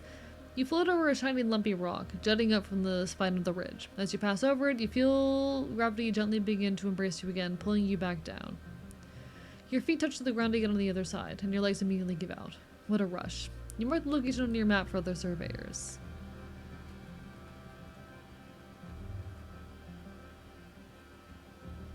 See, we were fine. Alright, I'm looking around for cool stuff to interact with, cool spots. You investigate a weird squeaking noise, eventually following it to its source. An undulating swarm of sleek creatures are gathered on the cliff above you. You watch as they throw their tiny bodies off the edge, plummeting past you out of sight. They scream and screech in excitement. Okay, weird. You pick your way down the slope. finding a herd of miraculously unharmed weasels at the bottom. You watch them. One lands on your head and, squeaking indignantly, goes to join the rest of its kin. Ouch. You hear the flapping of wings and look up. A whole colony of pink and orange dwarf's moth clings to the rock overhead, nearly camouflaged. As the squealing of the weasels above reaches a fever pitch, the dwarf's moth restlessly take off from the cliff and flutter around. You watch as one of the little creatures pitches off the edge of the cliff and lands square on the dwarf's moth's back, sending them both plummeting to the ground. As a large moth crashes fatally into the ground, the weasel curls its body and musses harmlessly away, then scurries back to feed on its prey. Oh, bounce weasels. Record the screeching on your holopalm. What a noise.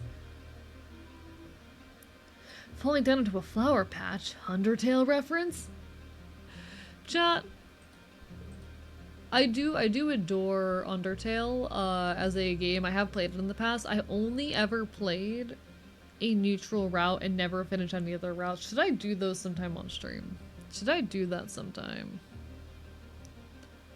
Let's see, what else am I throwing in here?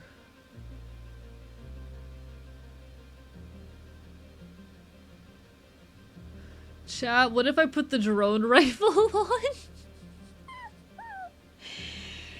Chat, what if my third item is the drone rifle? Will I get in trouble? Will anyone catch me if I have this equipped? I hope having this equipped isn't like a problem, but it's really funny. Like, it's such a specific item. It's such an overpowered item. Is this safe? Am I allowed to have this? Am I gonna lose the drone rifle? I kind of want to have it. Then get Silk Song. I'm not doing Silk Song. Not anytime soon anyway. Like, I've expressed multiple times why I'm very unlikely to stream Silk Song at least any time in the next few months. I've expressed several times. But, like, chat.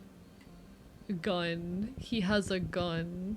Chat, who gave him a gun? Chat, who the fuck entrusted this creature with a gun? That was a bad idea. It's mine, though.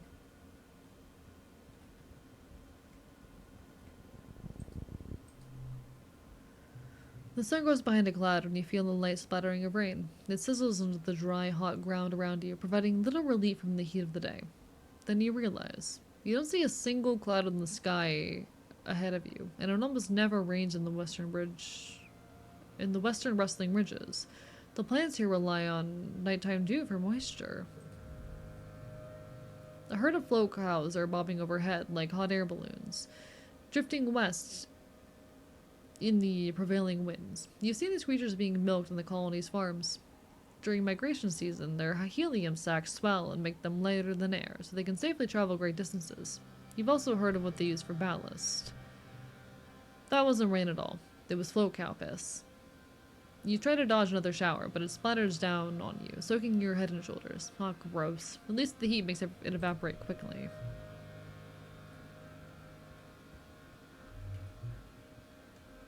Have you played Hollow Knight before? So the thing is, one of the main reasons is that I've never finished Hollow Knight. I tried to play Hollow Knight, I got stuck in the tutorial and I cried.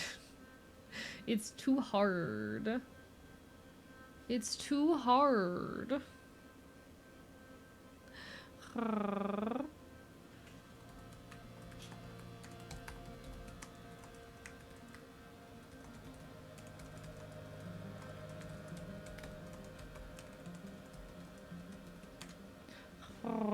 Understandable, some games aren't for everyone. Yeah, that's the thing. It's entirely a difficulty thing for me and how unforgiving the game is, that like it would make it very difficult for me to play, especially on stream. I want to eventually play Hollow Knight. I don't think I could ever do it on stream. It just requires so much skill of the player and is so unforgiving when you fail that I feel like it would just not be fun, you know? Oh, I just noticed this extra E temper tide. I'm so sorry. What doesn't kill you makes you stronger. Hydrate trains run longer. Doesn't mean I'm squinching enough without those points. Gotta do your Rocky trending art to achieve gamer status. Neko Boy Blue, I've been on my gamer training arc for 3.5 years. Streaming is my gamer trainer arc. It's been 3.5 years. The fights here are awful. They come out in the heat of the day and buzz around you incessantly. They don't bite, but they seem to want something from you. Maybe salt or water from your sweat. You hope they aren't laying eggs. Diz calls the most annoying ones rod flies because they're like long flexible sticks with a bunch of wings. They swarm around in clouds around your face, no matter how hard you try to shoo them away. As if they remind him of Mars. But there are other ones too, like the ones that's just a big eyeball with a couple pairs of little wings. They make a loud buzzing sound and are just out of reach when you want to swat them away. Today, your personal nemesis is one of these eye flies. There was a whole bunch of them earlier, but only one has persisted. It's been following you, staring at you all morning. You and Diz have been batting at it for an hour, but it's a fast dodger. Diz has finally given up and just plods forward. He even lands on his head, but he doesn't care. Streaming is a debuff, you know what? This is so true. I'll never finish my gamer arc if I'm a streamer, chat. Wait, okay. We do this. We do this. No, we do this. Work with me here. Oh, I fucked up.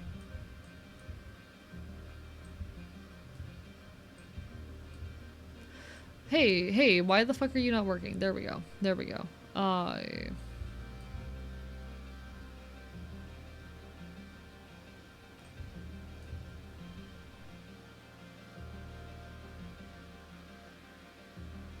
And then you. Okay, there we go. He's planning a revolution. Even other planets? Yeah, of course I am, Darkwood Rider. What do you take me for? Gotta eat, but have a good time being a colonist. Thank you so much, Neko Boy Blue. All the best. You take care. I appreciate the raid and support so much.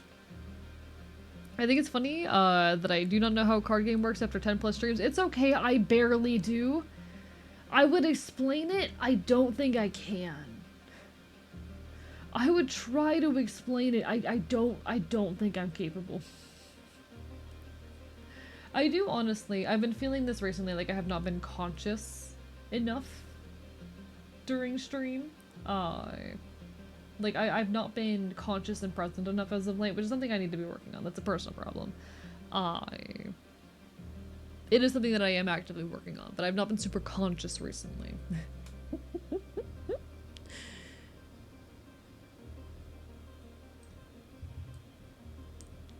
Hey mouse, don't do that to me. Alright.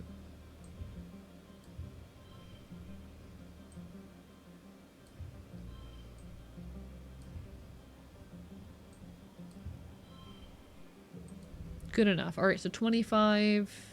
We can do this easy. We have our 5, 4. We can hit with the 4, 4. See, that'll give us 6, at which point we have the goal. You know what? Good enough? I don't care.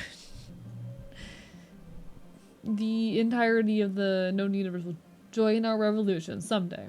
Someday. We're gonna get like all the alternate universe AEs eventually to join the revolution. One day even Icon will be a revolutionary, chat. We'll make it happen. You take care, Druid of the Gaze. Bark, bark, bite, bite. All the best, all the best. Get some good sleep. Good luck at work tomorrow. You got this. I'll be here on Wednesday.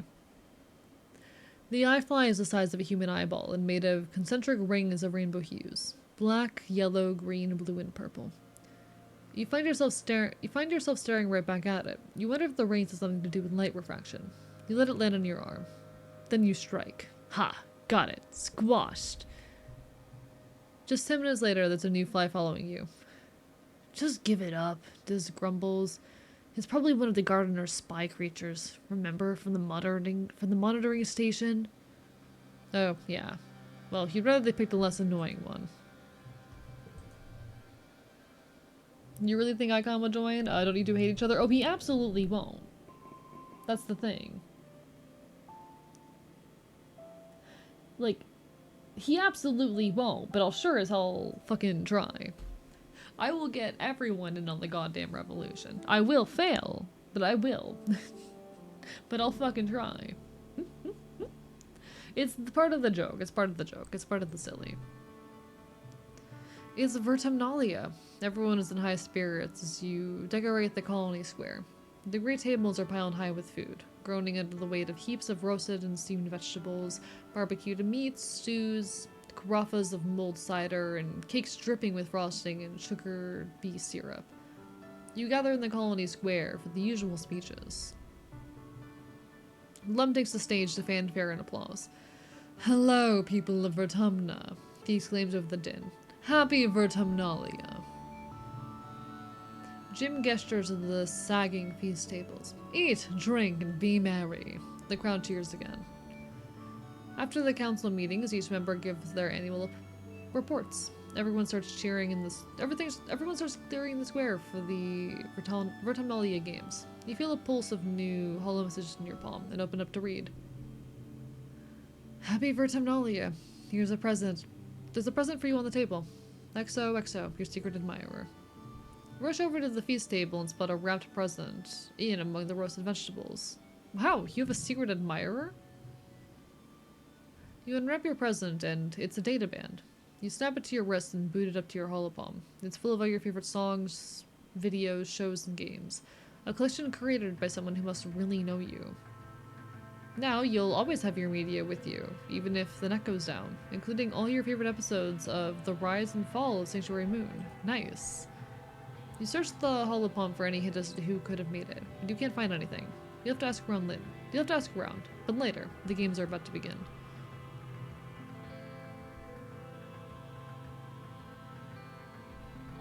We're not gonna compete. You head to the walls to get a break from the crowd. Diz is up there as well, sketching in a notebook. He shows you a few drawings he's made of various Vertumnan animals, like the Unisaur that they starved and dragged out for the Xeno wrangling competition this year. "It sucks," he says, but doesn't say anything more after that. You're not sure if he means his drawing, or the competition, or the whole colony. After the festivities, everyone descends on the feast. You heap your plate with more food than you could eat in 3 sittings. When all the food is gone and the sunset has broken the heat of day, people break out their instruments. Everyone dances well into the night. Yes, there was a Murderbot reference. See, I actually have not watched Murderbot. I think the admirer Diz, it could be Diz. Diz is the most likely option given he's our closest friend and will be flirted with the most, but I spent 6 hours working on building a spaceship left pictured in the Discord. Ooh, I'll peek when I get a chance. True Silver Bullet. And hello, Eric. I am biased, so I would choose engineering. See, I'm trying to go on the rebellion path right now, so I'm keeping our rebellion score very high. But Diz is very likely it. That said, that's the perfect thing for us to give to Sim. Sim did ask us for something of that sort, did he not? That's the perfect thing to hand over to Sim. You find Cal catching a break in the shade of one of the gardening sheds, a wide-brimmed hat pulled down low over his eyes. Hearing you approach, he lifts the brim and shoots you a smile. "Hey, Selene, taking a break too?" Someone give you a data band. Okay, it's definitely not him. The people who are likely are Diz and Dogboy. Those are the people who strike me as likely.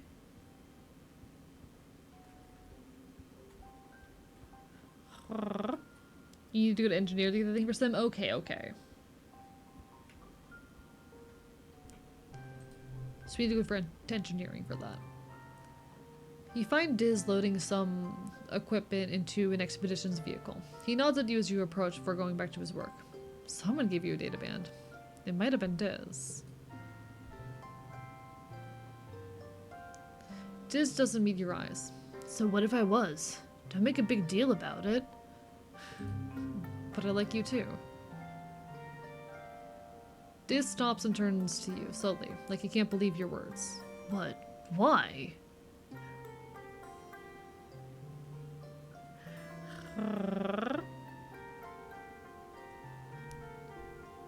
"I just do." Diz looks at you with shock, then looks away, breathing out shakily. "Okay," he mutters, his cheeks turning pink. Cool, I guess.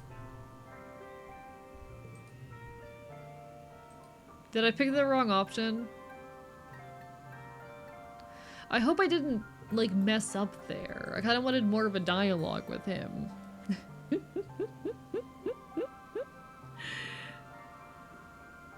I do love how awkward he is.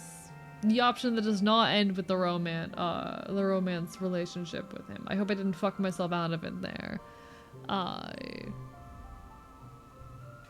he's my little guy. You should have gone for the smooch. I'll be so real. I kind of like the awkwardness of it, and I kind of wanted to encourage more of an awkward dialogue. Look at them, Diz says, gesturing to a squad of soldiers as they jog around the perimeter of the colony. They don't even know they're already dead. He laughs without smiling. Stupid. Why even bother fighting?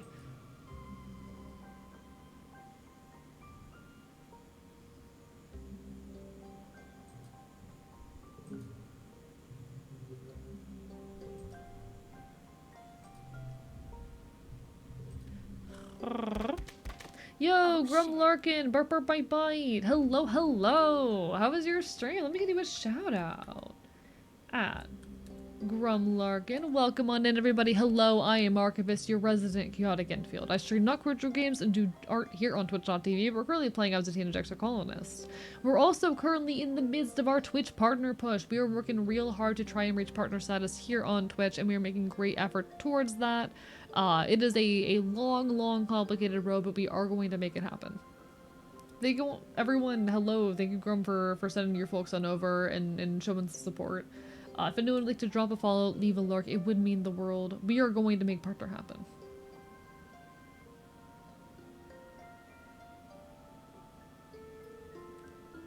We are going to make partner happen. But hello, Grum. Hello, Cobble Decoy. Hope you're all doing absolutely incredible.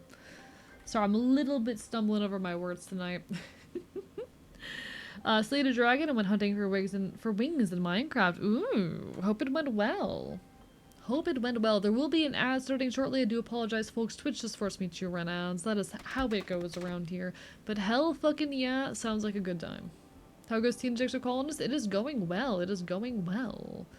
I'm having fun with it. I'm enjoying myself. We've been vibing. It is one of my final streams before a short little mini vacation. I'll be gone for the weekend, so I'm a little bit nervous with the partner push going on, but we're enjoying ourselves. We're vibing. We also played a little bit of horse game before hopping on over here. Things are good. Things are good. Turns out we have a secret admirer in the form of Diz over here, our buddy, our friend. Hee hee hee hee. Alright, I do need to throw a stick at a dog real quick. Stick. Rex beams with happiness as you hand over the mushwood. What? Really? He exclaims. I need this for building the bar. Thank you so much. We jump into a hug with him. He's so good. I love him. Actually, I'm working on something right now, Rex says, producing a holo projector. It looks familiar. Wait. It's the holo projector you used to watch vids on the crochet. It's been broken since the crochet was destroyed.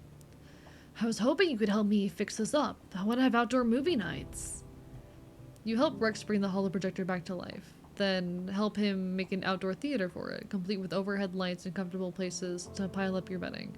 Aunt Anne provides the snacks. Rex looks at you with pride. We just have to figure out what to play for our opening night. I love him. He's cute and silly. Yeah, we gotta do engineering as well. Thank you, thank you. Hello, Fleur. Welcome on in. Bark, bark, bite, bite. Lovely to see you. Sorry about ads, folks. Twitch does force me to run them. Simply the nature of this website sometimes. Alright, we're in mid-dust. They don't have a mid-dust birthday. I think someone does. I know it's not you. Mid-dust. Nami. Alright, so we need to go talk to them. Hello, Nami. Hi.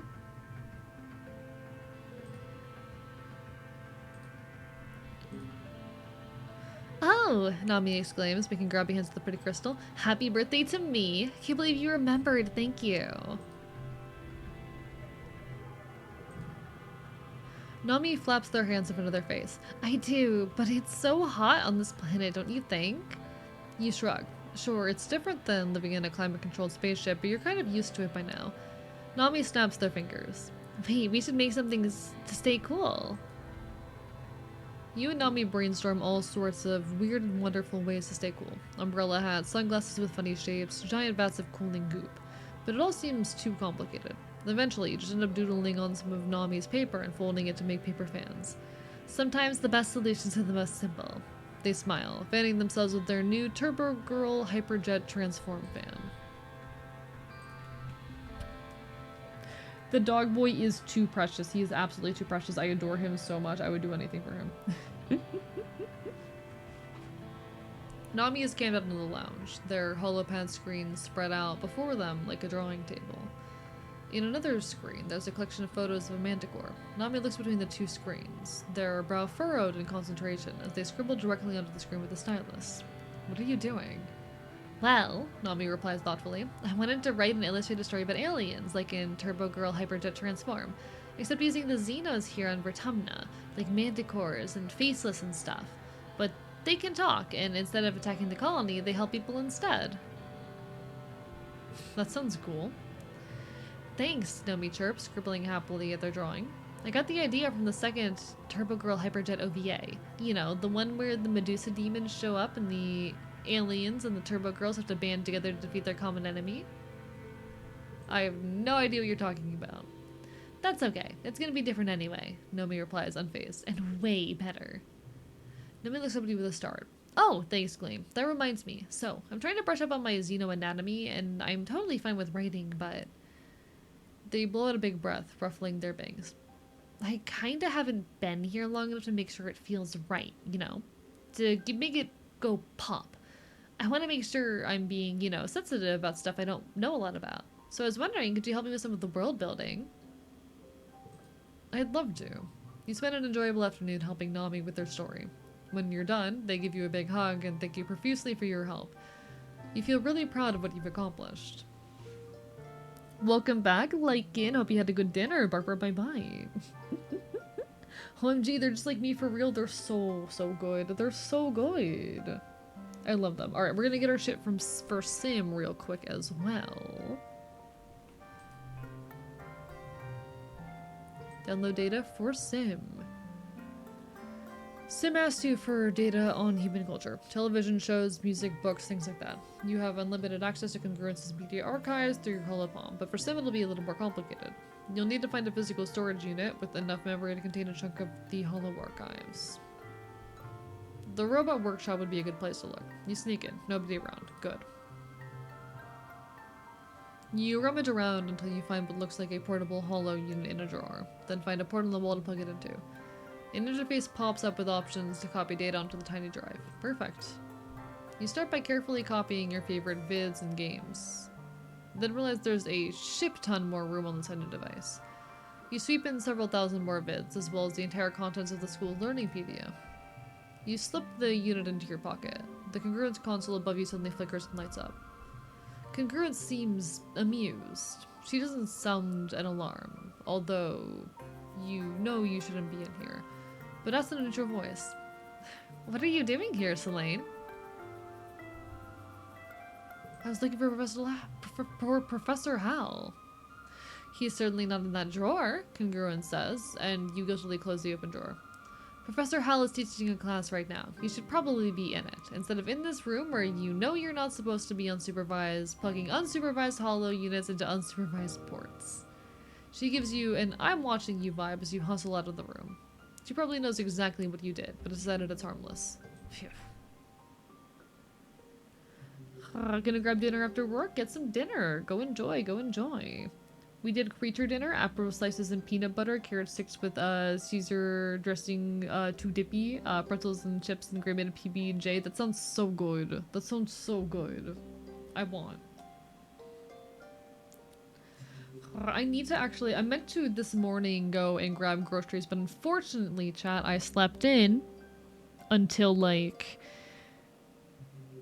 5 p.m. so I did not go and run groceries this morning, but I meant to run groceries this morning. I need to decide if I'm gonna run groceries. What time does the store open? 1 second. What time does store open?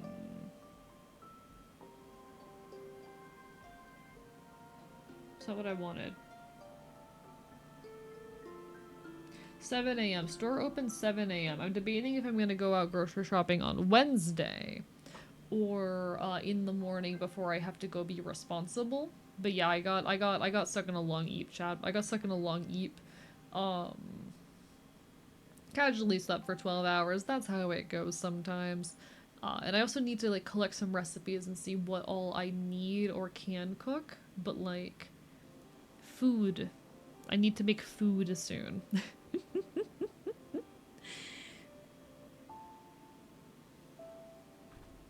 I do need to acquire food soon.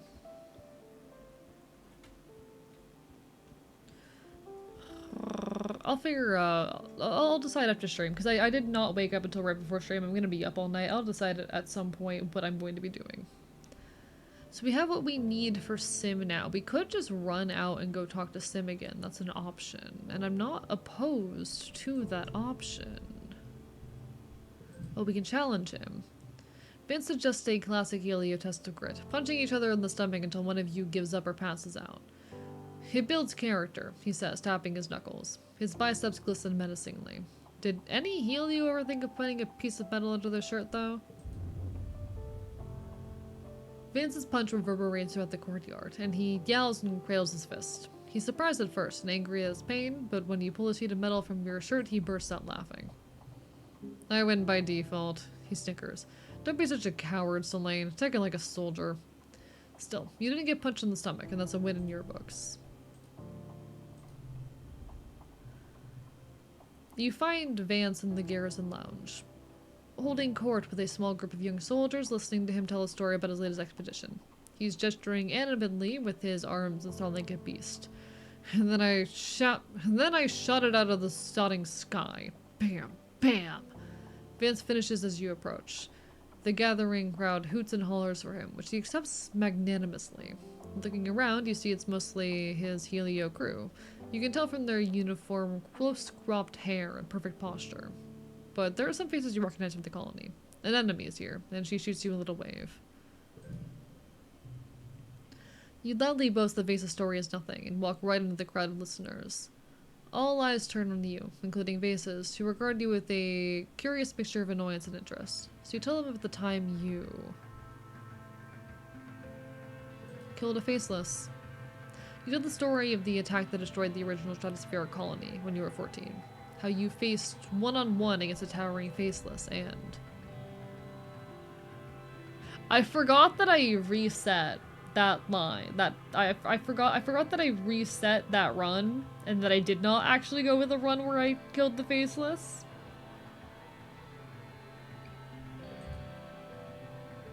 Fuck.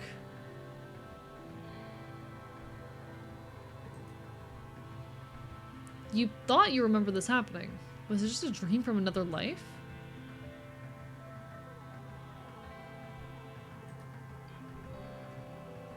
Fuck that. Chat, I'm mad now. Honestly, I would save scum. It's been too long since I saved. Chat, it's been too long since I saved. Actually, when's the last autosave? Give me a second. It does autosave. Autosave. Okay, literally a few minutes ago. This is literally a few minutes ago. Okay. EB wanted to stop by and say, 1, the stream is sponsored by the Machine Devo Hive. No, it's not. And 2, you're all amazing. Yes, you too, AE. I'll pay Stella like a hitman to kiss your forehead if I have to. You can fucking try. She won't reach me.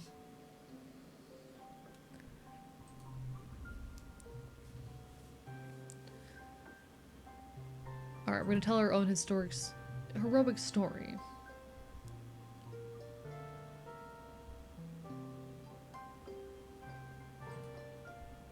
You tell the story of how you saved Professor Hal when he was cornered in a classroom by an alien.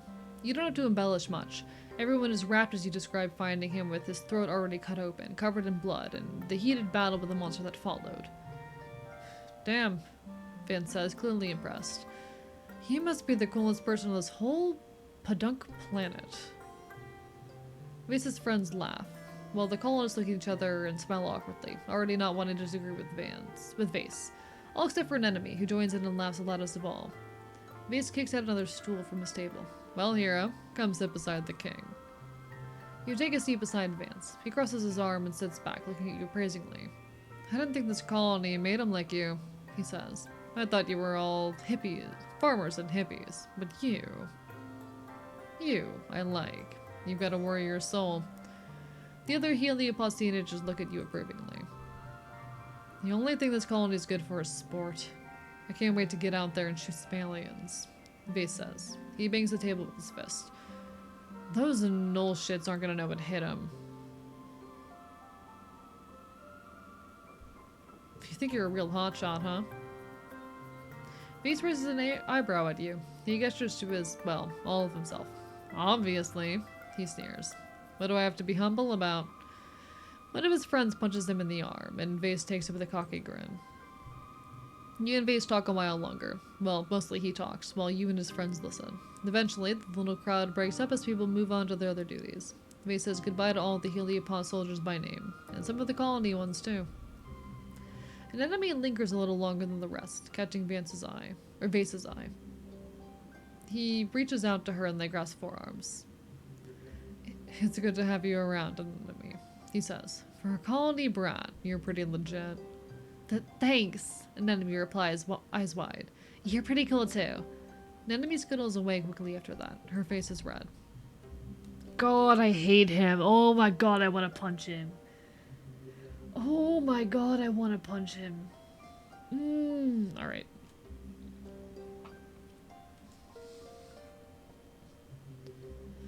Eventually, it's just the two of you left. Vase stands up and puts his hands on his hips, surveying the garrison, his kingdom. All we did on the Heliopause was train for this exact moment, he says. We were literally made for this. We're the best of the best. He leans into your space and fixes you with a wolfish smile, which makes me the best thing to happen to this planet since it started shitting out oxygen. Don't you forget it. Can I kill him? Vase suggests a sharpshooting competition. You, him, and a target that gets further away. First person to miss loses. You set up the target and do a few rounds. You're evenly matched, but Vase is the first to miss. You turn to him to shake his hand, and he just scowls. What are you doing? He says. It goes until one of us can spell horse. 5 shots missed. You shrug and start again until... Did I say horse? I meant hawkeye. Vase grumbles as he misses his 5th shot. Doesn't matter how long the word gets, though. You win soundly. He's forced to concede that, at least today, you were the sharpshooter. God, I hate him. God, I hate him. I need to watch this man crumble, chat. I need to watch this man crumble. I'm normal.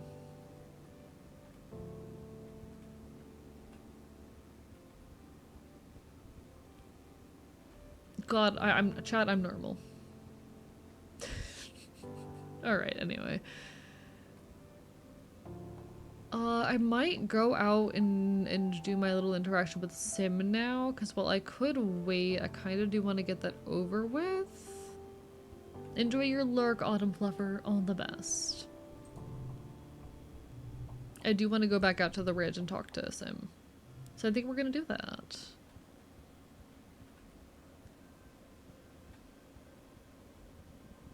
Hey Sim, where are you? I'm also curious to see if our special event has like respawned with something new. Cause that would matter. Chat, I'm so incredibly normal. Tell me how normal I am. / J affectionate. There's 2 types of men in this world. Men who you want to watch crumble and men who would join you in breaking. Thank you, Temper Tide. Thank you. You understand me. You get me. Thank you for making me normal, lycanthropic. I appreciate it. You understand me. I'm so normal. I'm just quickly going and checking out our little special event before I talk to Sim. Thank you for the curse of scuff, Axo. Axo made me scuffed again. How are you, Axo? Bark, bark, bite, bite. Hope you've been well. Hope you've been well.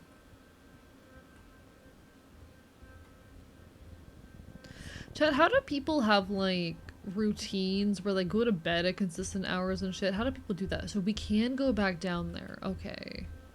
I'm gonna talk to Sim first and then I'm gonna do that. Got it. We're gonna go back down there, chat. They give the curse of scuff, Axo. Laying down, fair enough, fair enough. Oh, chat, they're declaring war. Oh, chat, they're fighting. I got the data you asked for. I knew it, Sim exclaims. I dreamed about it last night in my vat. In your what now? Sim waves his hands dismissively. Never mind. Let me have the data drive. Yes, but answer a question first. Sim sighs and crosses his arms, but from his smile you can tell he's amused by your little game. Okay, I'll answer exactly one question, he allows. What is it?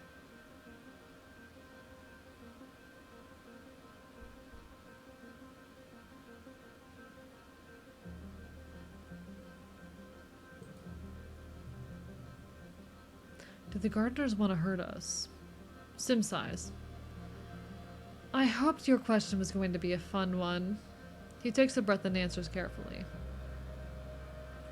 It's not that we want to hurt you, he replies. It's not personal or even malicious. It's like dealing with an invasive species. Sometimes you need to resort to harsh methods to remove it before it destroys the ecosystem. He holds out his hand expectantly. Perhaps that is not the answer you wish to hear, he says gently. But it is not our fault. You are the way you are. You hand over the data drive, and Sim takes it reverently, staring as if he could see what's inside. Marvelous, he says. Like a genetic payload, except with digital data instead of organic. What will I learn from this trove, I wonder? You're still puzzled over the implications of the phrase genetic payload as he continues. The other gardeners are so tedious and obsessed with their work, he complains. They're more concerned with maintaining equilibrium than experiencing new things. They don't understand that novelty is what makes life interesting. He slips the data drive into his sleeve. Thank you, Selene. I will treasure this. Thank you for the text to EE.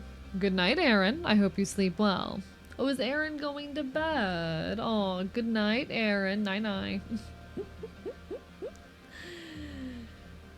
The scuff war begins.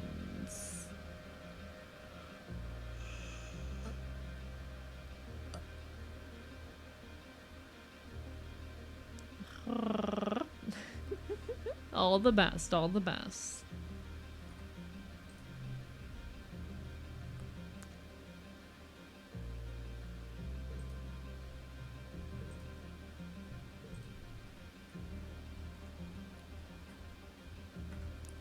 They really, really want to change my model so fucking badly.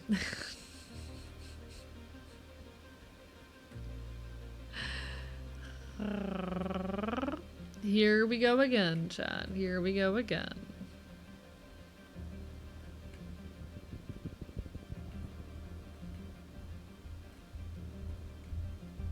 Alright, how the fuck do I get into a relationship with Diz, though? How do I do- I'm working on it. I'm working on it. You and Diz are exploring the ruined wormhole observatory again. It feels so familiar. You dreamed about this place many times, and it's like you're just remembering it all now. This time, the dream memories grip you.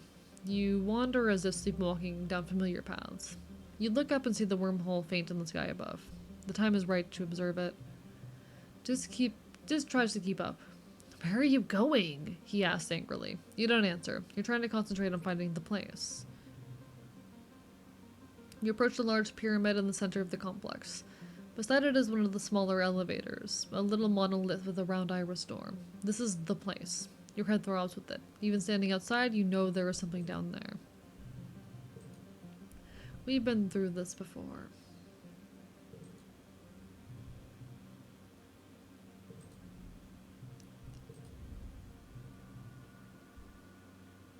You start across the room. The further you go, the more your head swims. You have to pause. You think you might faint. You shake your head, trying to clear it. Wait, maybe this is a bad idea. The fog slowly clears from your eyes. Your head still hurts, but you can think again. It just looks concerned, even going so far as to reach out to steady you. Are you okay? It's hard to put into words. You just say, my head hurts. Obviously, he says. But no, it's more than that. You're seeing things. It's kind of like the array and kind of like a dream. But you feel that something super important is up ahead and you need to see it. Maybe we'd better leave, just says nervously. You don't look so good.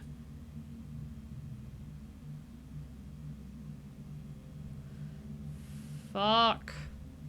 We black out. No, no, chat. Oh, we didn't get it this time. I'm so mad. Can't officially start a relationship in year 17. Got it. Alright. Chat, I'm so mad.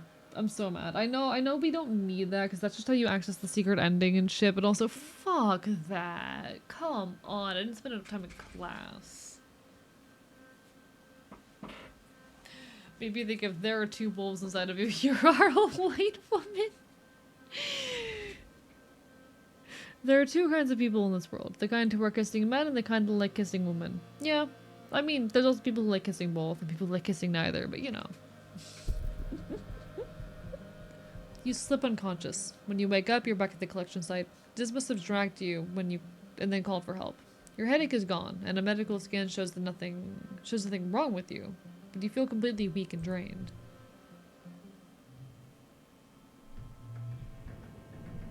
Bleh.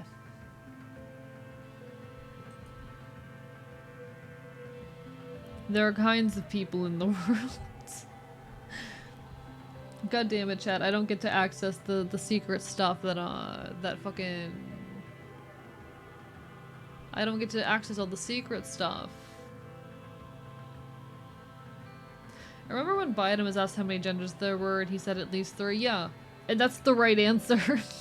That's the correct answer. That is like literally just the right answer. At least 3. That's correct. I don't think there's anything wrong with that answer. Yeah, there's at least 3.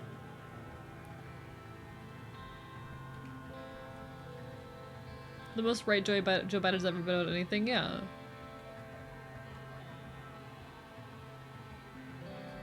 Like, the man understood the assignment.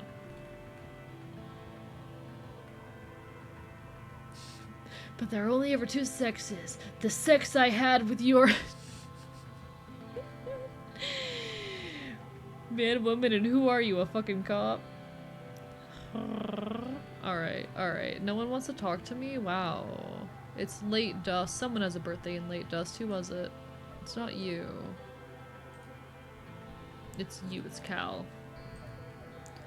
Cal, where are you, boy? Gender ACAB, real.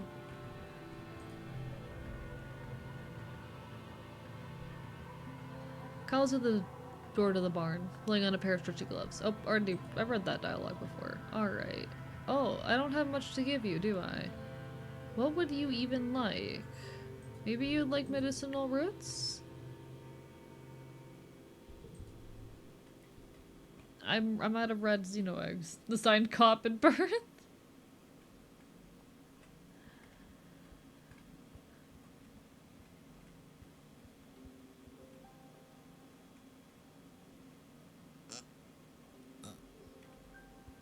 Is sexuality ACAB just anyone who isn't a cop? Is that what sexuality ACAB means? Does that just mean you're attracted to anyone who is not a cop? Because I mean, if so, valid. No judgment from me. No notes. I think that's a valid approach to sexuality. All cops are bears.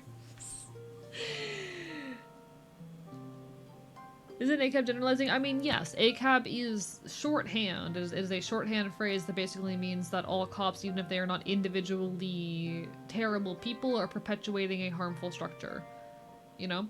The same way gender is fake is a basic way of saying that while our internal experience of gender is real and valid, the actual, like, cultural things that make up and construct gender are fake, you know?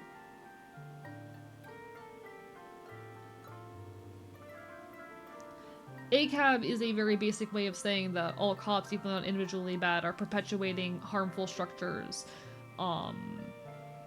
Whereas, it's yeah, all, like, political slogans and whatnot are in some way generalizations. That's how it works. Political slogans are usually some shorthand, simplified way of saying a much more complex, nuanced point.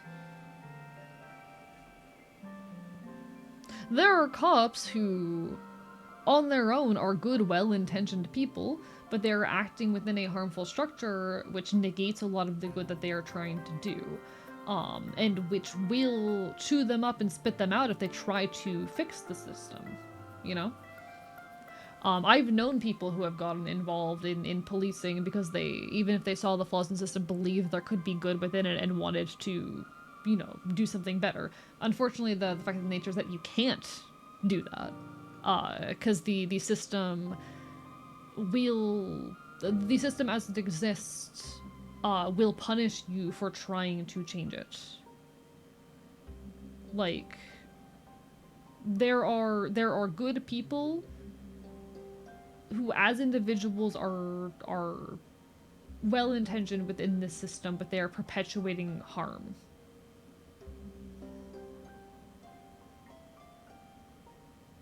The only way to be a good cop is to report such arrest the bad cops, and reporting such arresting bad cops gets you fired, and getting fired makes you not a cop anymore. Exactly. Exactly. Exactly how Zach Smith puts it there. Unfortunately, the system encourages and rewards negative behavior.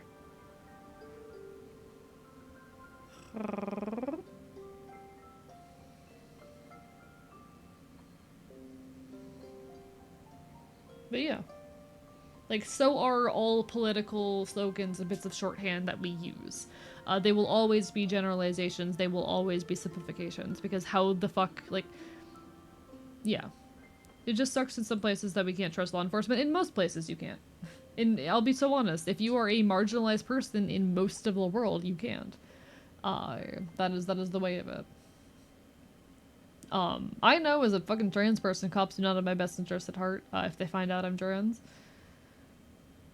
That, like, cops having any goodwill towards me at all is reliant on them seeing me as a cisgender white woman. And even then, there's a lot of fucking ways in which status and being viewed as a woman is a negative. And I don't pass. And to be honest, I'm not particularly interested in the act of passing necessarily anyway. I have actually directly been a victim of police violence. I have directly been a victim of fucking shit that police have done. I was 14 and a cop didn't fucking shoot me if I didn't stop crying while I was handcuffed in the back of his goddamn car. I was illegally handcuffed, by the way. They're like, you know, there are rules around when you are allowed to fucking handcuff someone. I was illegally fucking handcuffed, illegally restrained in the back of this man's fucking car, and he was starting to shoot me if I did not stop fucking crying. I don't trust cops. Fuck that shit. Enjoy your lurk, Kurama. Fuck cops. You also have to take into account the very shitty, messy, and being so real racist history of policing, but that's a whole conversation. Individual cops can be well-intentioned people, but they are ultimately perpetuating a system that does a lot of harm. Why would you handcuff a child? Good fucking question! They had no legal reason to. They at least get fired and taken to court? No, no one believed me.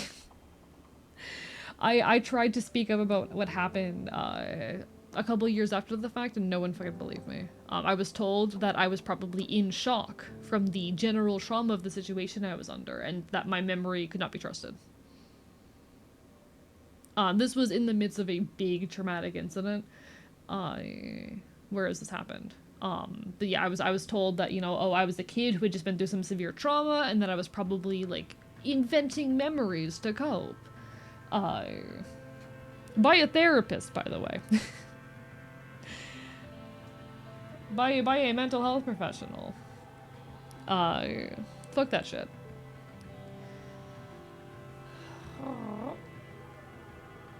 Mentally ill people don't have autonomy. I mean, that's a whole adjacent conversation. But no, I don't trust cops. I don't trust cops.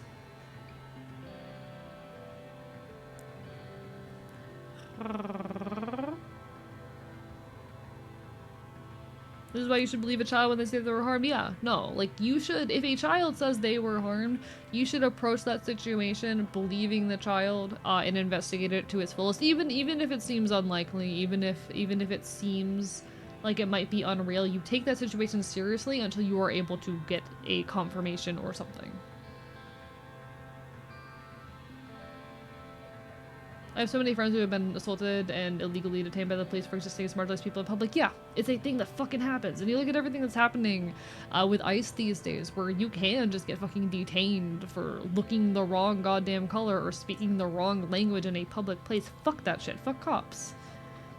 Unless they are actively fighting and resisting and refusing orders, unless they are pointing out and trying to get punished the harmful actors within their fucking forces, they are perpetuating this harm. They are complicit within it. And unfortunately, standing up usually results in getting fucking punished. Hello, Captain Sunny. It's not my birthday. Chat keeps wishing me a happy birthday. It's not my birthday.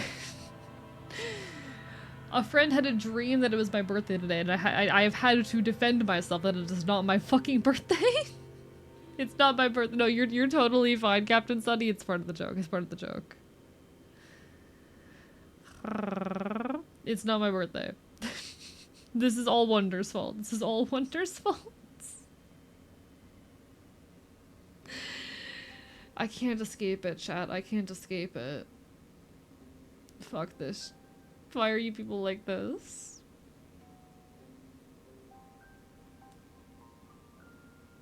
Alright. I'm normal. We're gonna keep trying to raise our persuasion skill, I think. Something like that. I don't think there's anything else where I've got the ability to, like, play with folks or do anything cool, do I? I don't think so. Alright. I'm so mad that we just passed out like that. That sucks. That sucks. Persuasion is such a hard skill to raise. Alright, we've got this.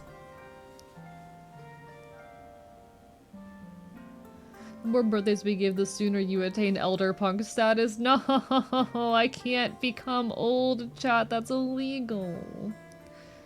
Makes me even more angry that the National Guard is complying with orders even though they're wildly unconstitutional. Will it help your case when you try for crimes? Yeah. Tinge flies you down the hallway. Oh, Selene, do you have a moment? You go on an expedition sometimes, right? She asks. At least far more than I do. Or would ever wish to, so would you mind doing me a favor? Depends. What is it? It's a small thing, really, and I'm to understand that it's not terribly dangerous either. Tinge replies. I simply need you to bring me some hot-pie eggs the next time you come across a nest out there. I would ask Diz, but, well... She makes an evocative, dismissive gesture. Why? For science, obviously, Tinge replies. It's on a need-to-know basis, and you don't need to know. Just bring me some eggs, or you can tell Chief Engineer why you're holding me back. I'll keep an eye out for them. That's all I ask, Tinge replies primly. They're quite common, if the reports from the foragers are to be believed. They tell me they commonly find nests in the Valley of Vertigo. It's positively lousy with them.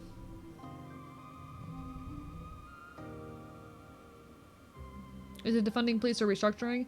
I'm someone who wants to personally completely abolish the existing police and prison systems. I believe justice systems need not just reform or restructuring, but just complete start from scratch. I am an anarchist, that is worth noting, and my ideologies are those of an anarchist. And so my entire like system of understanding the world basically requires starting from scratch. That's just how it's gonna be with me, but you know. When I speak to social issues, it's worth bearing that in mind. What would be your replacement? That depends a lot on how the wider society ends up looking. And so my specific answer to that would depend a lot on what kind of anarchist society we build on the other side. But I think in a lot of situations, like I'm very much someone who cares for rehabilitation wherever possible. I believe the majority of people are more than capable of being rehabilitated, and the majority of crime is done out of necessity or lack of resource, and that's a valuable and important thing to bear in mind in these conversations. Thank you so much for the hydrate, Dusk Lake Wanderer. How are you doing, Burp Burp Bite Bite? The majority of crime is committed out of some form of necessity, or of desperation. And what crime is not committed out of necessity or desperation is usually committed due to an inability to access like mental health resources and things of that nature. I think a lot of it comes down to a mix of personal responsibility and getting people the resources they need. I genuinely think the majority of issues could be solved by either just getting people the resources they need in order to, you know, live their lives, whether that be mental health care, whether that be access to money, food, etc. Or just by improving generally the circumstances of their lives. People don't very often commit crime just because they want to commit a crime. They commit it because they have some form of need that is not being met.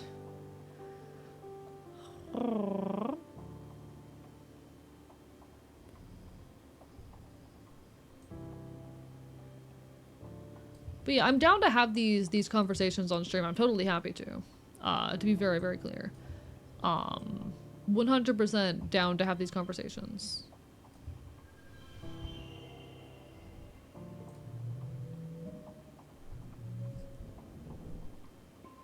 We used to provide some education to criminals till Bill Clinton axed it.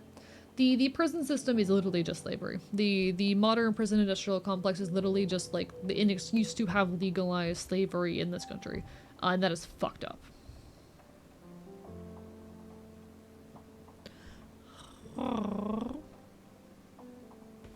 Alright, it's early wet, which if I recall correctly is Mars's birthday. Let me check that real quick. Early wet, yep. Alright. And then our soldier boy is mid-wet, yes.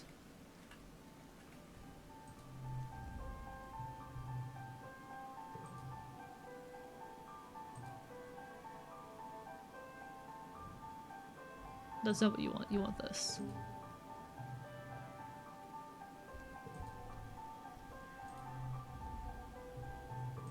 There we go. Alright, alright, alright. Would you consider feeding a hungry person a crime? According to laws, yes, but should it be a crime? Yeah. It's also worth noting that anytime you have like a legal system that what is a crime is 100% determined by the people in power, and they can make anything that they decide to be a crime, and then decide what the punishment for that crime is. That's why whenever we're talking about like censorship and why it's bad, we decry all censorship even of things that are genuinely bad. Even of things that are, you know, genuinely harmful, because the people in power can decide what those things are. Well, they're trying to, fucking, in whatever way, censor or criminalize, obscene material on the internet, anything, you know, sexual on the internet. We also have to come up with the understanding that they get to decide what is sexual. And you know what they're trying to say is sexual? The existence of gay people.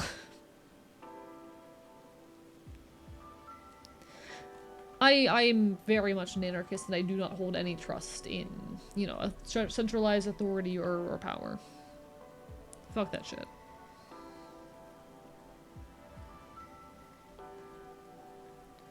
I'm tempted to just go out and grab what Tanj asked me.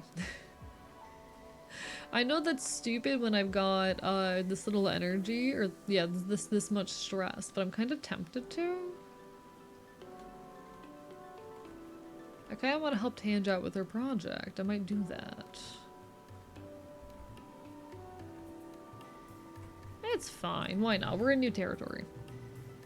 You mean Britain's weird new law? That and the censorship being put in place. Well, it's not just Britain's weird new law. It's a law that was recently put into effect in the UK, which yes does require you to like log in and whatnot on websites. But this is also in regards to the updated. So there's recently a bill introduced in the US, I believe in the Senate, which would redefine obscene content for purposes of like broadcasting, television, internet, etc. That does essentially outlaw all NSW content on those services. So they're basically just trying really hard to make any kind of NSW content illegal. That's a new bill that was just recently introduced, which redefines the old obscenity law. There have also been many measures in various states to outlaw pornography.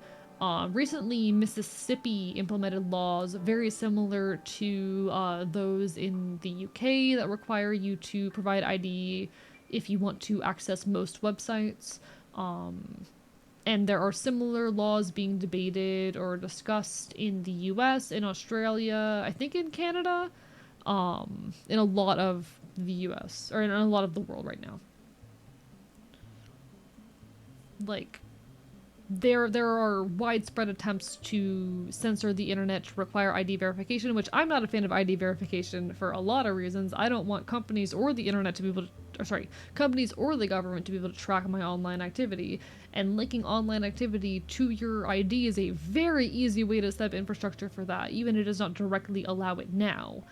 You've now created a much easier ability for your activity to be tracked by authorities who might want to abuse that information for one reason or another.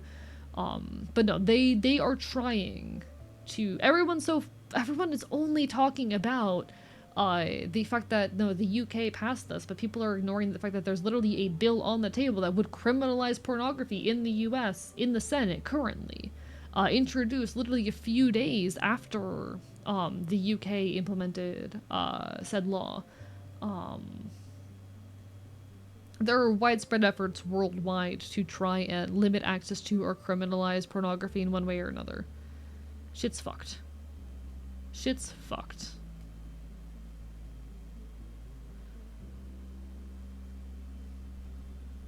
Alright, so apparently I can't go out there. Fuck me. So I guess we'll spend a little bit longer working on stuff here, or I could just go ahead and rest. That's also an option.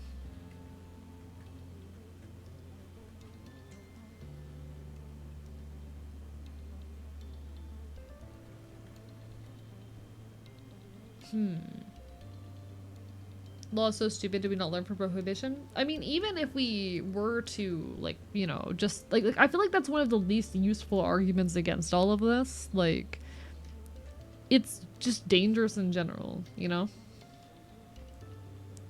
He did this started because some bigot he used Protect the Kids in the 60s because gay people existed. Yeah. I mean, Protect the Kids, think of the children, etc., has been rhetoric for centuries. But the modern iteration of it has always been around, like, the fucking existence. Oh, give Rick stick, you're so right. Has always been, or has very, very primarily been an issue around, like, queer rights and our ability to exist in public and shit. It's fucked. Stick.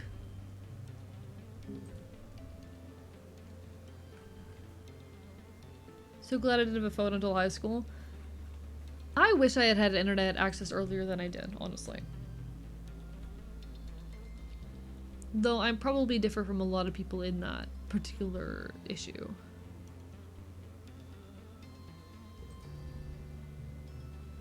Tanger's usually so far ahead of the rest of the class of you. Tanger's usually so far ahead of the rest of you in terms of curriculum that it's surprising when you see Mars and Tange working closely together this month. It makes you bold enough to ask Tange for help with something you've been struggling with, but Tange just stares at you with a confused expression. Mars laughs and tells you that she'll give you a hand later, if you're still having trouble. She puts a weird emphasis on how much extra credit she's been getting while spending time with Tange outside of class.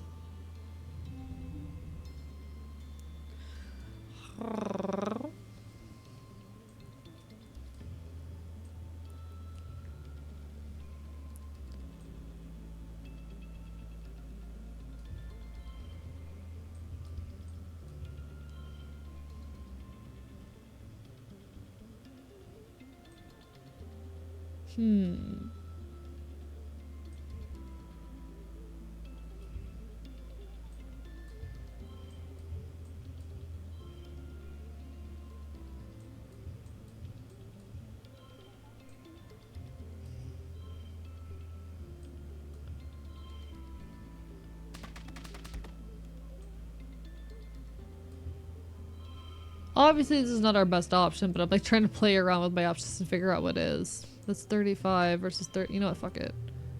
Good enough. Just a pausing moment in the stream and look in the bottom left, and I was like, oh, it's paused. Whoops. Thank you for the hydrate, Aloe. I appreciate it. I appreciate it. You're browsing the colony bulletin board to your holopalm for breakfast when you notice a new post from Nami. It seems to be a short story. The title is Xenos to the Rescue. Oh boy. You open the story and read through it. Wow, it's actually pretty good. Nami did a great job of grounding the unrealistic premise of talking manticores with relatable characters and strong emotional story. With your help on some of the finer details, Nami has written something that truly elevates the art form. You get the notification through your holopalm that you received some kudos, along with a message from Nami. Thanks for the help, Selene. Here are your royalties. I love them. God, they're so good. They're so good. See, I'm still someone who's very much of the mind that, like... And this is the thing where I differ from a lot of other anarchists, that religion is important culturally. It is that organized religion, when you start giving people power within these structures, that we start coming across problems. And I know I differ in that opinion from a lot of other folks in my sphere, but I don't think we can just like yes, there's a lot of harm that's been perpetuated by Abrahamic religions, especially Christianity. I still believe they are meaningful in their cultural elements. All right, welcome to Midwet.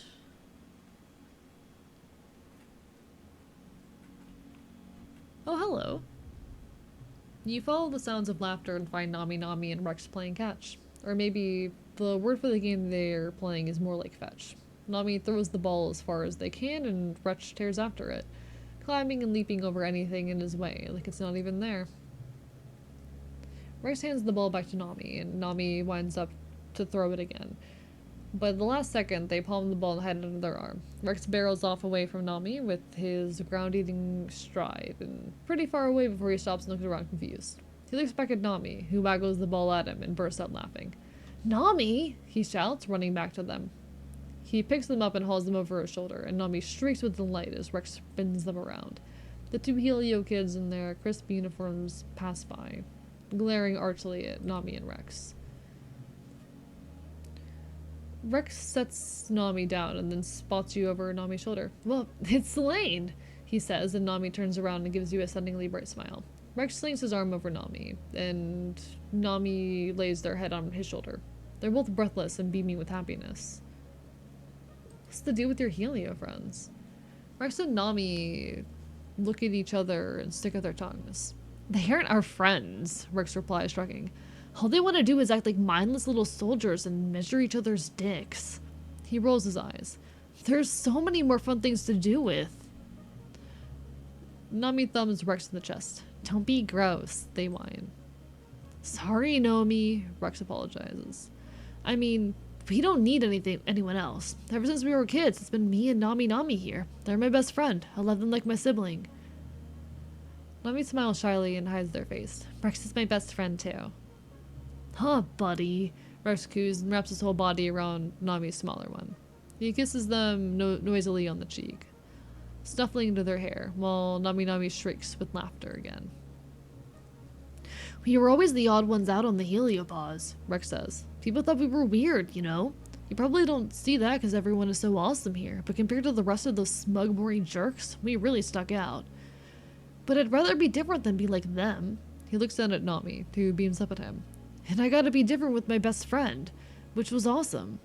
We just hung out together and had our own fun while everyone else trained to be proper little soldiers. Right, Nami? Nami frowns, like Vase and all of his cronies, they said, quietly. It wasn't all fun and games. Rex shushes Nami, then strokes his hand through their hair. I know, he says, but that's in the past. We don't have to grow up and be soldiers. We're here now, and there's so many more people to be friends with. He shoots you a smile. Like Selene. Yeah, I'm your friend. Rex smiles and holds his other arm out to you. Group hug! Rex gives really good hugs, and Nomi's no slouch either. Do you have my old one so I could try playing this if I got desperate? Rex is so good. Rex is so good.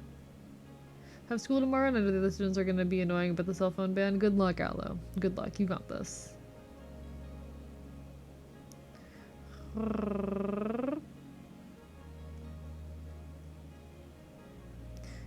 No worries, you take care, just like Wanderer. Go get some goodies. Go get some goodies. I appreciate your support regardless.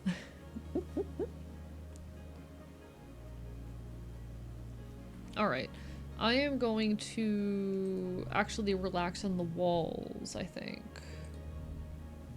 Most of the time you're alone up here, except for the occasional passing guard, but sometimes you're joined by Diz. He barely looks up at you as you plop down and kick your feet through the railing and over the edge.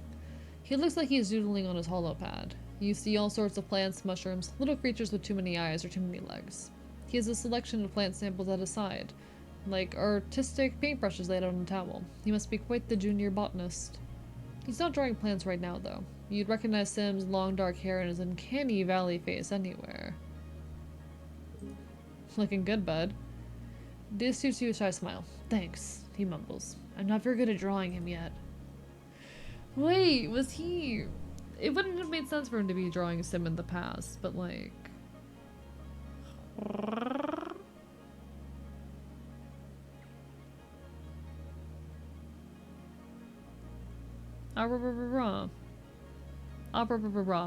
Thank you for the med check, Zelda. I appreciate it. He was. Oh, I love that. Wait, so he's known Diz a lot longer. Sorry, he's known Sim a lot longer than we have then.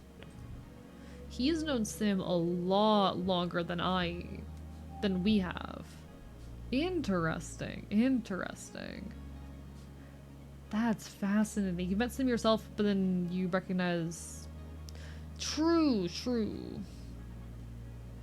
Yeah, we have interacted with Sim before, but he got like a good look at him before we did. That's where I'm fascinated. Alright, so we need to give gifts to fucking Tange. I've been thinking about changing my sleeping habits, Tange says. If I only need to sleep 8 out of every, say, 36 or 48 hours, must they be in dirt all at once? Imagine the efficiency of taking a 15-minute nap every 4 hours instead. Why, that's practically no time at all. We give her a yellow flower. Alright. And then we gotta go give Diz a gift.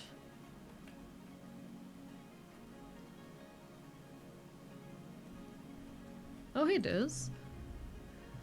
Diz is relaxing on the back of one of the expedition vehicles, absorbed in a hollow novel. You clear your throat, and he jumps and gives you an awkward but genuine smile.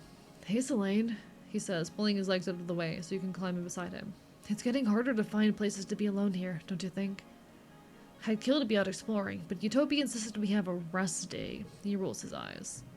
Diz closes his hollow novel and sighs. It's just so crowded here, he complains, and it's boring. I'd rather be out there with Sim, learning about this planet, Diz continues, looking wistful. He folds his hands over his heart. He's so interesting. I could talk to him forever, you know? Like, we really connect. Have you gotten much out of him? Yeah, Diz exclaims, sitting up straighter. Well, I mean, sort of. He still says there's stuff I'm not supposed to know yet, but I figured out a lot of my own. Enjoy the lurk, Aloe. Had someone take a 15-minute nap? That's not even close to enough time. See, if I try to take a nap, I will be out for 8 to 10 hours.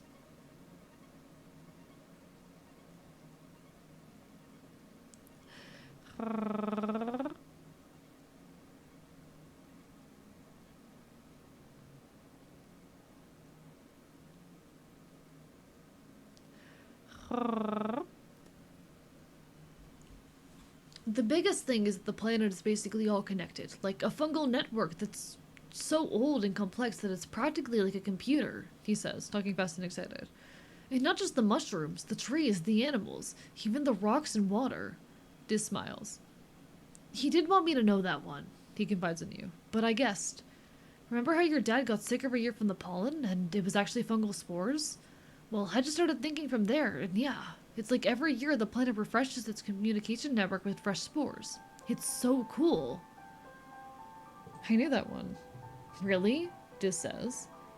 Well, how about the fact that Sim is really old? Like really, really old, Diz continues. Like probably thousands of years old? Sometimes he talks about stuff from ancient history like he was really there, because he totally was. Diz laughs a little. But he still acts like a kid sometimes, you know? He loves holofits and candy and playing tricks. Oh, right, Diz says. He said you helped him get access to the Holovit archive. Good job, by the way. Oh, and I've seen other gardeners, Diz says quietly. They don't look like Sim at all. They look like, well, they look scary. Whoa, no way. Okay, one more. Diz says, his face going pink. The gardeners don't have clothes. Sim was naked when I met him. I had to bring him clothes from the colony. Whoa. What about you? Diz asks. What has he told you? Well? Diz is listening intently. Sim's hair seems alive. Diz rolls his eyes. Well, duh. Anyone who's seen him knows that, he says.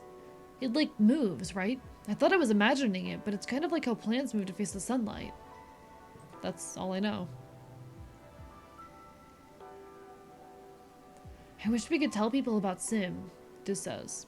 I feel like if people knew him like we do, they'd realize that what we're doing here is wrong. But I'm scared that if I tell someone will never talk to me again. He says we're not ready.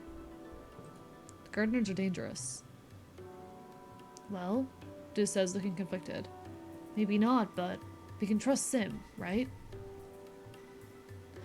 God, I love him. Every other preventable death is preventable in the first playthrough.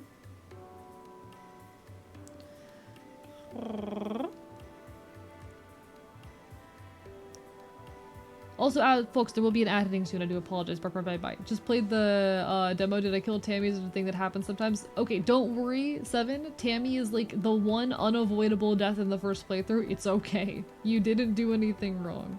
You didn't do anything wrong. Tammy's death is near unavoidable. I think Tammy's death is completely unavoidable in the first run. Yeah, it's unavoidable. Gonna make me go on to playing the actual game. You got this. You got this. People are going to die, and some of those deaths are gonna be preventable your first run. But don't worry, you get the information you need to prevent them later. You'll get there. Only way to save Tammy is with past life knowledge. Exactly. Hello, Gremlin Transbian. Your character is like coming back and reliving the events over and over again. So there are things that are preventable later because you get more information as you play. But hello, Gremlin, welcome on in. All right, we're gonna give him a gift.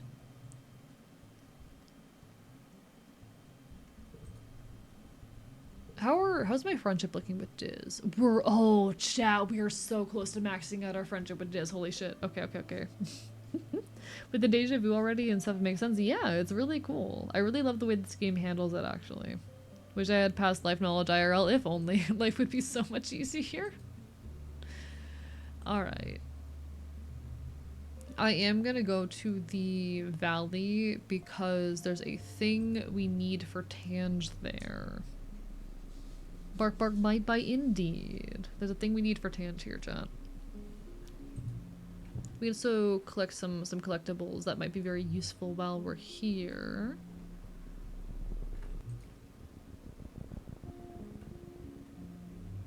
Now, I don't know how we... Oh, hello, Sim.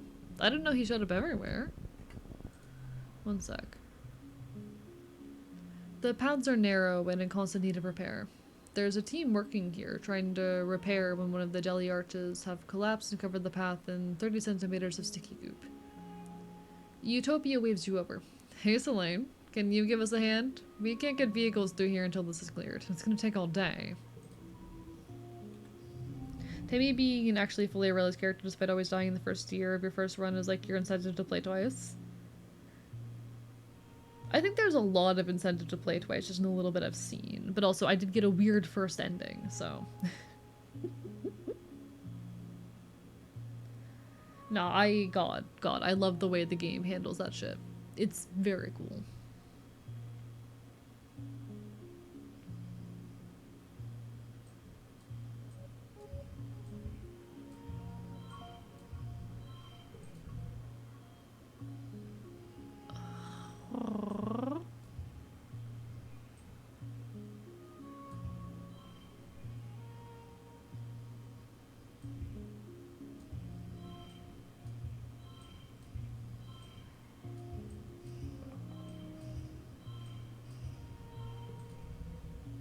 Okay, we got this, we got this. We have our 9. This shit's easy, chat. Shit's easy. Boom, yay. I could have done better, whatever. The game's incredibly good. Rip finishing a book as an adult sounds fake.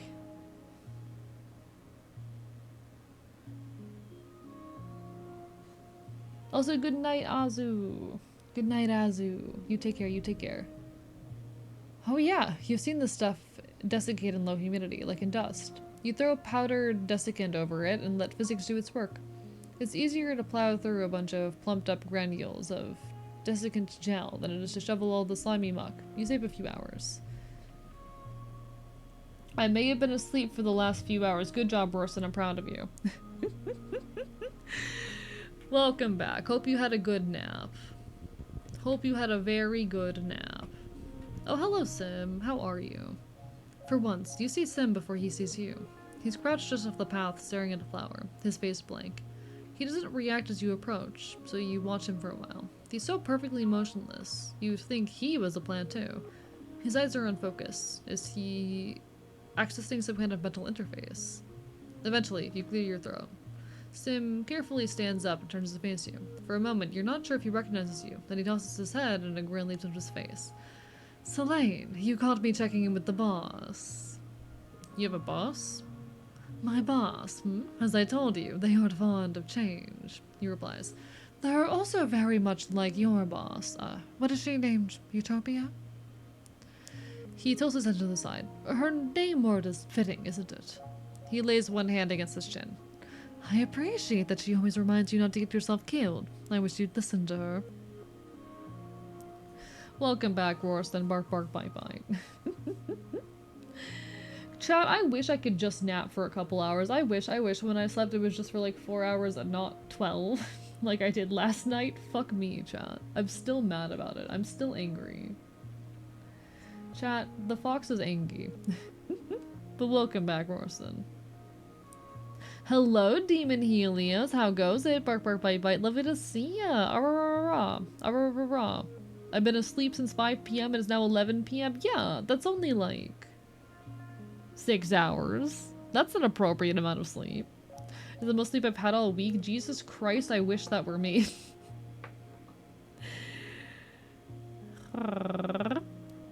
I feel that on the pooped up sleep schedule. My sleep schedule was not normal. I have been sleeping like 10 plus hours most nights recently. It is a problem. It is genuinely a fucking issue, but that's how it goes sometimes. I think, maybe, hopefully. I'm weird. My boss, oh, I already read this. She gave me a job to do. And I have my job, Sim replies, which is to protect this place. He laughs. Protecting you seems to be my hobby. If the boss finds out I'm talking to you, I'd be in trouble. So, shh, he murmurs and puts his finger to his lips. Then why keep talking to me? Sim smiles warmly. Because you're the boy of my dreams, literally, he replies. I can't seem to stay away from you. And because you humans are different, he continues. I'm so bored of everyone else on this planet, the other gardeners, my boss. They have everything on Vertumna just the way they like it, and they don't want the teeniest thing to change. He sighs. It's boring.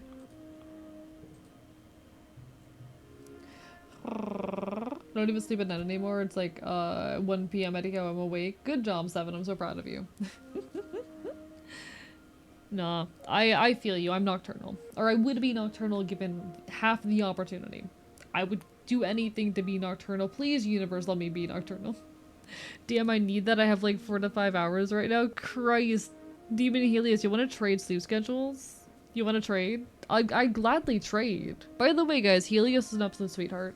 You should give her some love. You guys make friends through talking. I just sort of lash onto someone like a leech and never bother getting rid of me. I mean, that's also real. I do that too. We could have an AE stream while he's strapped up with brainwaves that's just linked to Hollow Knight. How would that even work? What is Rest in 2025? Chat, we're most of the way through the year and I'm mad about it. I'm trying so hard to create cool stuff and it's not happening the way I need it to. We'll get through though. We'll get through it. You know what? I keep beating myself up. I need to acknowledge that I've accomplished more this year than I have in any year prior while under some wild ass fucking circumstances, but I always want to be doing more. One day I'll get to a point where I'm able to put out a YouTube video like every 2 months. Eventually. If you want to be nocturnal, you can take my grave shift job. I don't think that'd work with the streaming thing. I don't think that'd work with the streaming thing. Ah, rah, rah, rah. Feel the same amount of rested on 2 hours as I do in 11 hours. Exactly! See, I feel better rested on like 4 hours of sleep than I do on 8. I don't know what's wrong with me. I'm broken. See that tree? Sim points to a large tree with many long limbs streaming from it, embezzled in the ground, or embedded in the ground. That tree was a small creature for part of its life cycle. You call it the Variki. Once it plants its roots, that's where it stays for the rest of its life. The gardeners spend time as trees too, sometimes hundreds of years. If you do that enough, you start to think like a tree, set in your ways. He spreads his hands, an earnest expression on his face. When I watch you, when I talk to you and learn about your species, I feel inspired. I feel young again. Wait, how old are you? I like to think I'm young at heart, Sim replies with a mischievous smile. You have so many more questions for this man, or gardener, or whatever he is, but as soon as you open your mouth to ask another, Sim cocks his head as if listening and holds up a hand. I'm sorry, he says, looking for all the world like he's listening to the dang flower. But I must away. And with that he's gone, off to protect the wild or rescue damsels or whatever. Or maybe he's just avoiding your questions. This fucking man.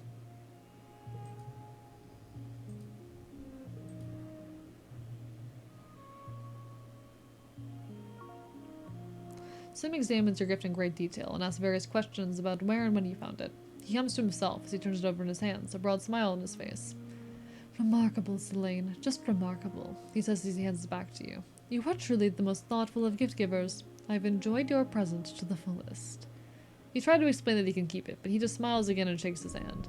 And shakes his head. I fucking love the way he responds to gifts. It's so cute.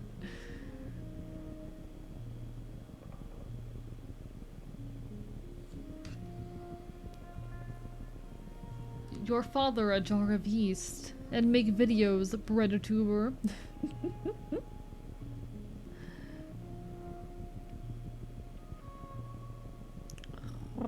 you've achieved home this year. You know what? I mean, that was last year, actually. I did achieve home last year, but it was like 2 weeks before the new year, so, you know. I achieved roof overhead.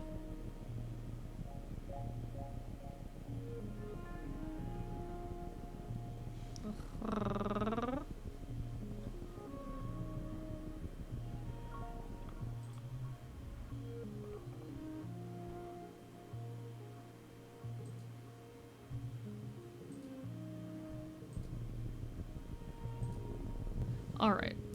So I'm looking to see if we can find the thing that, that our girl Tange wants from us here. Anyways, need to get to bed? You take care, dog VV. Bark, bark, bite, bite. All the best. I'm just seeing if I can find that thing that Tange wants from us. That's probably what we'll call it for the night, but I really do enjoy just the everything of this game. It's very fascinating. See a dweeb? I'm not a dweeb. I'm not a dweeb. Thank you for the hydrate pizza, I appreciate it. I'm not a dweeb. I'm not a dweeb. Chad, am I a dweeb?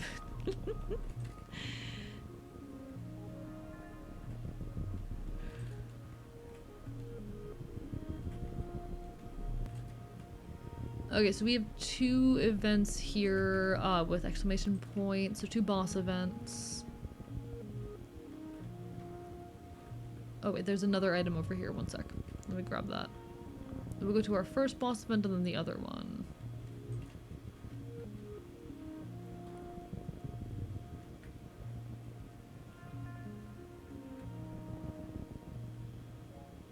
Alright, here we go.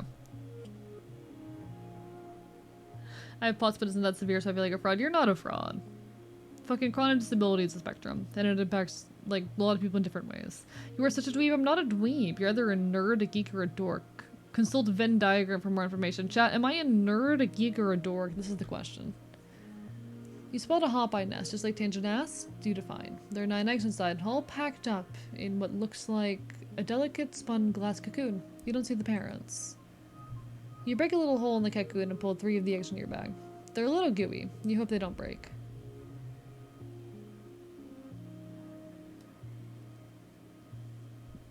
Jesus Christ. I don't want to kill them. You turn to leave and come face to face with an adult Hopeye. Understandably, it looks spitted mad. It drums its powerful foot on the ground in warning, and 4 more pop out of the undergrowth and start hissing at you. You should have known these such little creatures raised their young communally. You've learned from the Holopedia that there are 2 different sets of eyes on a Hopeye that have different purposes. The large, bulging eyes on top are hardwired for perceiving danger, and their small, forward-facing ones are more concerned with finding food. If you're not food, and you're not danger, you throw yourself into your belly and wriggle away while the Hopeyes stare at you curiously. When you're safe distance away, they return to poking at their violated nest in confusion.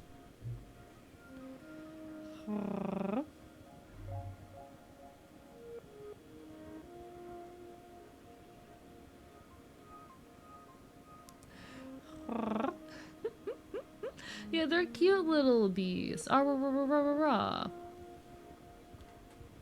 Ah, rah, rah, rah, rah, rah, rah.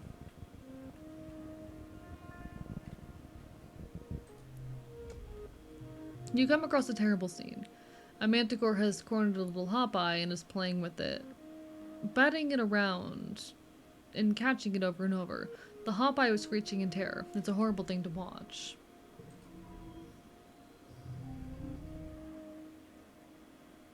I think what you're seeing is that most people with a condition are going to talk about, like, usually when people are talking about a condition online, they're going to talk about it in its most severe terms. And that's what you're getting exposed to. Which sucks, but it's a thing that happens.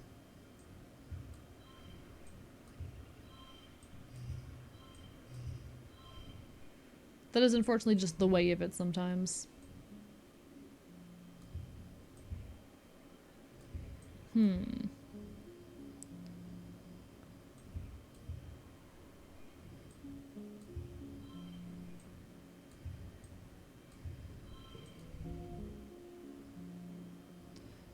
Alright, we've got this.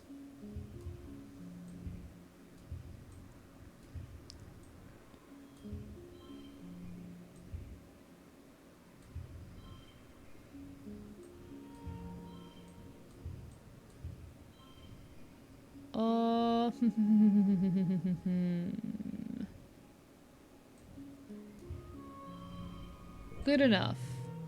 Cool, not even close to the top possibility. You quietly climb up into a tree first. Manticores can't climb trees. You're pretty sure you remember hearing that. You try to scare the attacker away by hooting and throwing rocks. You put on your scary face and try to fight it away. The manticore is so annoyed by your throwing rocks and making a ruckus that it turns its attention to you. It roars in anger. Shivers of fear run up your spine. That's definitely a better scary face than yours. The Hawkeye, who had been playing dead, suddenly leaps to its feet and bounds off into the jungle. The manticore is now very angry with you. It rears up and digs its claw into your tree. You hold on for dear life as the tree shakes. It roars and rustles its mane at you, pacing back and forth under the tree. Then it sniffs around where the Hawkeye had been, grunts one last time in frustration, and wanders off into the jungle. You stay in the tree for another full hour before you dare to come down. But you see the little Hawkeye's life. And we're gonna go home. Only got it checked out because my friend was like, that doesn't sound like anemia, and then my GP ignored it for a while. I am so sorry you had to deal with that. That does genuinely suck. Alright. Plus it's so underdiagnosed that folks with more covert symptoms often never even know they have it. That is also true. Also very true. But with all that said, chat, with all that said, I do think we are going to start closing out here. 0826. I'm gonna go find someone to raid, but stick around. You get extra points for raiding out with us.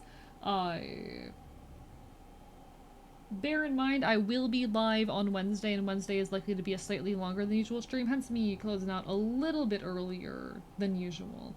But we are vibing. It has been lovely being here, as it always is. It has been lovely being here, as it always is. I'll next be live on Wednesday, and then we will be away over the weekend. I will be gone. I'll be away from the archive. I'm going to be catching up on some work tonight and deciding what I'm going to purchase when the stores open up in like 6 hours.